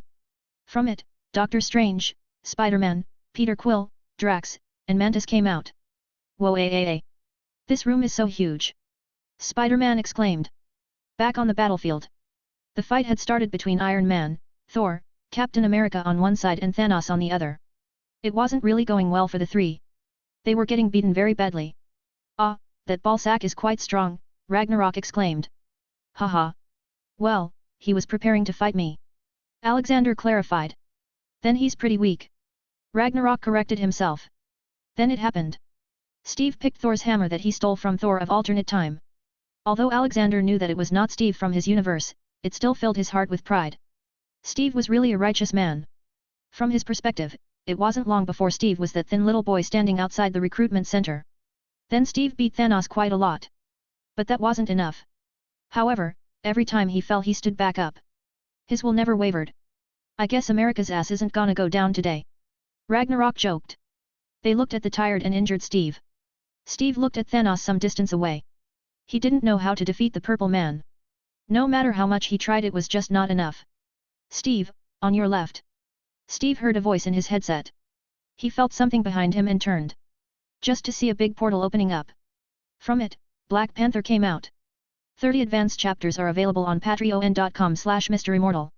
Special thanks to Joachim Johnson, Conrad Douglas Flower. 196. Grandpa comes to save. Alexander and Ragnarok were looking at the amazing scene. Haha. Better late than never. Ragnarok commented. Yeah, you have no idea how much work it took to make that CGI, Alexander remembered his past. What's CGI? Ragnarok confusedly asked. Ah, forgot it. It's too complex and not worth it. He shrugged. They saw Doctor Strange flying in and Spider-Man jumping in. Then two more people came flying in slowly. A man and a woman. Alex, who are those? They radiate the same energy as a wizard from back then. Ragnarok pointed. Alexander followed the view and his jaw fell. What they? He looked at Hermione and Edward flying in and looking at the battlefield. Their grandpa tracker was also going crazy for some reason. They got excited thinking that they were near. Just then, a lot more portals opened, and troops upon troops poured in from them. The whole universe was pissed at Thanos and they had come for payback. Soon they all got into formation. Steve looked at the opposite side. Although a lot of backup had arrived, the enemy still had an army many times bigger. Not to mention the spaceships. But Steve gathered himself, Avengers. Assemble. The war started and both sides dashed towards each other. Ant-Man also broke through the rubble. Was he waiting for a dramatic entrance? Ragnarok commented. Knowing Scott's character. He probably was. Alexander agreed. From the air, Alexander saw everything and made sure no one died in the fight. He even saw Howard the Duck and remembered to send the guy to his home dimension later. Alexander also had his eyes on Edward and Hermione. He was still a bit shocked to see them. He was going to meet them soon. Though it was getting harder to not involve himself now. He also had his eyes on the Infinity Gauntlet, making sure that the ballsack doesn't get it too soon due to the butterfly effect. Technically there were 2 sets of Infinity Stones at that time. But his were the full collection. Without the final Ego Stone, the 6 Infinity cannot be as strong. You could technically erase the universe with the gauntlet, but that's it. You can only do that. You cannot erase the space and time itself. Soon a new Big Bang would happen and start a new universe. But if Alexander wanted to do it, then he could erase the space and time too. Making sure that no new world will ever form. Thanos' side was technically winning. He had the advantage of the numbers. He didn't even need to use the ship's orbital cannons yet. They were trying to take the Infinity Stones back to where they took it from. They had realized that it was the only option to stop Thanos. It was like a crazy race going on the battlefield. The gauntlet was being passed from one person to another. Thanos understood their plan and commanded the spaceships to shower the van with orbital cannon. He was successful, he destroyed the van. All the Avengers looked hopeless at that moment. Tony landed near Doctor Strange. "Tell me this is the one, Doc." "No. This isn't." Dr. Stranger bluntly replied. He had seen 14,605 alternate realities and in none of them did he see Thanos so strong with such a big army. Natasha was alive and dead in quite some of them. But this one was surely not the one he saw themselves succeed in. Tony's heart sank at that. All the hard work and risk was for naught. He saw the face of Morgan in his mind. Thinking that they'd never see each other again. Don't lose hope. This scenario is totally new. I didn't see this happen. If we are lucky, this could be one of the other where we succeed. Doctor Strange cheered him up. Tony lifted his head with resolve. If that's the case, I'm going to give it my all. As soon as Tony flew away, Doctor Strange started to manipulate things so that the events can be matched as much as possible with what he saw in his successful vision. Then he remembered the two more powerful sorcerers. He quickly went to them for help and told them his plan. Edward and Hermione decided to help them. Unknown to Doctor Strange, the current scenario was the best he could ever dream of. Suddenly the firing from Thanos' ship stopped and started attacking at the sky. Soon Captain Marvel came and destroyed one ship. That was all she could do before the others locked her and started bombarding her with all the cannons. No matter how strong she was, dealing with thousands of orbital cannons was not easy for her either. On the ground, Thanos had caught up to Spider-Man and took away the gauntlet. He quickly wore it and tried to snap. But Spider-Man threw his web, jamming it. Before Thanos could do anything else, Captain Marvel outmaneuvered the cannons and attacked Thanos. She was very strong and was nearly winning. But then he used the Power Stone and beat the hell out of her. Scarlet Witch also joined at the right time, but Thanos now had the stones and fighting him was impossible. Alexander looked down and sighed, "I guess it's time to show myself. Ghost, prepare 5 superstar destroyers for launch." From the shadows, Doctor Strange, Edward, and Hermione were making it so that Tony would get a chance to swindle the stones from him. Doctor Strange was trying to make sure things happen as he saw in one of his successful visions. So when Scarlet Witch was done, Tony lunged at Thanos. He quickly transferred the stones into his suit. Thanos kicked him aside. Thanos looked so sure of himself and prepared to snap. "You humans are too narrow-minded. You should have realized it by now. I am inevitable." Snap. He snapped his finger. But nothing happens. He looks confused and surprised. He checked the gauntlet and found the stones missing. He looked at Tony and saw a new gauntlet forming on his hand with the stones. The power surged through his body but he controlled himself. Tony looked Thanos in the eye. "And I am Iron Man." Snap. He snapped his finger but nothing happened. He didn't feel hurt or anything. Tony quickly looked at his hand and there were no stones. He scaredly looked at Thanos and Thanos had a more shocked expression than him. "Where did the stones go?" Tony loudly asked. Everyone looked confused. Boom. Suddenly 5 gigantic spaceships appeared in the sky out of nowhere. They were even bigger than Thanos' motherships. Thanos' eyes widened as he recognized the ships. No. How can he be here? Tony saw the scared expression of Thanos and realized that whoever the new arrival was, he was higher than Thanos in the food chain. Roar. A near-deafening roar sounded in the sky and a humongous dragon landed on the ground. His feet were so big that thousands of Chitauri died under it. The dragon started spewing fire and destroyed lots of leviathans in seconds. All the Avengers prayed in their minds that whoever this new person is, would be on their side. Then like the lightning fell from the sky, a golden light came. So shiny that everyone had to close their eyes for a split second. "Ha ha ha. I told you I'd see you on the other side." Alexander loudly spoke from his hovering throne. All the Avengers recognized him. But the most excited were Edward and Hermione. Grandpa the two flew to him like lightning. They hugged him on his throne. "We missed you so much. Why weren't we able to find you? We've been here for days." Hermione continuously mumbled. "Oh, my cat is still as ferocious, HA? Well, you two are in the wrong reality. This is a mirror/alternate dimension of the world I'm currently in. I just came here to help them." Alexander clarified. He was amazed and felt so loved that the two traveled realities to meet him. "Oh, now I understand why the tracker was pointing to this world," Edward thought. But the two were quickly put in a tight hug by Alexander. "I missed you too, you know.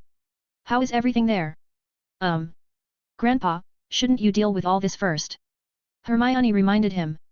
Alexander scratched his head, haha. I guess I'm getting old. Alright, let's deal with this first. He looked down at Tony on the ground. Sorry to steal your light from you, son. But I don't want your daughter to grow up without a father. Tony felt so tired at that moment that he didn't even have the strength to speak. All he knew was that the old man was crazy strong and they were now saved. Thanks, he slowly whispered. Most people there were still confused though. What are you doing here, Emperor Universe? I have no quarrel with you. Thanos shouted. Your mere existence infuriates me. I will make you beg for death now. You kill people in the name of your messed up ideology. But I know you do it for courting Lady Death. Don't worry. I will punish her soon too. Now shut your mouth and stay there. He replied. Out of nowhere, Medusa came out of Fahame and started attacking Thanos. She beat him bloody. You dare to mess with Loki, she shouted. A loud punch connected with Thanos' chest and he flew in the air from the impact. Medusa apparat to his flying body and kicked him back to the ground. Thanos' armor was destroyed beyond recognition now and blue blood was coming out of his many wounds. She beat his head making it swell like a balloon. Enough, Medusa. I need him for later. He will be trialed in front of the whole universe. He stopped her from killing him. Out of nowhere many cages fell from the sky on Thanos and his children. While one snap from his finger erased Thanos' army. Another snap made it so that the stones in the gauntlet returned to places from where they were taken away. He then slowly brought down his throne. Don't worry. Thanos is of no danger anymore. The stones were also returned to their reality. Though we still have a lot to talk about. 30 advanced chapters are available on patreon.com/MisterImmortal. Special thanks to Joachim Johnson, Conrad Douglas Flower. 197, 197. Snapping people back. Alexander looked at so many people around him. Many of you may be confused about who this old man is. My name is Alexander Maxim Universe, you can think of me as some kind of a lawyer and also a full-time grandpa. Thanos came from my reality and will be punished there, in front of all those he hurt.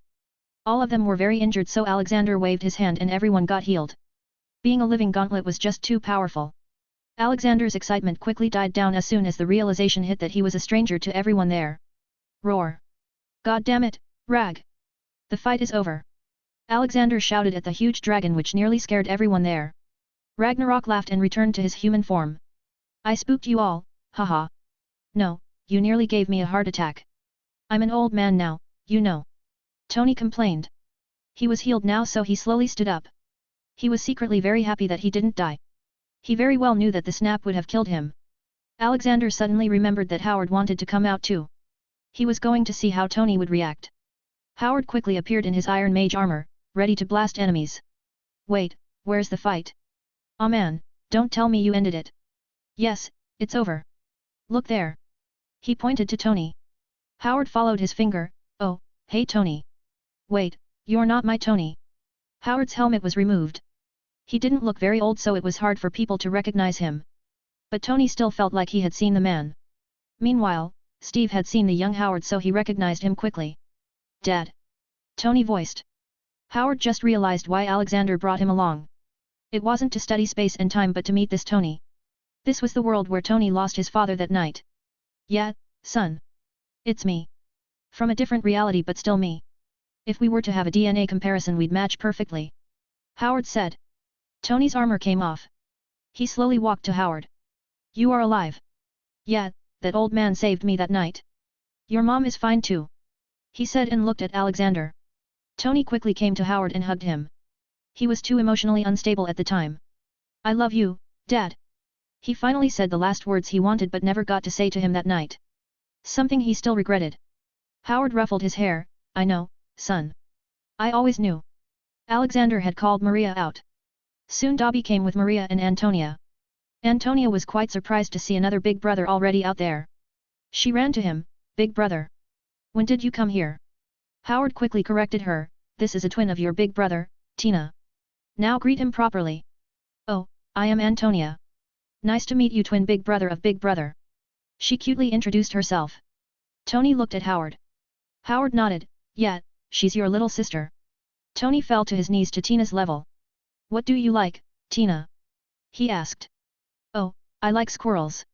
Big sis Doreen has one. But no squirrel comes to me. She sadly said. Tony made a squirrel from nanotech and gave it to her. Tina got to playing with it. He looked at his mom and quickly hugged her tightly.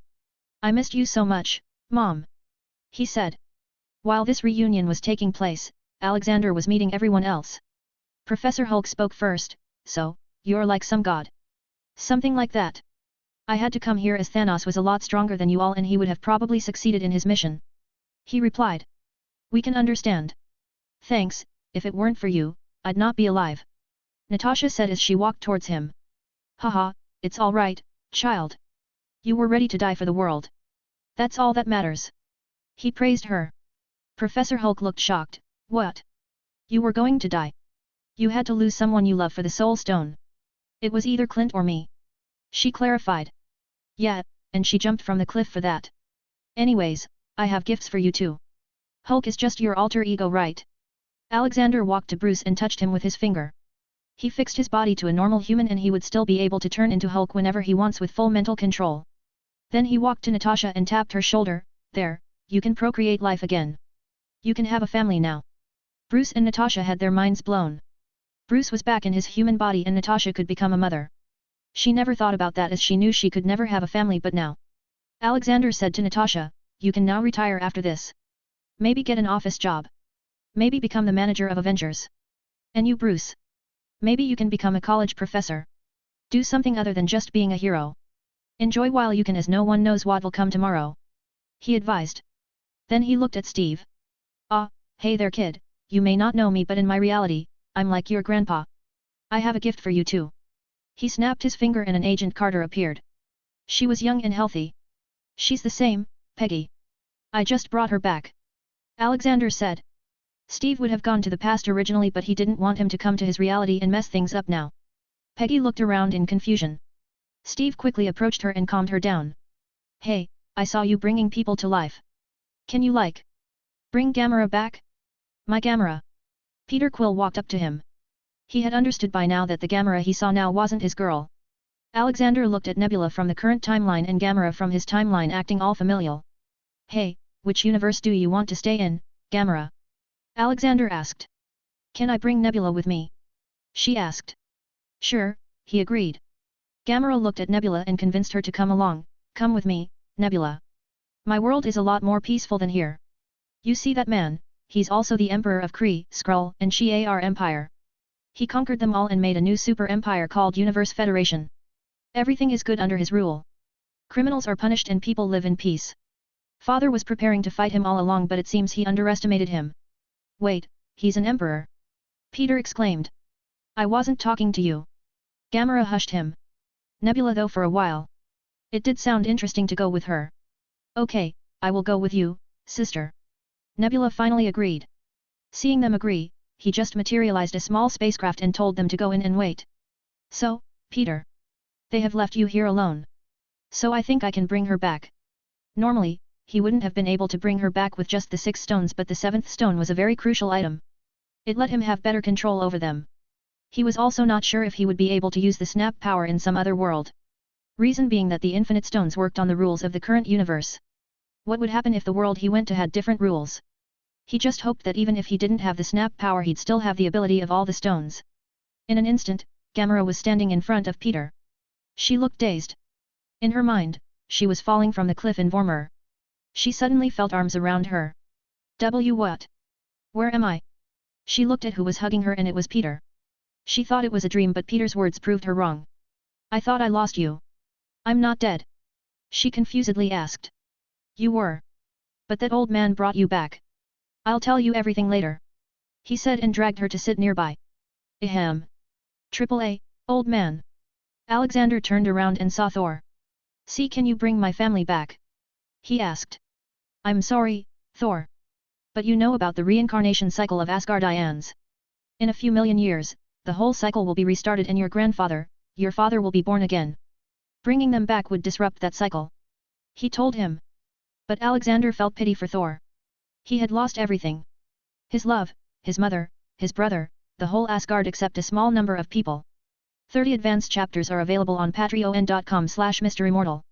Special thanks to Joachim Johnson, Conrad Douglas Flower. 198, 198. Back to reality. But I can bring back Frigga and Loki as they do not entirely connect with the reincarnation cycle. It's more of an Odin's bloodline thing. He said. Thor had initially gotten very disappointed after hearing his answer, but now his face had a big smile. Really?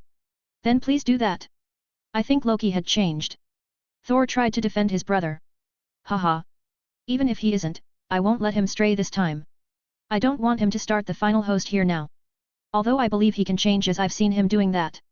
Alexander said. No matter how much he wanted to deny it, Loki had indeed become a man worthy of Medusa.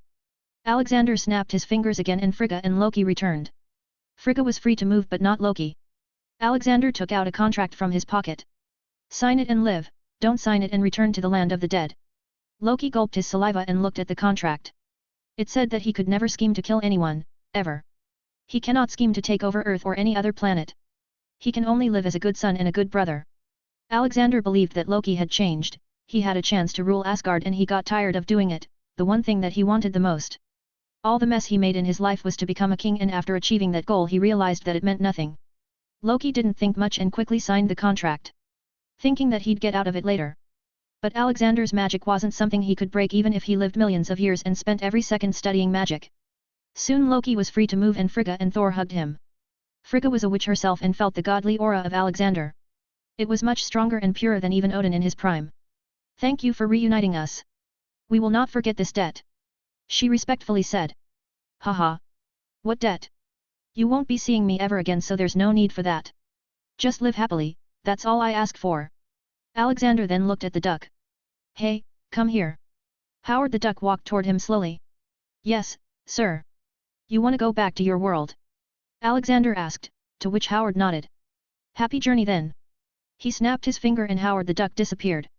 Soon Alexander was walking back to Dobby and Howard when Doctor Strange came to him. What are you? He bluntly asked. A being of higher dimension. Here, this might help as a small substitute for the time stone. It doesn't really give you the time ability, but it can make your magic stronger. It will help you fight beings like Dormammu. Alexander handed him a small red crystal. Thanks, I guess. Why are you doing all this? He asked further. Tell me, Doctor. Did you see me in this alternate future? He asked. No, you weren't there. He replied. That is what being a higher dimensional being means, we can live outside the space and time. Anyways, this outcome is probably the best one from infinite others. He walked away. When he reached the small group of people he saw another little girl besides Tina. He assumed it was Tony's daughter. Hey there, little one. I am your great-great-grandpa. He said. He was sitting down to her level. Really? Then you must be very old. She amusingly stated. Haha. Yes, I am thousands of years old. How old are you? He asked. Morgan showed him her 5 fingers. I am 5, Grandpa. Alexander smiled ear to ear. What is your favorite food? He inquired. Cheeseburger. She replied. Oh, you see that tall grandpa there? He makes the best burgers in the world. Let's go and ask him to make some for us. He picked her up in his arms. Yay! Burgers. She cheered. Seeing her smiling happily, he felt really good that he saved Tony. He could imagine her sad face if he had died. Hey, Dobby. Set up the portable kitchen. We're making cheeseburgers for our cute little princess. He said, tickling Morgan. I'm a princess too, Grandpa. Tina ran to him. Oh, yes, yes. We have 2 princesses. Here, take your throne. He put the 2 on his shoulders. Did someone say cheeseburgers? Tony and Howard both appeared out of nowhere. Haha, yeah. Come along. We got enough for everyone. Dobby loudly called everyone. All the aliens and people had returned from Doctor Strange's portals. Now only the Avengers were left. We can make a deal, Emperor Universe. I can have this reality while you can have yours, Thanos shouted from a close-up cage. Alexander looked at him sitting in the cage. He fiddled in his pocket and threw something at him. It rammed straight into his face. You must be hungry, Thanos. There, grab a Snickers, he joked and got back to making burgers with Dobby. The battlefield turned into a nice party. It was a time of happiness as lives were saved and families were reunited. Iron Man and Morgan sat together and ate burgers happily.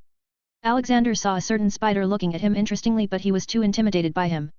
What do you want to ask, Peter? What? I didn't say anything. Peter Quill replied with his stuffed mouth.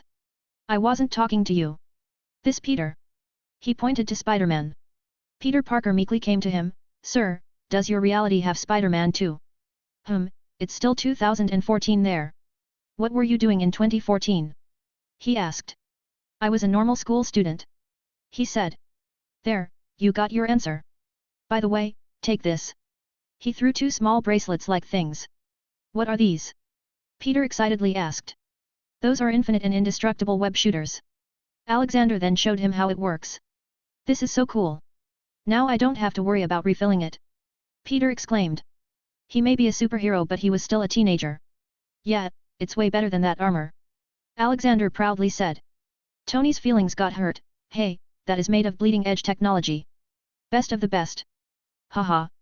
I have removed world hunger, water problem, and given electricity to the whole world in my reality. Nearly all with tech. Not to mention I just launched flying cars. Alexander proudly told him about his achievements. Tony had to agree that those achievements were hard to top off. Howard then added, he also became the President of the United States so he could change the system. Tony was suddenly hit with the idea, Pepper. I'm standing for the next election. Damn it, why did I never think of that? They all laughed and bantered for the rest of the evening. Finally, it was time for Alexander to leave. Tony had talked to his mom and dad to heart's content. He told and showed them all things he wanted. Howard and Maria also showered him, Morgan and Pepper, with love. Now they were going to go back and pester Tony to give them a grandchild. Alexander went to Thanos and put him in his dimensional pocket with all the other spaceships. All of Thanos' army was dead so no extra burden.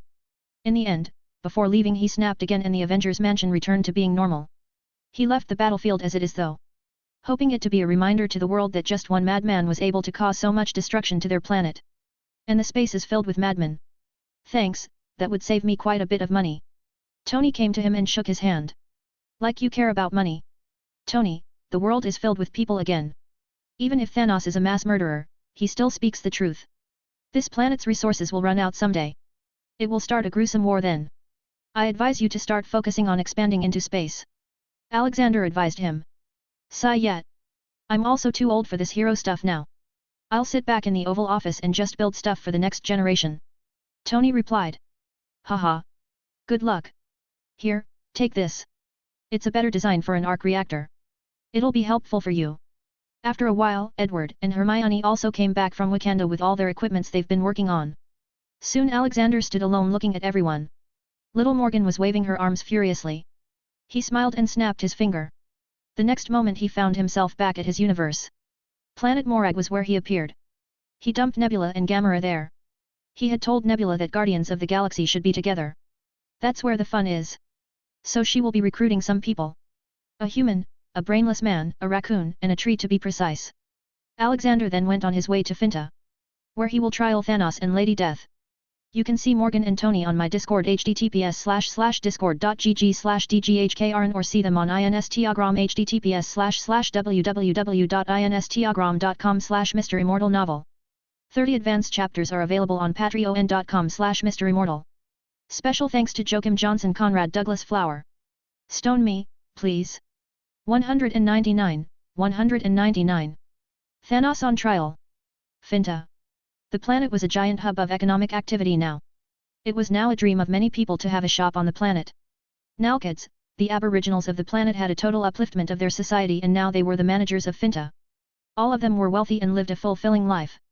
Though they were still peace-loving and still secretly prayed to Alexander's portraits while chanting CUNT. Alexander knew that but he let them do it as long as they did it secretly. He had called for all the highest authorities on major planets for the upcoming trial of Thanos. Boss, they've all gathered, Dobby reported. Alexander got up, let's go then. Is Thanos ready to confess? Dobby nodded, yes, I've fed him Truth Spitter potion. This is going to be a major step, you know. Thanos has killed a lot of people. He may not be the epitome of evil but it will still boost the universe's purity. Alexander told him. What's the purity now? It's 70% for the universe and 65% for the Earth, he said. So Earth is currently worse than the rest of the space. Dobby contemplated. Soon they arrived where the trial was to be held. There wasn't much to be asked though as Thanos was already a famous warlord. He had destroyed many worlds in his senseless balance theory. He quickly took the highest seat. Thanos was also brought in. Alexander read his sins. Thanos Category 4. Murder 627,667,544. Indirect murder 80,567,438,543. Enslaved 1,567,544,888. Sin percentage 90%. Thanos, it shouldn't be surprising to you that you'll be sentenced to death today. However, I would like to bring another person who is somewhat responsible for your rise. He said. He quickly summoned Lady Death. She was a cosmic entity and the personification of death, although she was seldom seen and rarely speaks, she has been known to manipulate and interfere with the lives of mortals on a few occasions in her would-be lover Thanos. Although death is a neutral entity by nature, she isn't above trying to seize control over things and has a rivalry of sorts with her brother Eternity, though Lady Death is wise enough to understand the need for balance and as a result, rarely engages in acts of outright villainy. In short, she's not pure evil but she's not on the good side either.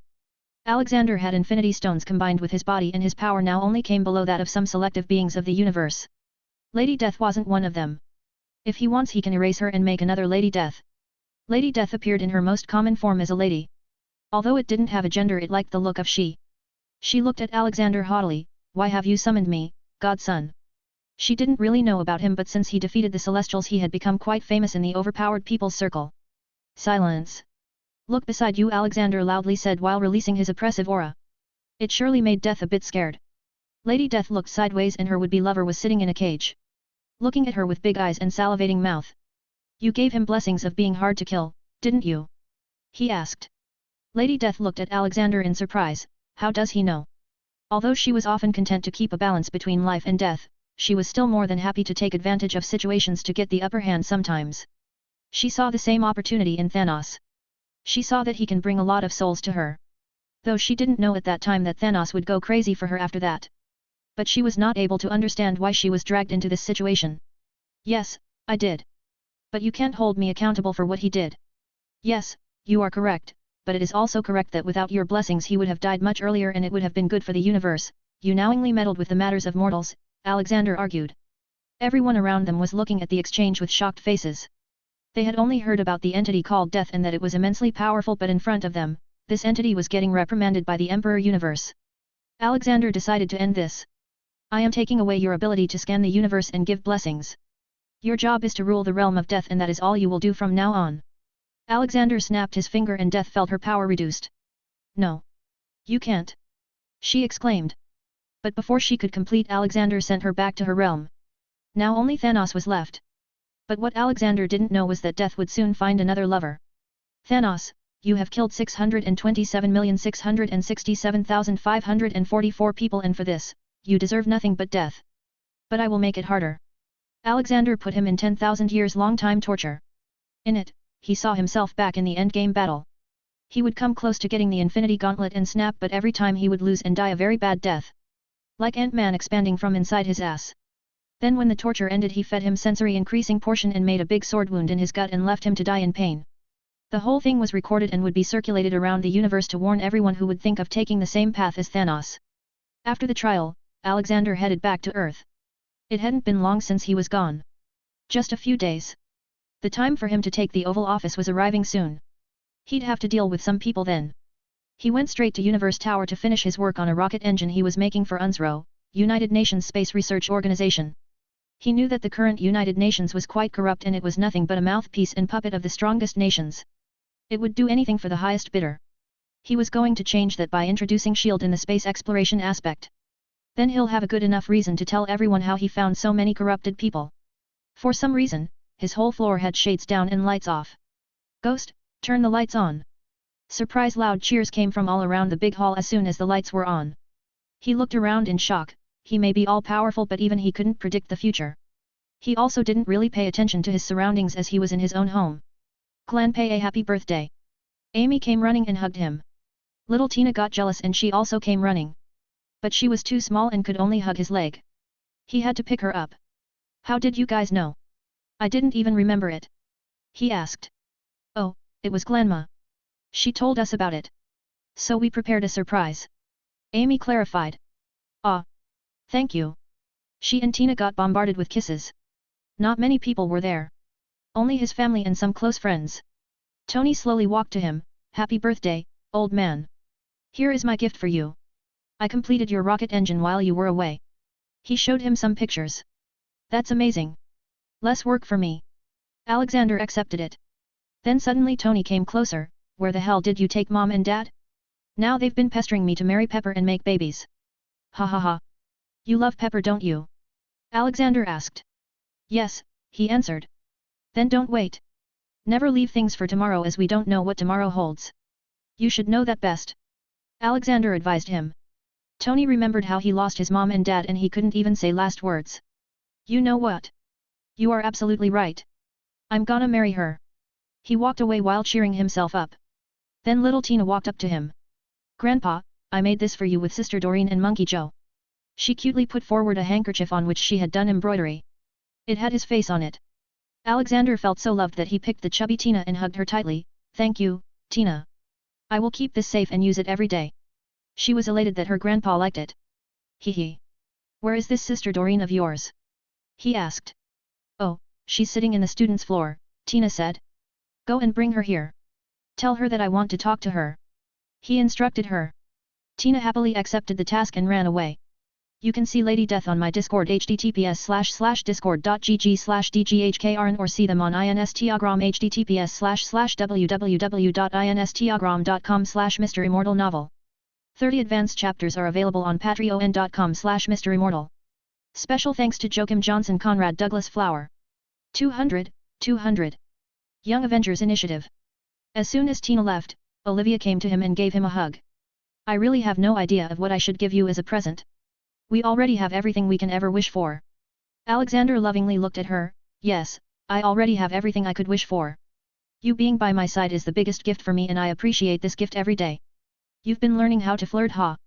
Tell me, who is she? I swear I will not kill her. She said, looking him in the eye. Haha. Then you'll have to spare yourself, Oli. There is and never will be another woman in my life, except you, and Medusa, Rena, Amy, and Hela. He blabbered. Oh, thanks for reminding me. Are you going to allow Medusa and Loki to marry? She asked. It had been more than 10 years since they started dating and it was time to let them tie the knot. Can they really live with each other for the rest of their life? He asked. I had a chat with Medusa some days ago. She and Loki seem to already be living like married couples. Since the New York invasion, Loki has been training seriously to get stronger. She told him. If that's the case, let's discuss this with them later. No matter how much I'd hate to have Medusa be taken away, I can't keep her tied forever. She has her own life and choices to make. Let's just hope they are the right ones. He thoughtfully said. Grandpa. I brought Sister Doreen. Tina came running back. Dragging behind her was the squirrel girl. Up until just a few moments ago, Doreen was resting in the students' area of the Universe Tower. Dreaming about joining the Avengers and getting praised by them. She had gotten a job due to Tina's recommendation in a coffee shop there. Although coffee was free there, someone was still required to make it. She had been playing with Tina for many days now. She was very shocked when she found out about Tina's real identity. But she vowed never to use this relationship to become an Avenger. Today as well, she was working like any other day. But then Tina came and told her that her grandpa wanted to see her. She asked and Tina said it's Grandpa Universe. She quickly realized that she was being asked by the President of the United States. She got nervous and followed Tina all the way.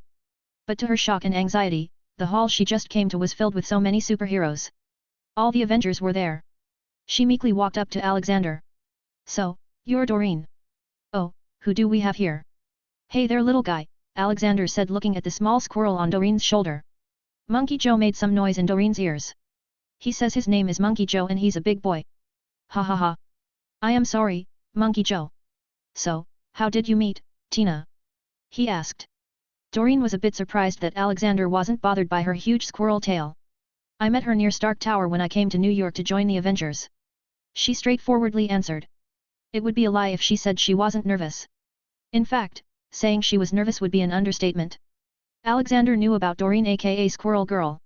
She was quite a goofy and enjoyable character. She had a very strong sense of justice and a funny personality to go with it. He had read in the comic once that she had even befriended Galactus because she wasn't afraid of him and talked to him like any other person. She had super strength, super agility, and she could talk to squirrels. So you want to be an Avenger? He asked. Yes, almost instantly she replied with a firm look in her eyes. Alexander couldn't help but ruffle her hair. Haha. Then you will. But you'll need training first. Hey, my man, Fury. Come here, he called Fury, who was talking to someone else. He looked at him. What's the status of the Young Avengers initiative? Almost ready. We have selected candidates and almost all superheroes have agreed to take an apprentice. Except for our great Tony Stark. Fury briefed. Alexander looked at Tony, who had come to them seeing all the ruckus. Don't worry about him. He already has an apprentice. I want you to induct Doreen into the program. Her abilities can be very helpful. Fury quickly thought of the possibility of using squirrels for intel gathering. Not to mention Doreen had super strength. Tony loudly exclaimed suddenly, no, no, no. I denied taking an apprentice. How can you give me one without telling me? Alexander made him quiet down. Your apprentice is yet to become a superhero. But believe me, you'll love that kid. He's super smart too. You also need to become a bit more responsible. Alexander ignored his complaints and asked Steve to come to him. Steve, this is Doreen. I want you to take her as your first apprentice. She has a high sense of justice, super strength, and can talk to squirrels. Steve looked at Doreen. Talk to squirrels. Yeah, look at that little guy on her shoulder. Alexander pointed. Monkey Joe again got angry and decided to complain. I am Monkey Joe and I'm not little. A squeaky yet understandable voice came out of his mouth. Monkey Joe himself was shocked. Haha. I just gave you super strength and ability to speak, Monkey Joe. I'd hate it if something were to happen to you as you were still a normal squirrel. Alexander explained. Monkey Joe started speaking non-stop to test his new ability. He ran around and tested his strength as well. While Doreen stood there in a daze. She couldn't believe her dream was so easily fulfilled. She not only joined the Avengers but she'd be taught by Captain America. Unknowingly a small tear fell down her eye. Alexander noticed it and quickly gave her a napkin. What happened, kid? He asked. I've been trying to become an Avenger since I came here. But they never let me through the Avengers Tower. I thought I'd never have my dream fulfilled. She cried. Alexander couldn't blame her. She was still an innocent 16 years old. But they all look at Tony with questioning gaze. Tony quickly took out his phone. Happy, you will check every person trying to enter Avengers Tower and let the superpowered ones meet whichever Avenger is free. Alexander looked back at Doreen. Welcome to the team, kid. Now cheer up and enjoy. Alexander took out a backpack and gave it to her. This has your new superhero uniform. Indestructible and always clean. Doreen suddenly felt like hugging the kind old man and went for it. Thank you, sir. Alexander patted her head. Haha. It's all right, child. I'm glad I could help. According to the normal timeline, the events of Captain America Winter Soldier should be happening at the moment. But Alexander had already destroyed Hydra. Though Project Insight was still going on. It only made new and better helicarriers for S.H.I.E.L.D. The S.H.I.E.L.D. had a new security council now. It was only there to oversee their budgets and administrative things. In no way, they could interfere with their working now. Secretly all the new members of the Security Council were Alexander's people. S.H.I.E.L.D. needed some time to truly spread its reach. But Alexander had also put many curses to root out corruption and incompetent people. Bucky Barnes had also returned to Earth from his multiple missions in space. He was not Winter Soldier but Space Soldier. Alexander had told Steve that Bucky was alive and well, and they had a happy reunion. Alexander didn't have anything to do in the coming days except prepare to officially take the office and start changing the world. You can see new helicarriers on my Discord https://discord.gg/dghkrn or see them on Instagram https://www.instagram.com/MisterImmortal novel. 30 advanced chapters are available on patreon.com/MisterImmortal. Special thanks to Joachim Johnson Conrad Douglas Flower.